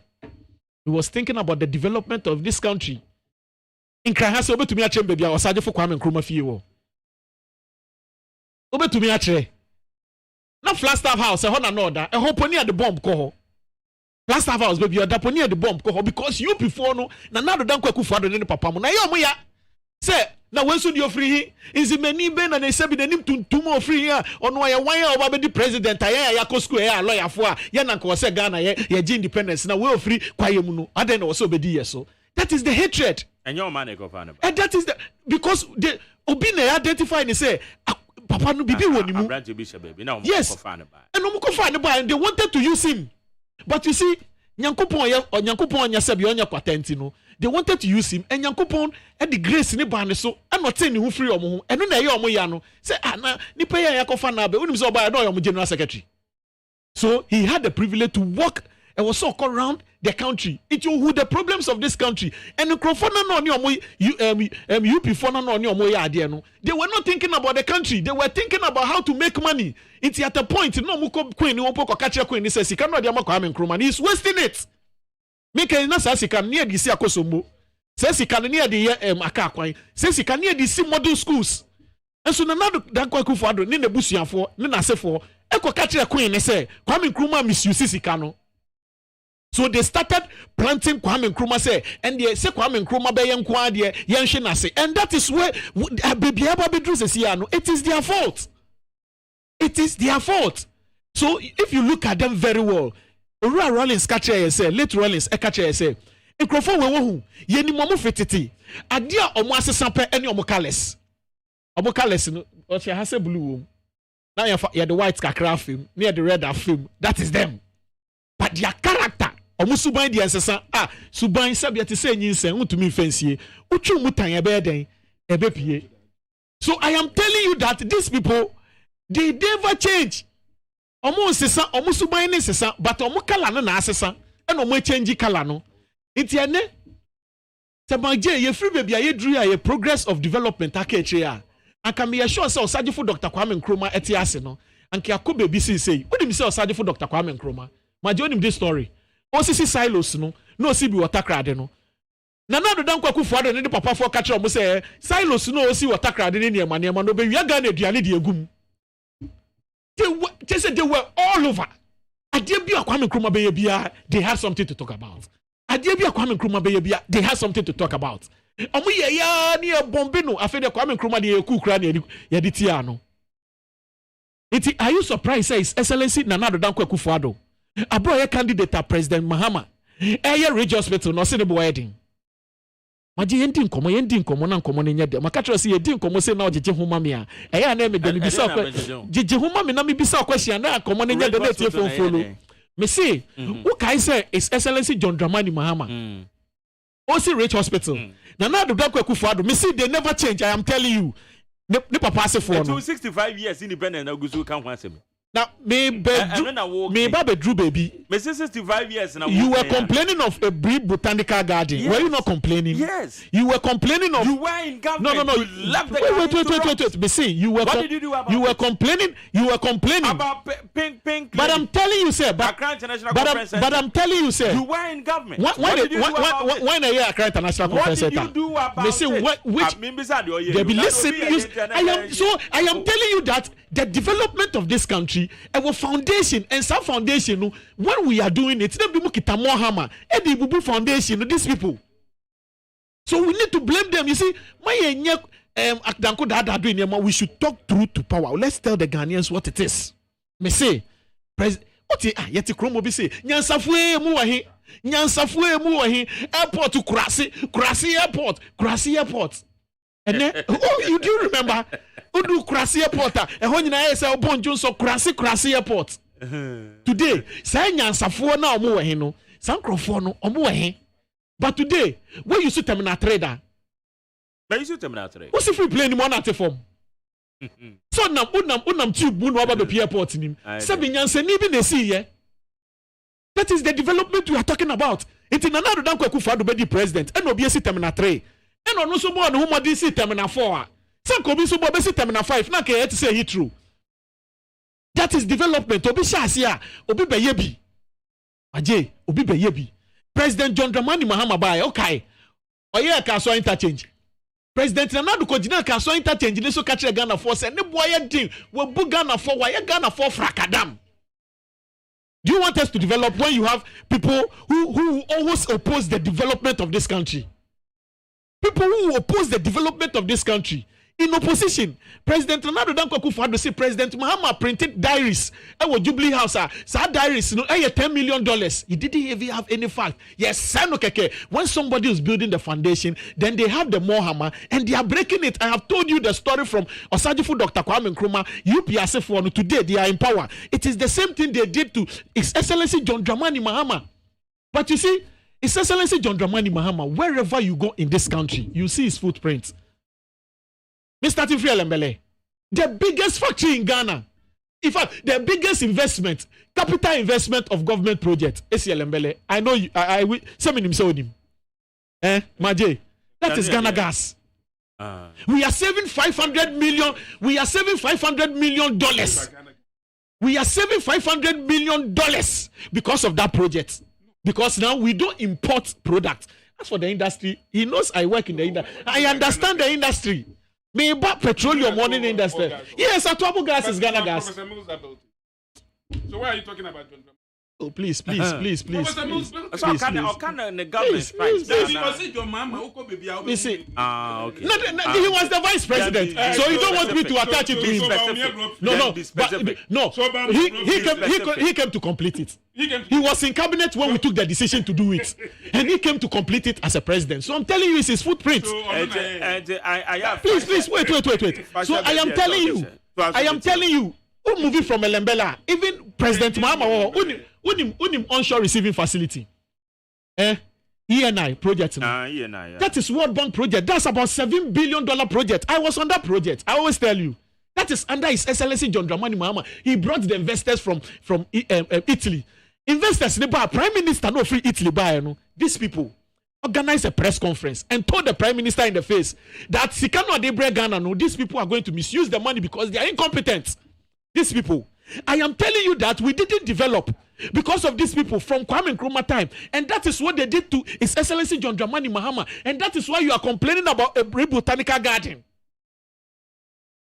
Do you understand me? So when we talk about development, under NDC and PNDC, we have invested huge in this country in terms of development. When you buy school, you buy university, you buy hospitals. I can mention plethora of projects under NDC. Yeah. Now they think you too quick abroach. Some you sure so quick abroach. Who could na landing tower no? No ko ko picture landing bridge. Maje, unjina landing bridge in cha selfie da. Sanko obi ensi landing bridge and kobe free akojina landing bridge and just selfie. No, I'm asking you. What for Heathrow that? So do Heathrow. And then no do Heathrow. You want to take selfie because obi ne sees our project. Anything na oko Heathrow ucha selfie. Demi Kotia say it is a obisi Buckingham Palace, Westminster. So oko why you take pictures? Why? Oko America. Oko jina Central New York. New York City now, you take pictures. Why? Because Obina, yeah. You see, when we want to develop a country, it is about capital investment, infrastructure. It is the first key to develop. So when somebody comes to power, Dr. Kwame Nkrumah saw it, and nothing no developing, and they need to do because of that project. And you do Atuabu gas here, we will all be in Dumso. You do Atuabu gas project, we will all be in Dumso. You the American Eco Baka, we will be in Dumso. You the Kapa one Eco Baka, we will be in Dumso. You the ENI Kobaka, we will be in Dumso. You the Senate Power Kobaka, we will be in Dumso. With the you the South Power budget when you power investment, His Excellency John Dramani Mahama. Sacrifice and you free Dumso mua. We will go back to the history of Dumso because under President Kufuor, Dumso ba no se sa so foko jina akoso mbosi e mompaye. Maje, the American say wonim say no kre. President Kufuor onya Dumso no den no ye. okojina akosombo adi asofo okojina ose mo only thing a president go for here iti okojina is that the only thing a president go for here me say me make me point mama wie and I may say you know crese asofo okojina okojina na no ye ya na owie ye no na ye de no say odi buidam esan ba ye no say me ka ba na akosombo dam pacha akosombo dam afa enya akosombo me ko retrovicting more retrovicting retroviting me say na say obi ayade na we maintenance na you there be obi ayade na you see me can so onye bi yo you see no sakauka san my edi me say I am saying sir I am saying sir look at the posture of the host host ni po yes na me peno because they be catch any so yes na common ye de it jeje huma me what say na o ya de na ya jeje huma wa vim wo busa no it jeje huma film ni mra ya de no bi jeje huma na wa jeje wo dia na azed so I am telling you sir our development no o free ho no and His Excellency Mills buy and no super ball from and no started so a project and His Excellency John Dramani Mahama buy it no your friend the king of infrastructure no ono ne de baby obefe bi I am telling you uko Kumasi Kejetia the biggest market in West Africa is Kejetia. It is a fact. You can't change it. Kumasi Airport first na plane 2 anajo. First plane per se 2 ya de lantani bobo de kosi tamak ne ho na ya pilot na sha but ene ya de technology ene plane to me 2 anajo mene asante fo free Kumasi a omu free Accra ko Kumasi a omu to me 2 anajo eko Kumasi. That is a fact and His Excellency John Dramani Mahama. That is the development we are talking about. That is the Maje akote mananse ya wako MPS port expansion what edu anaju awu ebe you also with Japan nife and it has opened our port and the huge investment about Roma and my envelope of resources in Sikaba President Nana Nsem no edutwem. Is it true or false Maje is it true or false say Excellency John Dramani Mahama na yes anyama we she eba Ridge Hospital a wako Ridge Hospital da wo yare akala sini dia akala code ni dia no tumi so yare ana wonim me see uko Ridge Hospital the new one here sini atu ni din Greater Accra Regional Hospital no me see rural level bia ya akala coding pink green red and this and man do you know why color coding heals the mind psychology so ye be it will yare akala crowd to me shakra hello that is His Excellency John Dramani Mahama. It changing the level of Ghana no the Ghana konenim.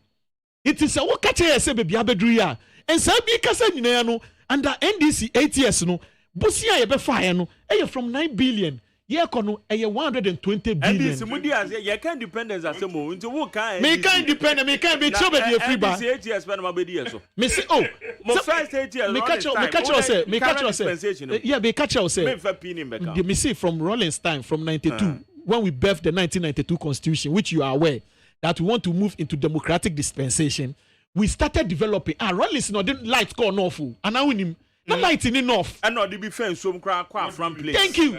From place. Not electricity coverage enough. It was no. But that's a fact. But that's a fact. Some parts. Yes, majority. That's the fact. Some parts of them. In fact, Polytechnic is a work Roman President Rollins the day by. That's a fact. He built universities. Yes. All the polytechnics under him.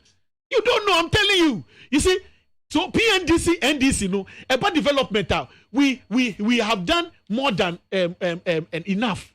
But you see, abai bi ba no bi ba, also bi to aso. Che President Nana Danko Akufo-Addo made me let him mention one capital project. One capital project that is going to transform this country or is transforming this country under President Nana Danko Akufo-Addo. What is statement be away?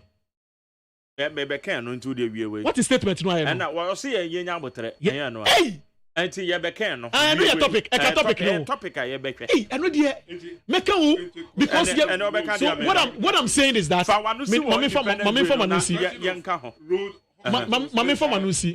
agenda 111 we I am telling you sir we need more of development all right but enye too late here okay so leadership omo current leaders no as a see omo opportunity a omo nya sika bebre no we expect them to do omo nya sika ketewa no because media be sure south way unya Range Rover obetine mu pa na meboa me wo two yes. Mehu it na people Range Rover no me I know what I'm talking about because me so Range Rover white be sa Range Rover no on post this na me ni break cram because me compare me car you see obi person ko nim it is a president na do dan kwaku fo do Jessica e was so maganda tina Range Rover mu mama ye tina Matis 2 mu yo Matis 2 so fuel consumption e ye David na so ti Range Rover wutu a utu akanko a se wuti Range Rover mu ayeka won obi a tina Range Rover mu tina Range Rover oyo hie dida obi o ti Range Rover bia no oye sikani because ono ko gina filling station on show meter no ọtí mo sí ẹnfẹlẹ tank ní wọ́n yí n'ani na ó ti Matis 2 bu a ó ṣe adìẹ ní sí yẹn yíyá wà dá yẹn yíyá o because that is your standard ìtì nana àdó dákọ̀ ẹ̀kú fún adó ọ̀sọ́ mi yẹ ti náà Range Rover mu náà Ghana yẹ di yie ni yẹ tẹ̀lé sí ya ni yẹ yíyẹ ni yẹ nkọ Ukraine kọ wọ họ. mẹ́dà sẹ́ ha yẹ ní ìtàn 100.9 ẹ̀yẹ́mẹ́dì ẹ̀yẹ fẹ́ no ẹ̀yẹ Ghana mo n tiẹ̀ na ẹ̀yẹ nhwẹ́ ẹ̀yẹ Sakasalia president yẹ nya abotire ọ̀sẹ̀ yẹ nya abotire ma no. Mami ṣe àṣẹ. Yenya abotrese. Oh, me da se be break. Said ya woka no. We say governance no enye to say a cake a obeko akoto abekate birthday cake. A process. Enti dia woka no no krepa because wo hwe ye 65 years we ayeka no. Government bia ni ho for instance even Kwame Nkrumah ye nyina nim say when it comes to development no wa ye development pa but na enye just all of a sudden takes time. Kwame Nkrumah started from 1950 as leader of government business by the time I independent you know now he was already in the saddle. At a point he was the number one when it comes to any African in Ghana in terms of the governance process. He did not the Nyama Kwame Nkrumah did not just started from 1957 to 1960. It took time. In the same way, when it comes to governance, for instance, infrastructure and Nyama bebree wo ha o started and now untimi ende energy asem IKK per se on downplay the contribution of Kufu. When Kufu came, I mean, in terms of energy, it took time because energy no crown before it takes time before I build the energy plant. You know? Like the period about 5 years. 5 years, so now you are out of government. Before by no, I mean the Tico 3. No, or the Senate plant by. Who said Kufuor establish the independent power producers? That concept of independent power producers and all the sono asogli. Oni be afedi China and omodi kofa sa we ne ebraye. Oye nema bebre the Senate plan the Tema plant including the Bui Dam. The Bui Dam for instance now original plan was Kwame Nkrumah. But it took time. That's what I say. All that time from Kwame Nkrumah then up to the time of Kufuor, and Kufuor decided to say, this time the Yebeye Sabu Idam. And idea when it comes to development, idea it take time. For instance, you can't even your friends say the Euro Digit projects are what they buy in 2008. Because development any idea springing out of the blue. It entered into Professor Mills, entered into John Dramani Mahama, entered into Nana Addo Dankwa Akufo. Who can be the president say yenya abotreno? Yeah, yenya abotreno na make no. When it comes to say yen develop a country. I am more opposition. I'm going to say abotreno dey develop. Yeah, yenim sir. Yenim sir and debia ye preach. Yeah, debia ye preach sir. What you say? You see, for instance, yen nyina nim no kwen say when it comes to petroleum price in this annual man. And then the price of petroleum, too fun oil, but we are net importers of oil because they too chroma no it we have to go and then import oil. It's uko import oil a bakroma. Now obi, I can say, oh, reduce the price of no more obiana. Where will government get the money? Sana de ye your friends are man yourself. NDC na start you. But the namozombe ye be. Yeah, yes, you be. Okay, say NDC for the blackboard. Atu ahwa money kosi prato mo. Omo the black and the CJ any NDC for. Omo the blackboard at the on the street. Chro. The price build up ni say sa anu amano. You bet me a year from na petrol. You bet me a top petrol even 2 cities. That's an Kofi Wayo. Or see you bet me a top petrol 2 cities. In the end, no, omunye power no dia no mutimi ye. They rather, added more taxes to the petroleum price build-up. That's what you say. It is a obi etina baby. Na o tie opposition, the omuka opposition. You will be tempted to believe said the omuka ni nyina ye nekure. But about 90% of near omuka ni nyina enye nekure. For instance, yem say e-levy way. Obi musi, yema MTN continue to take e-levy from us. But yema Ghana there, Ghana benefiting from. Say e-levy already no. Yetuyama MTN.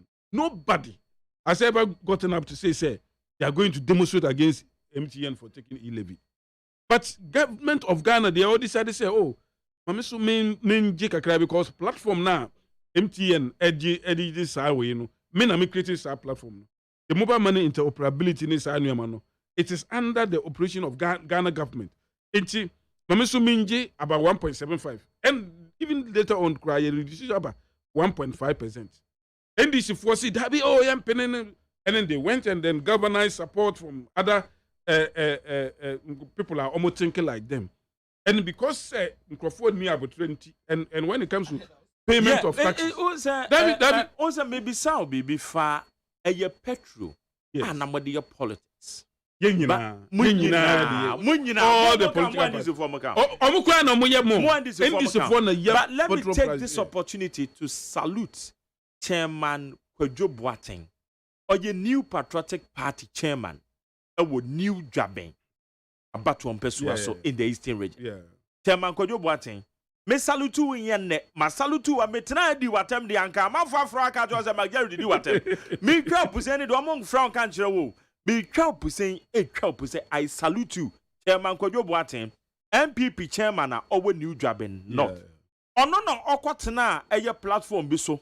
Epa Ghana fo nyina chew say we hu say petrol na yede ye politics no enye enuti ogina me ye so say na nanado crown soma no but ogina nanado anemu the president of the republic epa Ghana fo chew say sa de na mo MPP fo mo de ye no omo pa Ghana fo chew it is a lesson to us.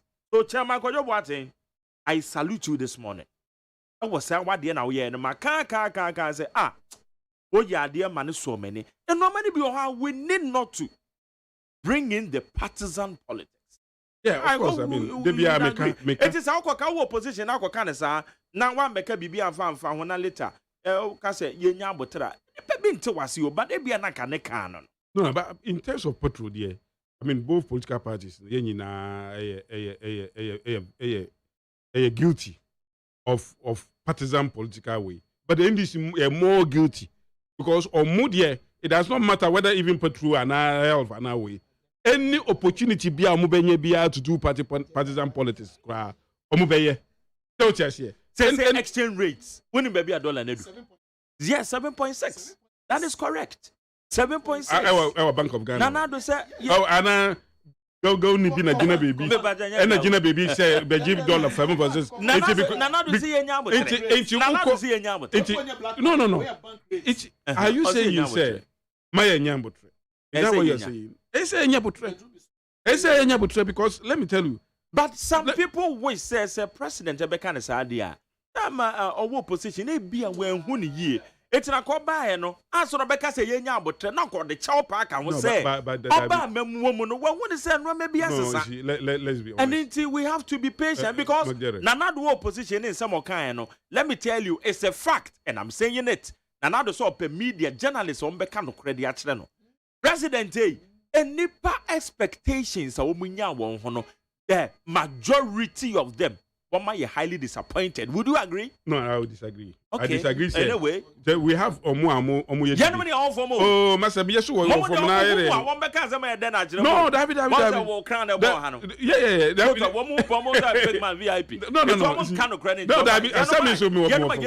Let me tell you.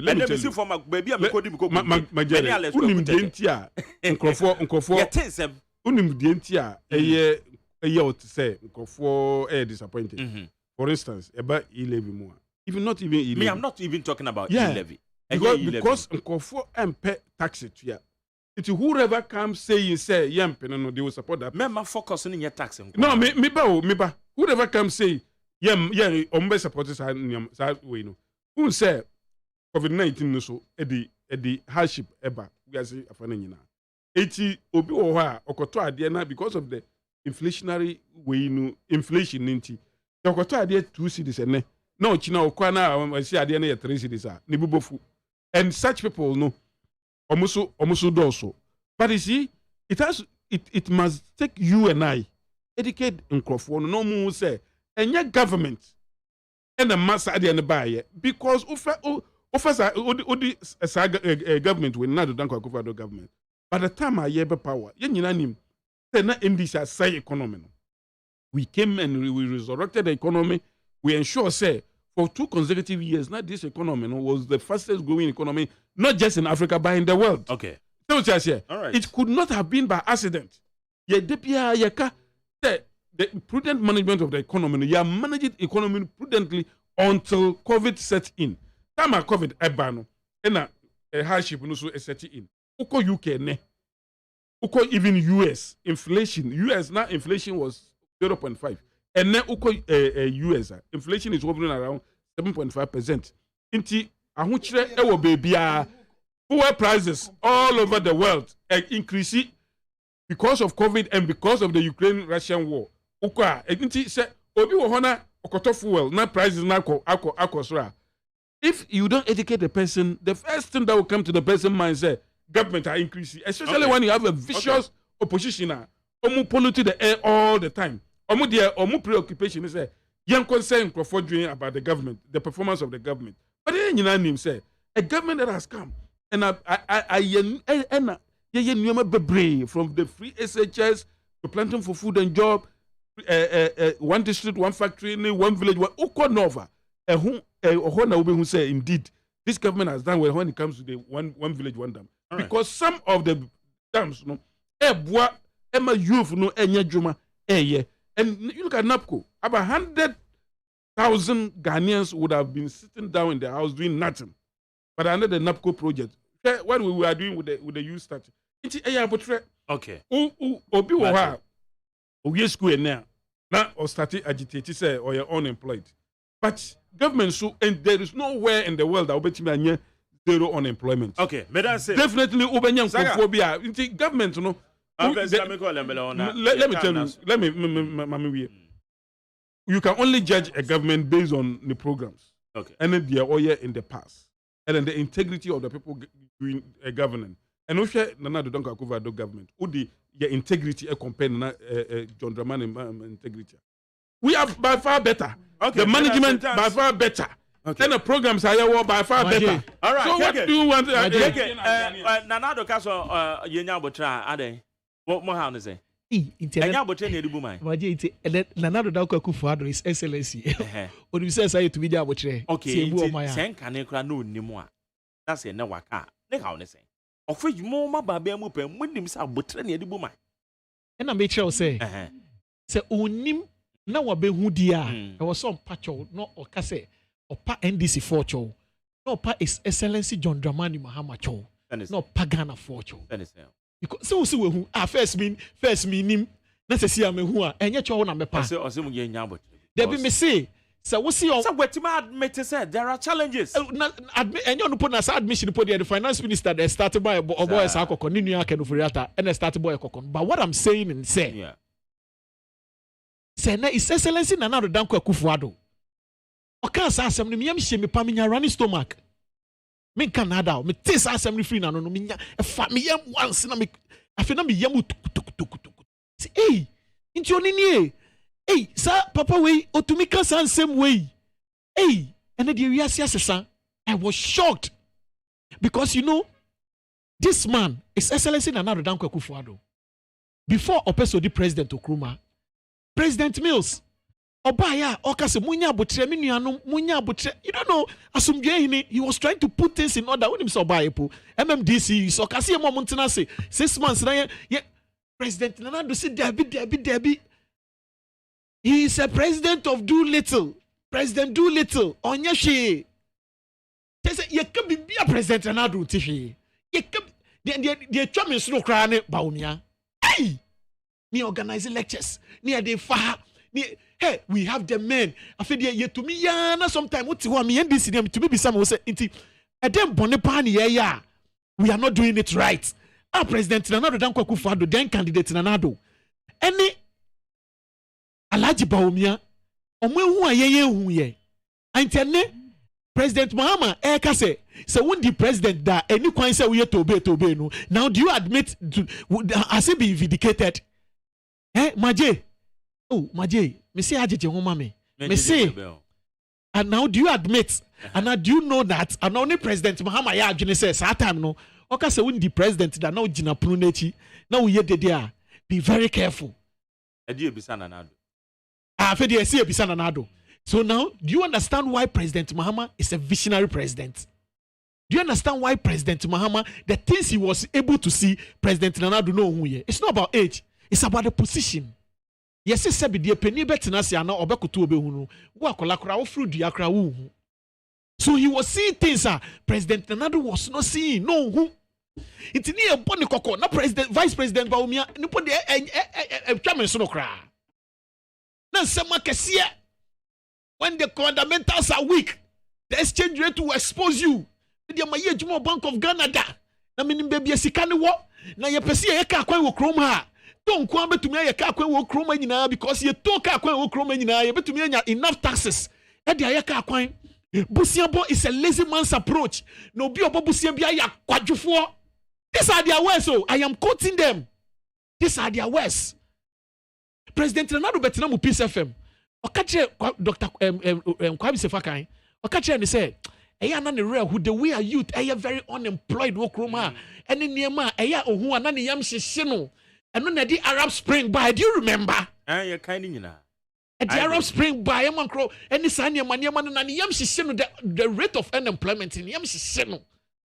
This is President Nana Addo Dankwa Akufo-Addo. And in fact, Osejina so ka say Yamano yetu abamana in less than 18 months, he's going to transform Ghana. But Ghana to say Japan. So when he was saying all these things, when he was saying all these things, so you admit say what I'm saying is true. When he was saying all these things, now all kika all the kob all shabono, now onim. You see when President Nana Addo kasa sa time no candidate now, or starting politics no, ni ye movie yesu so. Or starting politics, my genie will be a susa. Wawa Bemuda, he knows how governance is. On him Senate, Wawa Bemuda, why foreign affairs minister, why attorney general da, what's the cabinet da, on him how decisions are taken in cabinet, on him. It's all yes, our promises. No, we're telling him, say, you have been in government before. Man, yet sound about Bemuda. As for Baumia, we'll pardon him because only they are not so more Bank of Ghana on cabinet da. We'll pardon him, but not His Excellency Nana Addo Dankwa Akufo-Addo. Because the things he was saying, no ni prefer said you know can no frakadam. Eya danko da do. Eya zana no e Ghana for. Ye ni abutrema no because when you abutrema, ya den no see nya abutrema. I don't know see nya abutrema no. No, I don't know see. I don't know say Chairman. Yeah, we should be citizens, not spectators. So why as a citizen, I'm a tax man. I still pay taxes for President Nana Addo Dankwa Akufo-Addo. It's other thing I was saying. Rome built in a day. But didn't he know Rome was not built in a day when he was saying that he would transform Ghana in 18 months? So we are the honorary president. Messi, didn't he know that when he was saying that he would transform Ghana in 18 months? No, he said 18 months you are building Rome. When Sakati Haka said, yes, power plant in the budget, it takes 5 years. President John Dramani Mahama took less than 4 years to build a Mary plant, to build car power, to build. they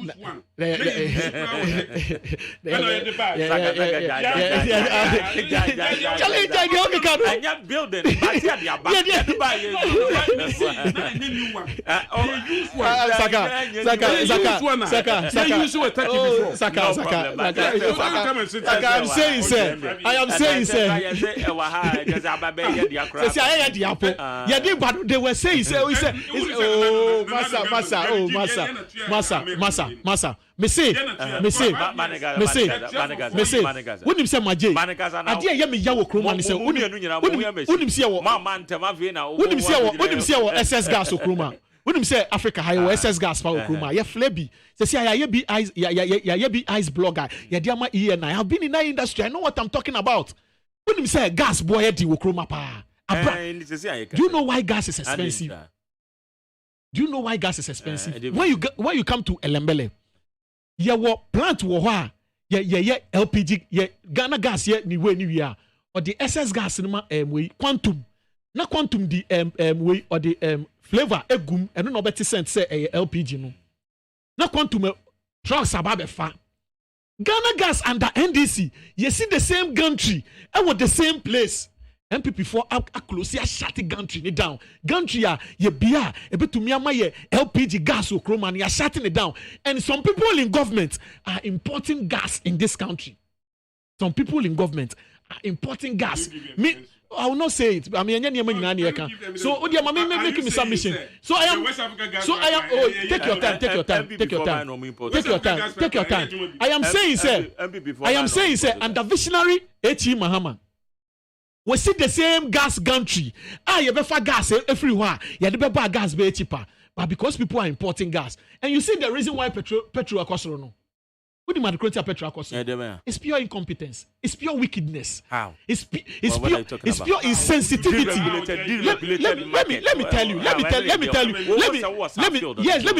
Let me tell you why. When Ken Oforiatta went to Parliament, presenting a budget, no.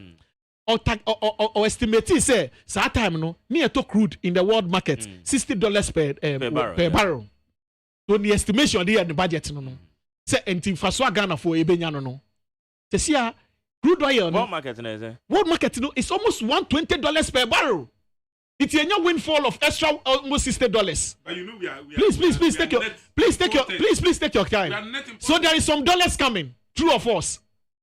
You were expecting 60. Now you have 120. There is extra $60. So you know there's extra $60 coming to Bank of Ghana. Mean the one true or false? Imported the corner. So when you they're importing no. See a budget no. The $60 in the budget. It is $60 no. Say see $120. Into $120 you extra $60. And that's a windfall. It is a windfall. A Bank of Ghana. I still don't get your calculation. Please. Let me do my side. No. Get the calculation. Let me get. I know what I'm talking about. Please, Missy. I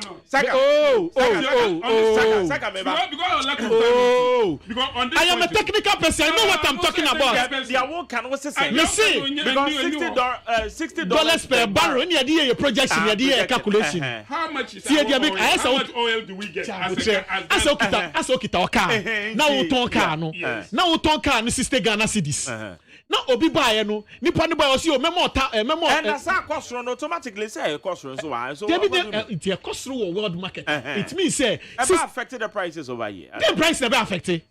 Me see me see. Yeah, projection no. Na sa time no. That price of a barrel per barrel. $60 per barrel, yeah. And you estimate. Okay. And $60, near moving from $60. Say estimate is $60. It's near expect 1 million Ghana cedis. Say 1 million Ghana cedis. You extra $60 about the count. They make what you say. It is saying another extra $1 million. Bank of Ghana. Explain. It is says you cannot extra money about buying her because now buying expect 60. Say see a world market no when you 120. Okay, it's a bit pushy. When you win fall of margins now build up. That is the upstream industry. Yeah. Now you brought the downstream OMCs no. No, I buy the taxes in egu because you see I buy in watch into your yesika into your no hwe because anything no pay you levy and your admit your mark. say because of 11 the Angia a Cronabo and the kind of for attack. It's a see there was a buyer you're very sensitive was your genuine mind for one. Odim say we are in hard times near Manko no. When you're extra $60, and then there was a buyer even though you are not regulating the industry. What you say? But the taxes on the petroleum now finished product they call X pump we no eco pump no. A buying taxes gusu a cover tax gusu. Stabilization deben banking reform tax gusu. Bola tax gusu. We increasing special petroleum tax. We increasing levies. We increasing bibia. Into a buying so you sensitive sa extra system maje. So what I say? Sa extra system win for no. And then na buying emphasize extra system no and from beso ya senka so okay taxes na da so no se si asa system no me dey barber cushion the BDCs omo the product ne ba no omo the product ne ba from BDCs me barber support BDCs no because of the dollar no me barber support BDCs no it me support BDCs na say na price na be ba X pump no eso be den eso anti-cra na it will be stable for quite some time. Is it economically prudent? Yeah, of course. A lot of Institute of Energy Security or MACA, Dankanamu Akopeka, a lot of energy experts are suggesting this proposal to the government. Say, government, this is the only option you have now. Okay, I am miserably retreating the same position. Say, if government are very sensitive, no say, if government are very sensitive, no say see a petrol buyer the Nabote, no say see a petrol buyer the Okay, it's okay. So hold on. What they are not best. Who said the okay say? The okay say. Oh, challenge, respect yourself. The okay say. Hold on. Those are the okay say. Oh, maybe hold on. Don't pollute the air. Me too. What's it? Oh, hold on. Hold on my program. What's it say? The okay say. Yeah, fast, man. Estimate 60 and I had no 120. Who said Ghana? Yeah, net importer. Who share you produce 150 barrels. Yeah. You produce 150 barrels. No, only about 28 barrel Ghana dear. The rest 122 no. 120. Oh, Master Tier. Yeah, producer. If you say you are a technical man, you don't know this importance. Okay, then so I'm listening. I'm saying, sir, the 122 no, or more foreigners. So based on the profit now, the windfall now, it will be on the 28. Yeah, 28 barrels. But Ghana, so a day daily your consumption, we consume about 96 barrel a day. And therefore, it means we will have to, if you reduce 28 from 96, how much are you going to get? You will get about 68. So it's 68 barrel of oil per day. And no, with the current price. Okay. There is no any windfall. May I say, how you need 100.9? 5 calls, then I leave. 03022435400 030225790 5 calls, then I leave. Hello, Martin. Okay, Nana, I said, Wama, Mame, Fa, when you got Martin. Hello. Okay. Nana Manfa we. Okay. Meba to mache. Yeah, too. You call time na me time na so. I know more than them. You know more than them. Yes. I met you. Hello. Kasa. Na ya kasa Sabora. Mamentia lawyer Justin Kobia for Bibu Nametiano. Incoming President Dr. Mahmoud Baumia and Kama coming. Me ba me time and 10 time ni enko. You are about some more to Metiano. But Jerry, NDC some more to work. One must see you walk around here. One must see you walk around here. What pana go through. Okay. Me dan say na na ma me fa next one. Me ba to ma che. Ye ti o yenko. Okay. Yeah, Majari, my memo about my power body and I'm Mr. Jeski, any Musisabo. Majari, and this is what no Casano to say. What's so much the Rich Hospital, any Lego Hospital. Usan say DNT na Mercy Hospital in Ghana. Now more Speaker of Parliament about Babi, you see any yakwa no do Dubai. Hospital papa no see yellow. And no could talk back as no do Pukaya no could airport, no actually, or for now no go Romania. We must could talk back what Mammy said, or for Okada and answer Pragana Koi. Okay. And this is former politics, I can sometimes. But as Bebato Machi, you too. I can say, Yamia Dobako. Bunya Jumafa, my daddy is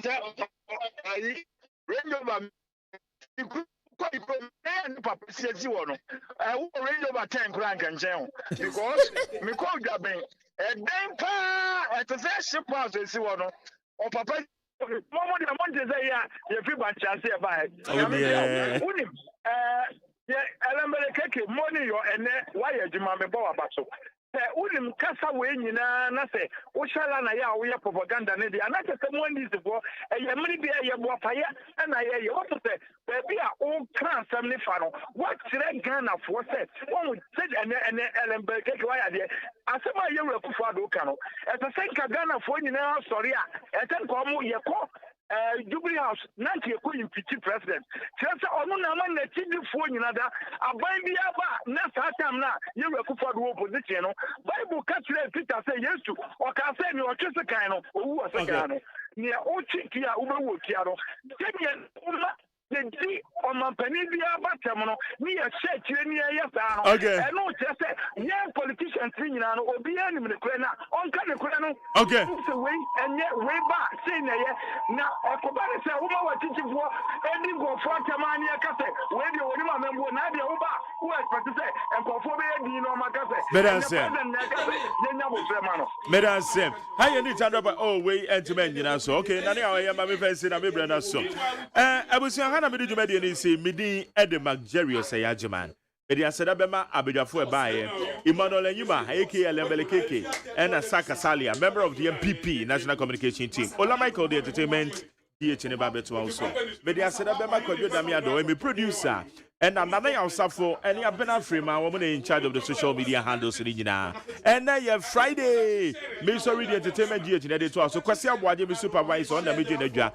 Now, Dr. Faradex, an executive producer, and general manager, Canada Santos, and nobody chido. Meeting Eddie McJerry or Sayajma. Kaya, you are the Minubish, you are the holiday, but you are the Babajuma. Sarah and so on, China Minubish, you are Sebidi Castle. Medobi, I say, Ghana Muntie.